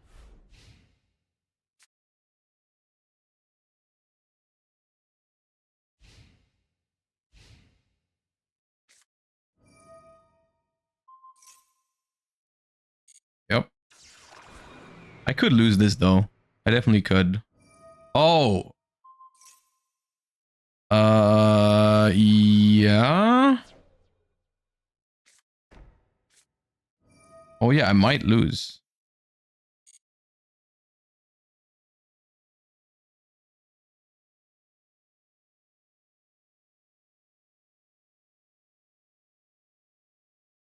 Oh, that's not great. Wait, White Rabbit? White Rabbit is not great here, is it?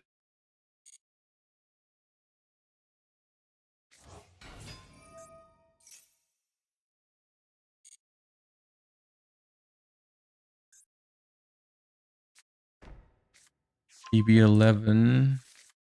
Okay. Now they have to do this. Okay. Search a normal summon Dormouse.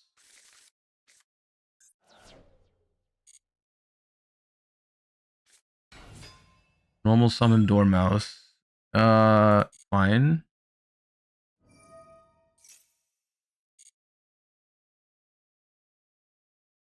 They play TB11. I don't think TB11 is that bad in Master Duel. I think TB11's okay.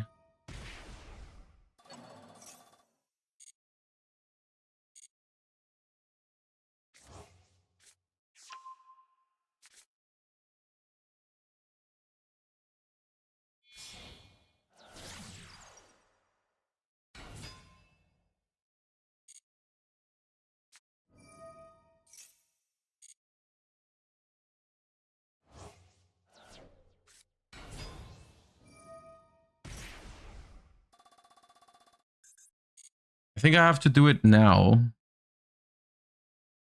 But I'm not sure if it wins, actually, what I'm about to do.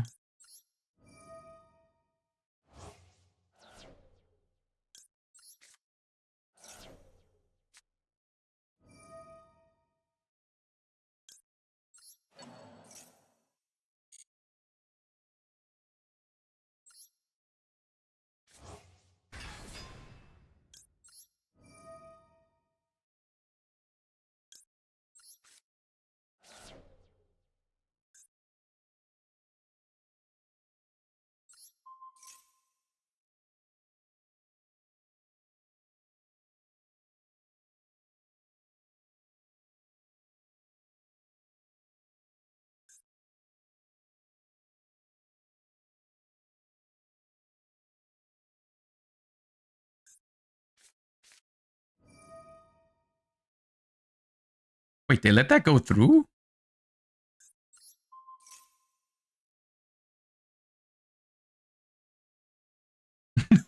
What?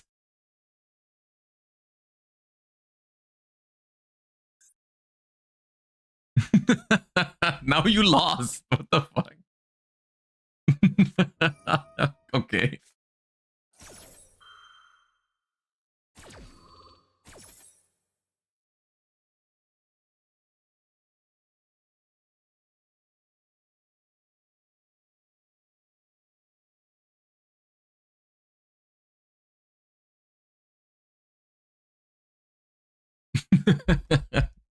All they had to do was chain TB11, banish the Dormouse to get a body onto the field.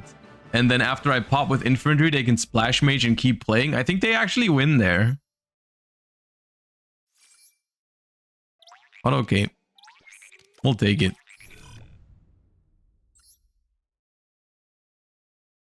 Classic Malice L.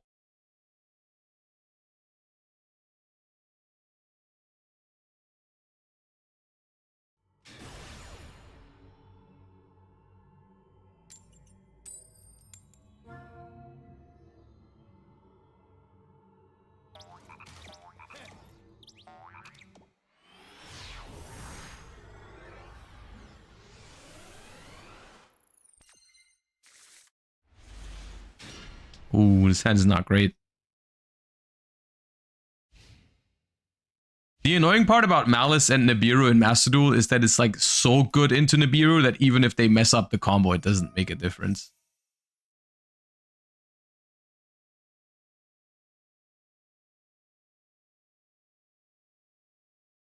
Because they just like get to Appaloosa so early.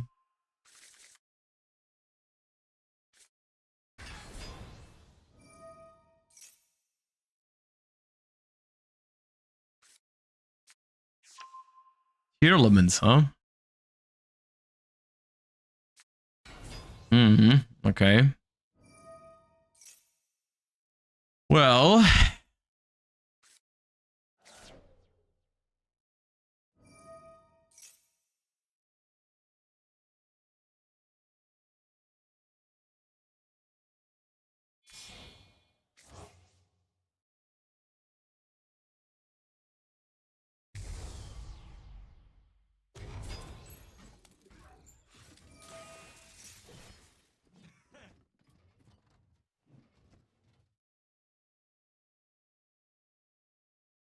I guess our win streak of 12 now relies on some Gamba.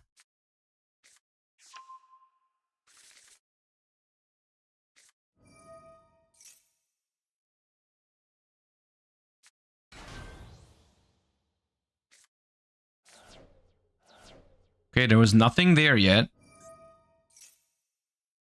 Ear Cash, Rhino, and another Unicorn.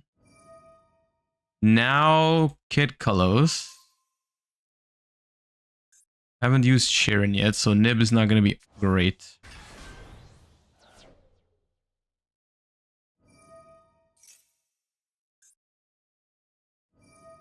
So it's going to be middle 8.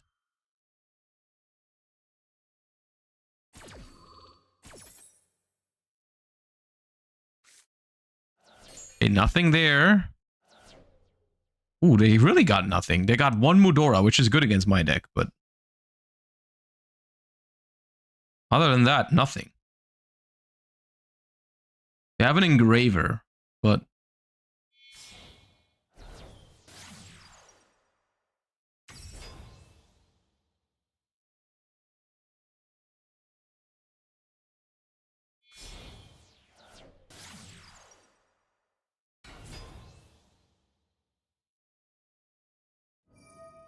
they can mill another 6. I mean,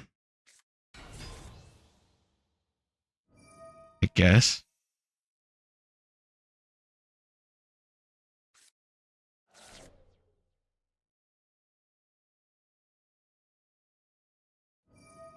Engraver can trigger Sharon? Yeah, sure, but then I just chain Nib to that, right? Then I have Rucolo's Pass.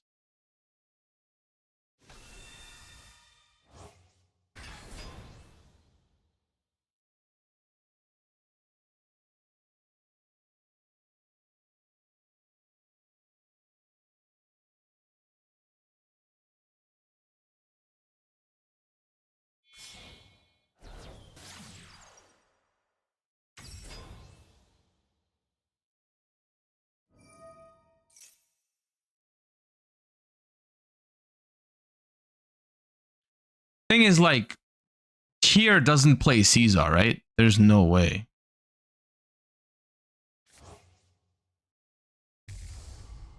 But I still have to nib in case of Apo, I think.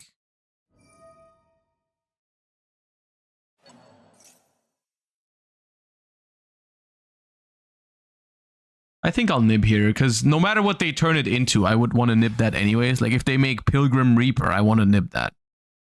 Right? So... they get Sharon effect, but I think that's fine.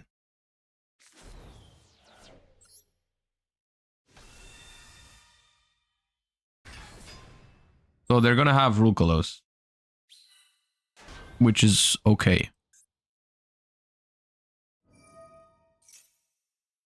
Or Kaleido Art, I guess.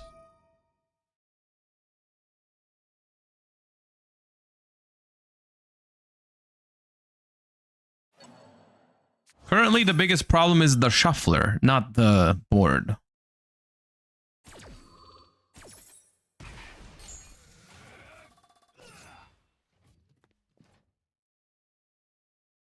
Nib outs Rukolos? No, they have the field spell. The Rukolos is bigger than Nib.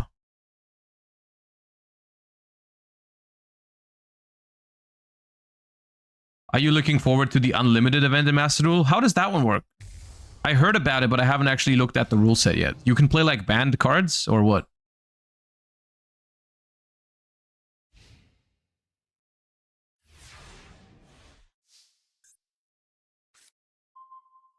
Okay. That's a good pickup. That gives me another play.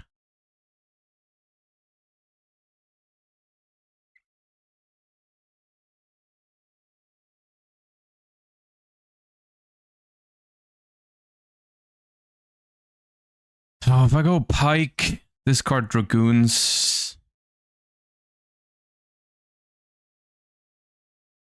Pike, discard Dragoon. Pike, discard Shadow Squad. Oh.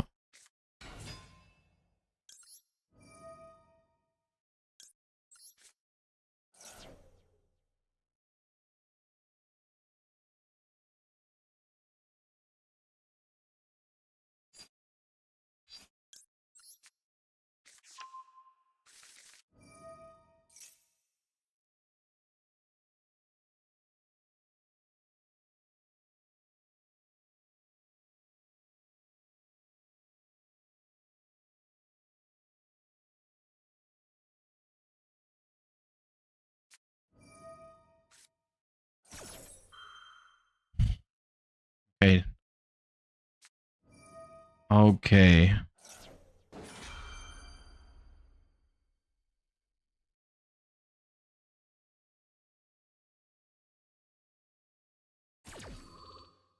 Now that's definitely a problem.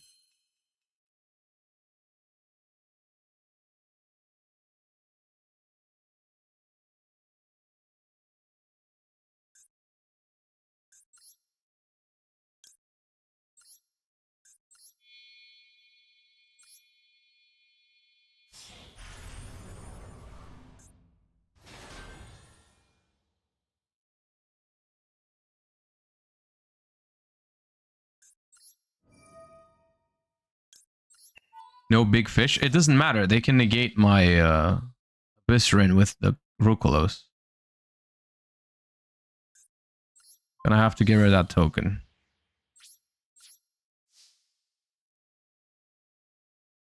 I mean, right now they have a Rukolos, a Shuffler, and Fiendsmith follow-up. Which could be game depending on how they play it. If they... Yeah, okay, no, that's game. I can't win that. I can only win this if they do some crazy shit into the nib. Do you think the Master Duel format is a healthy format? No. I think Mag C format can only be so healthy ever, and I mean Malice full power, Mermail full power. You can't even nip. No, I know that. They'd have to like kill my Typhon with like Engraver and then link off the Rucolos or something. Unlikely though.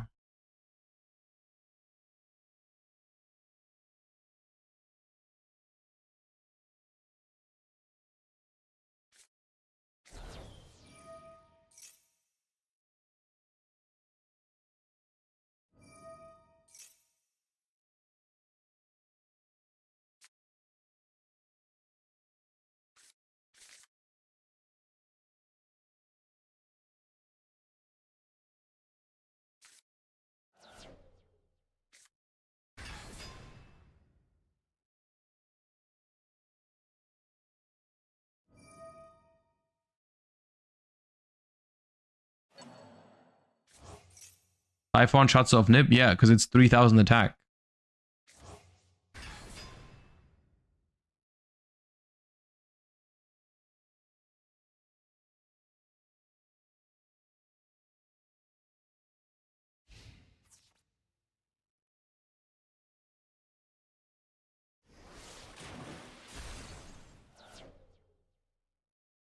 It is game, yeah.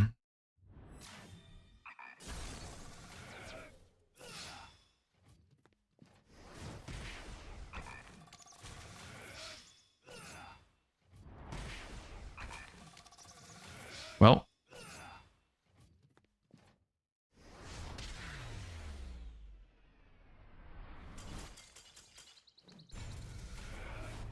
We win that if they have no hand traps. But if they have Droll and Ash, it's not winnable.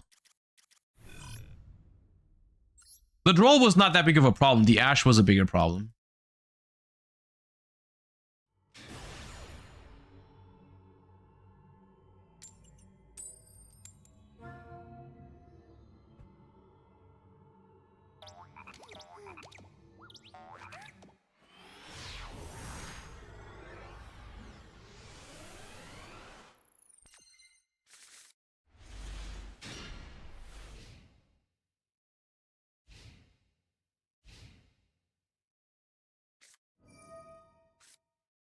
Okay, we got no hand traps, but this is a matchup that is, I would say, winnable without hand traps.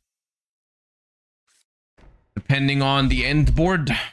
Hopefully they have no Primite.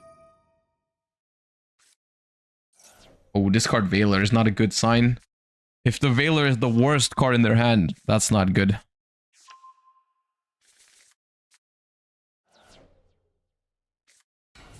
Okay, but no Ether Barrel.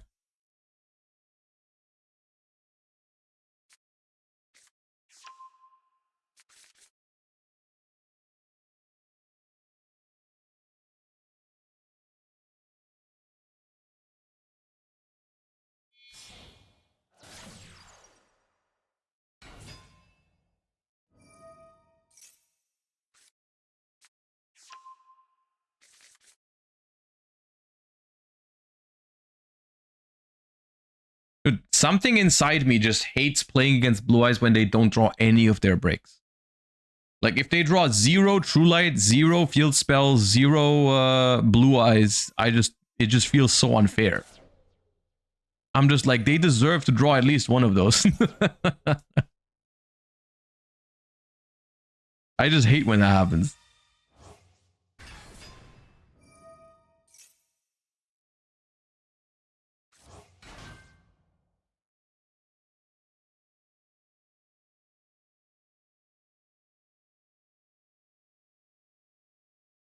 Meanwhile, I draw both pikes, which is pretty bad, but we'll see.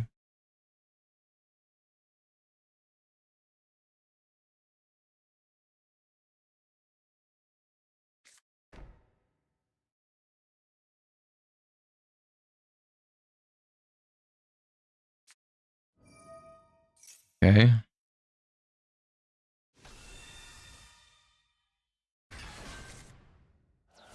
So they drew Roar. So in hand, there's Veiler. One set is Majesty.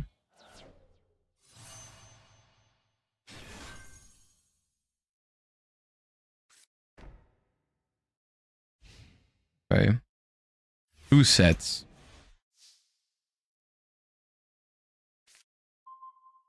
Thank you. That was definitely not just going to be 2 draws last turn. Or more.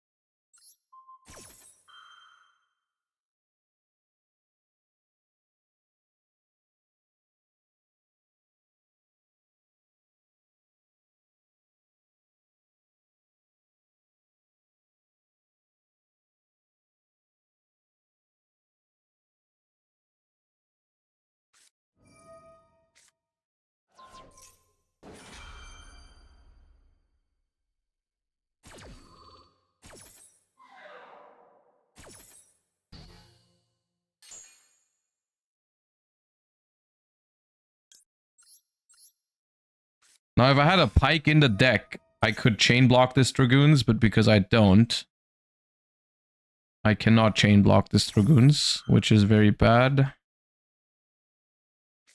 And I get Majesty right away.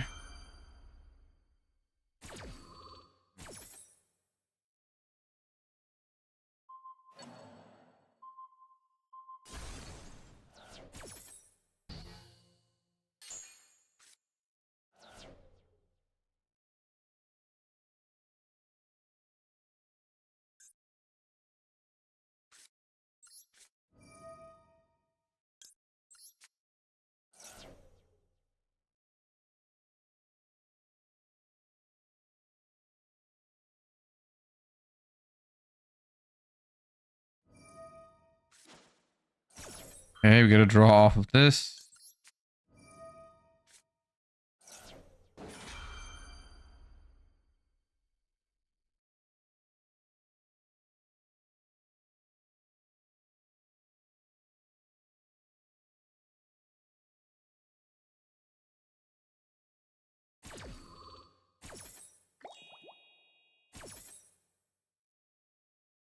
And we probably need like Sekka's Light. Nope, that's not Sekka's Light.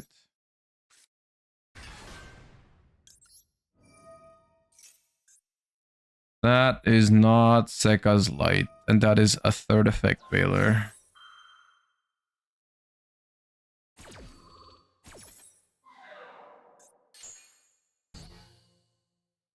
Okay, we're locked out of Typhon. No, it's not winnable.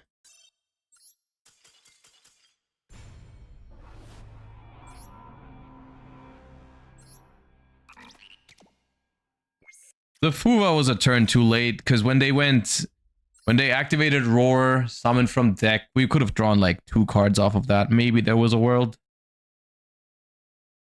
Because it would have drawn Nib as well. That was the next card.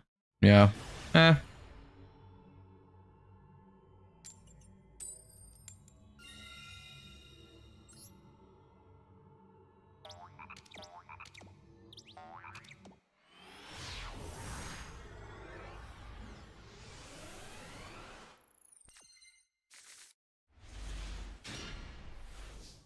Alright, good hand. Just can't get Impermed or Impulsed. That'd be sweet.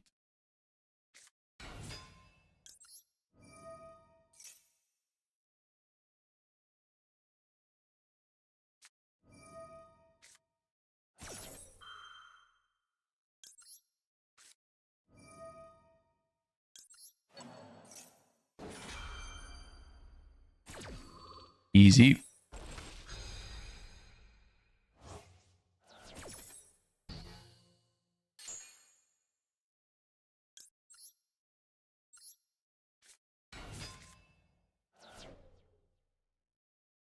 Oh. What does this mean? What does this mean? Well, the good news is I'm just gonna find out. I'm gonna try and find out what that means. It could be Lancia, Chaos Hunter, yeah, sure.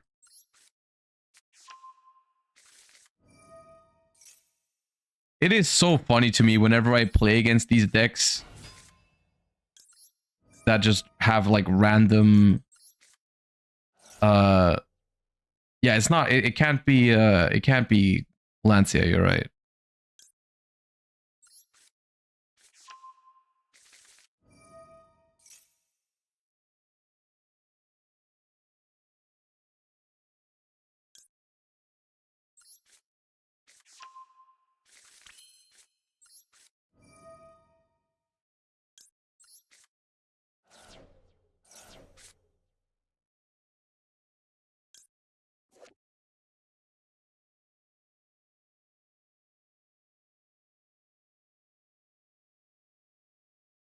This is not what I thought it was going to be.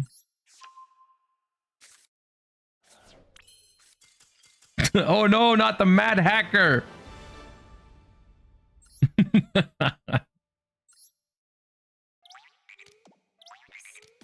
Oh man.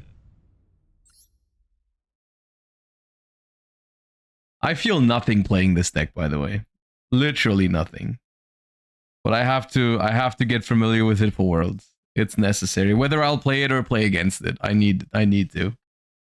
But it's just like, bro.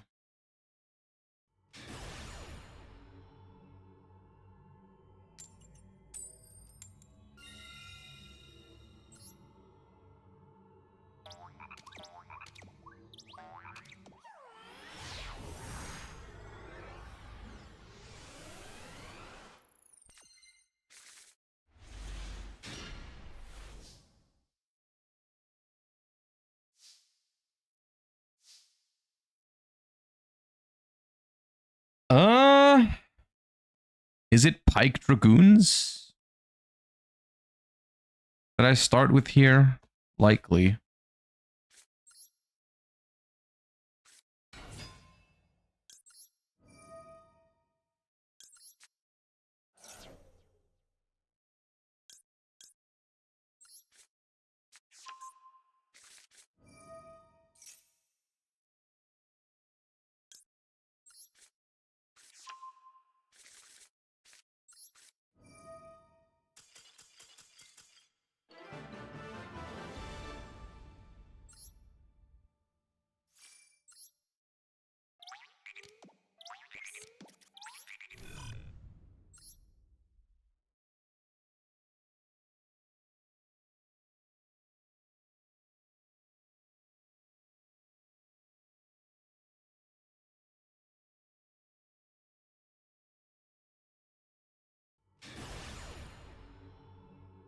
It's like, I don't even get to practice it. It's very hard to practice this deck when everyone just leaves.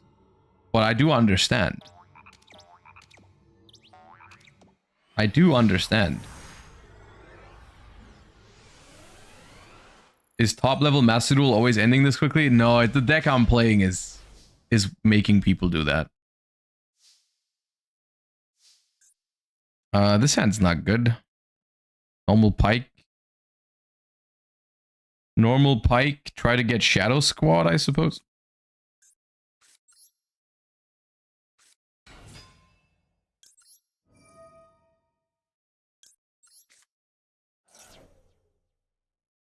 That's not great. That's not great. If I activate Rhine now, what does that do?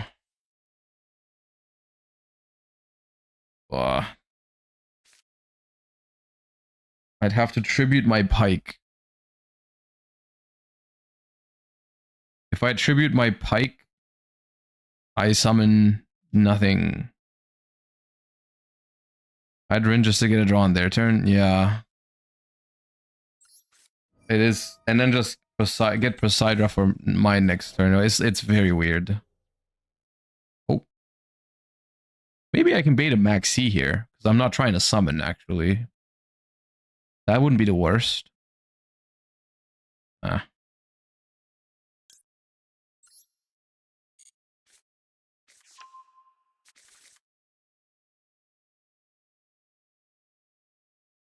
I could have gone Tias, special Tias by pitching Moulin and then search like a Shadow Squad, but whatever I summon off the Shadow Squad on their turn probably won't have an impact.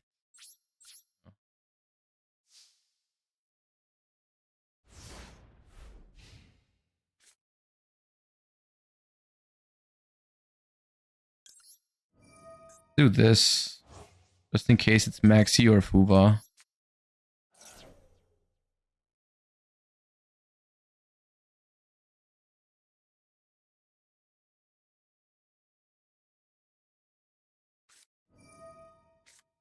Okay.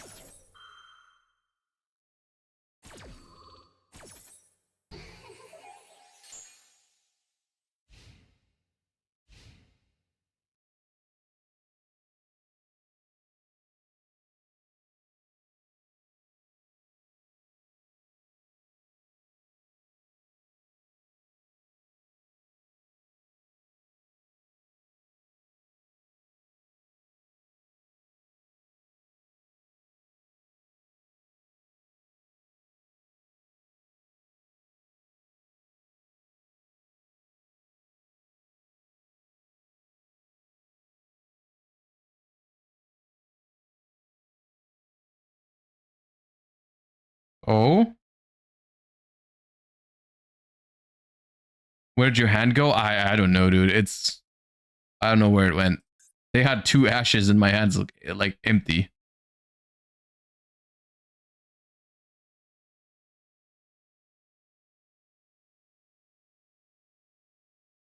Do you have a play or not? It can't be that hard.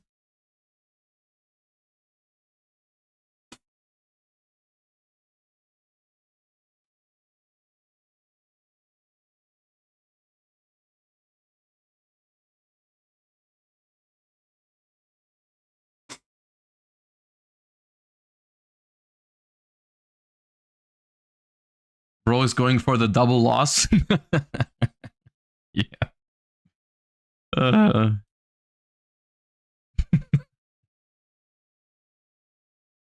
Dude, hurry! We're both gonna lose.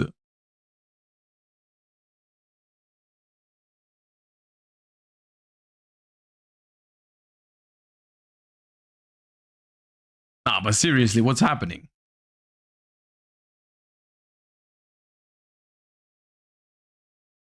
If they normal Dormouse after all this time, I'm going to lose my mind. I am going to lose my mind.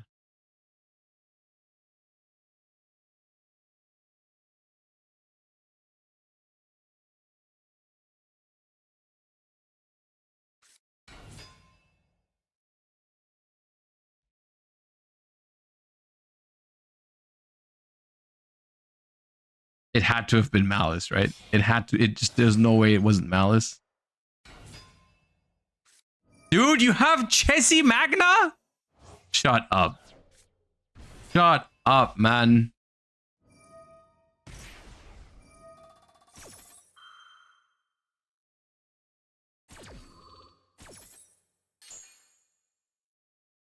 I hope they time out. Because how long was that? That's gotta have been like 3 minutes.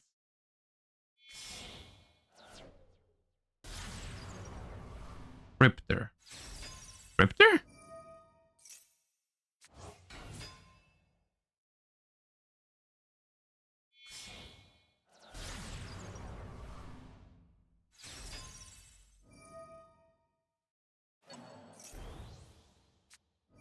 Bro. What?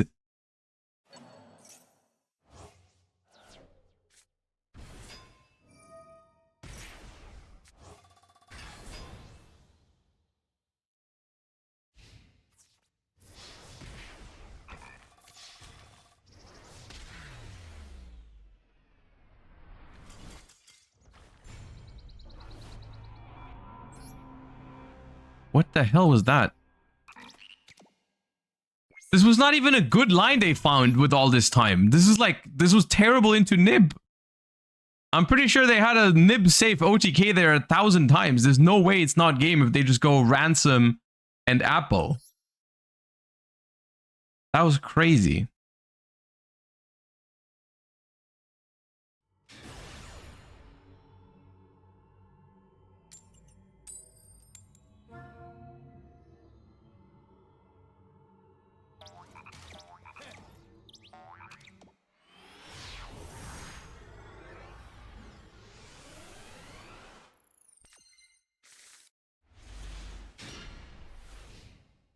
Dude, if only I was going first.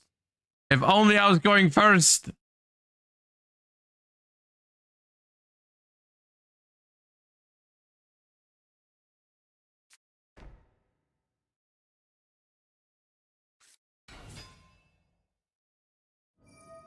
This is the worst part about Malice. Is the worst part about Malice is like half the time you just have hope that they bricked, and because they set a card and then they summon the best starter in the game.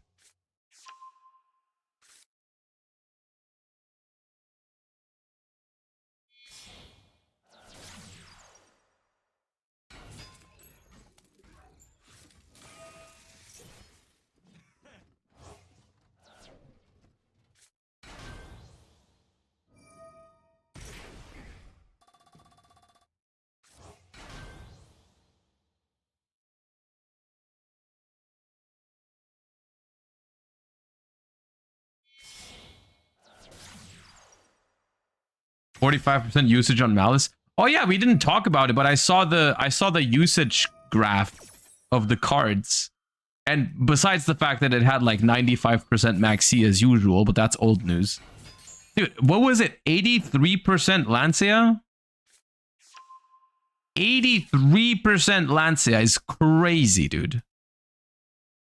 That's genuine. That is actually insane.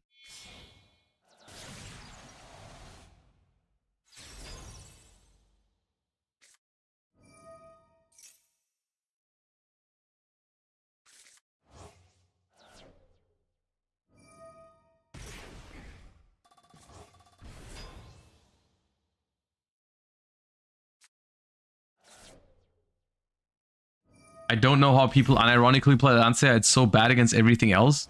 Yeah, but like, do you see what this deck does with one Dormouse? I don't think you can blame anyone for playing Lancia.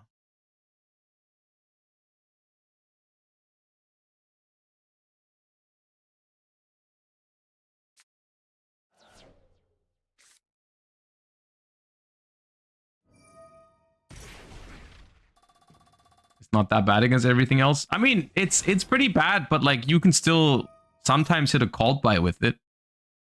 So yeah.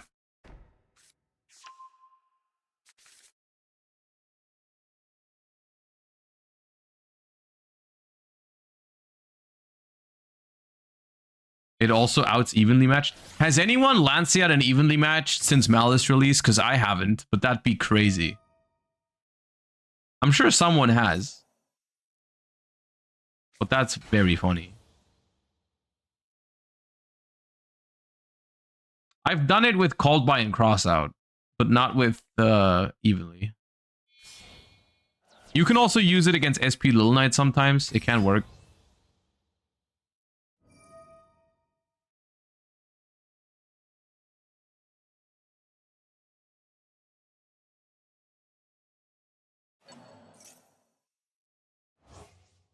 It can hurt Memento. It can hurt Memento sometimes with the Fusion Banish, yeah.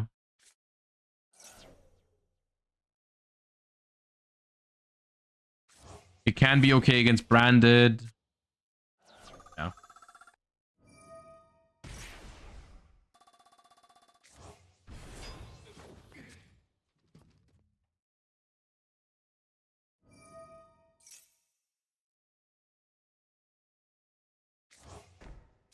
Lancia plus Nib against an SP to dodge. Yeah, that's funny.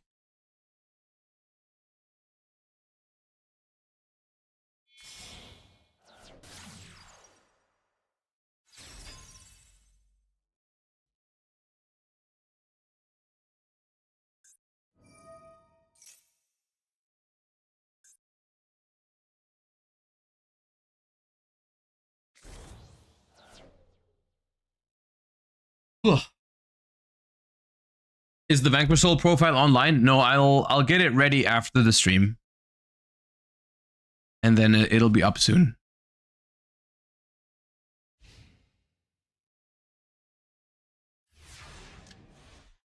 All right, top deck Maxi, yeah. All right, no, call by. Sure. My deck has 5 spell cards, and they have a spell negate, so I draw a spell card. I love that.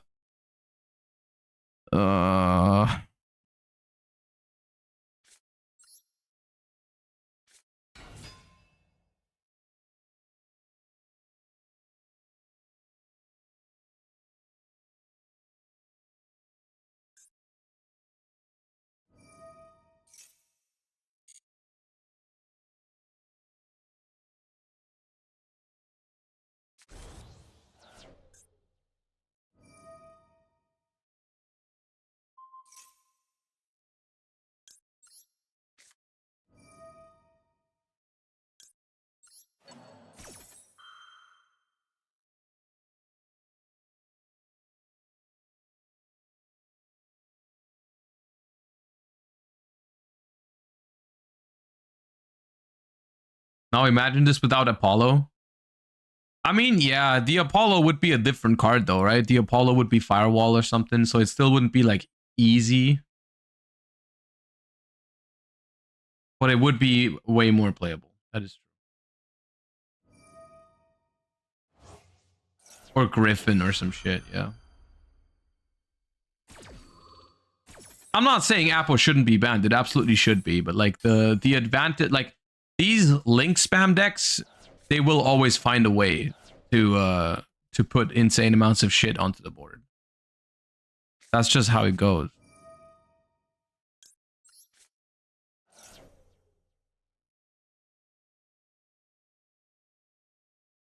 Like they'll make something. Ah, yeah, cool.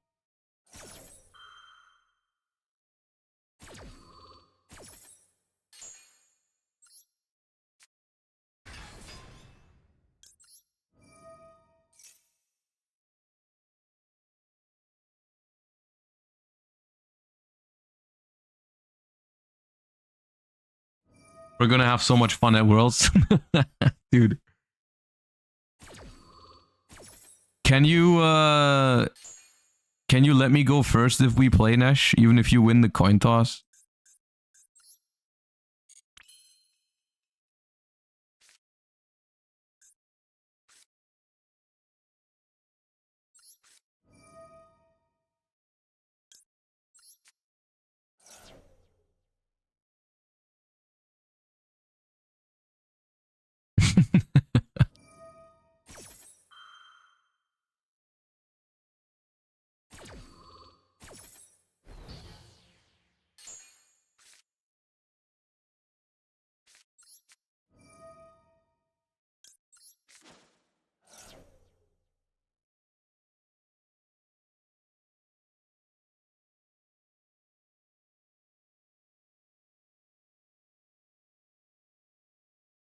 Everybody gonna share Lancia? No, at Worlds that's not gonna be the case, I don't think. Because at Worlds, there's every team has 3 players and only one of them can play Malice. So you're not gonna share like a card that's only good against 1 out of 3 decks.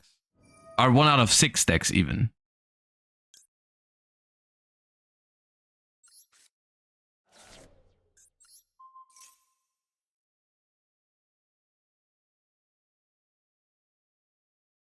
I don't think that's gonna be the case. But we'll see. I mean, we will know the format for Worlds soon, because there's still another pack that's missing. Once we know exactly what's in that pack, we can start speculating. Oh, I don't know what I'm doing here. Okay. Yeah, dude.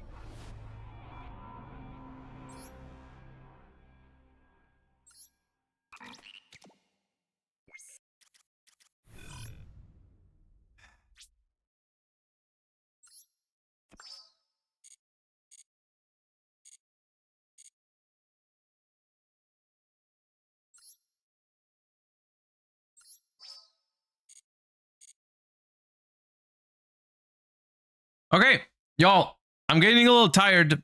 The weekend was stressful, but I think we're going to call it a day for today. I'll be back tomorrow with Justice Hunters and maybe more Master Duel, depending on how long Justice Hunters stuff takes. Hope everyone enjoyed the first stream back. It was good to stream again. I had a good time. Hope everyone did too. Hope you all have a wonderful rest of your day. I will send you guys somewhere. Let me see who's live. I'll send you guys over to Nadir. Yeah, you guys have a wonderful rest of your day. I'll see you tomorrow, and thanks for tuning in. Bye bye, everybody. Peace. Thanks for watching. Thanks for all the subs and all the follows as usual. Appreciate you guys. And if you haven't seen the deck profile yet, !YouTube. I'll post the deck profile of my European Championship deck in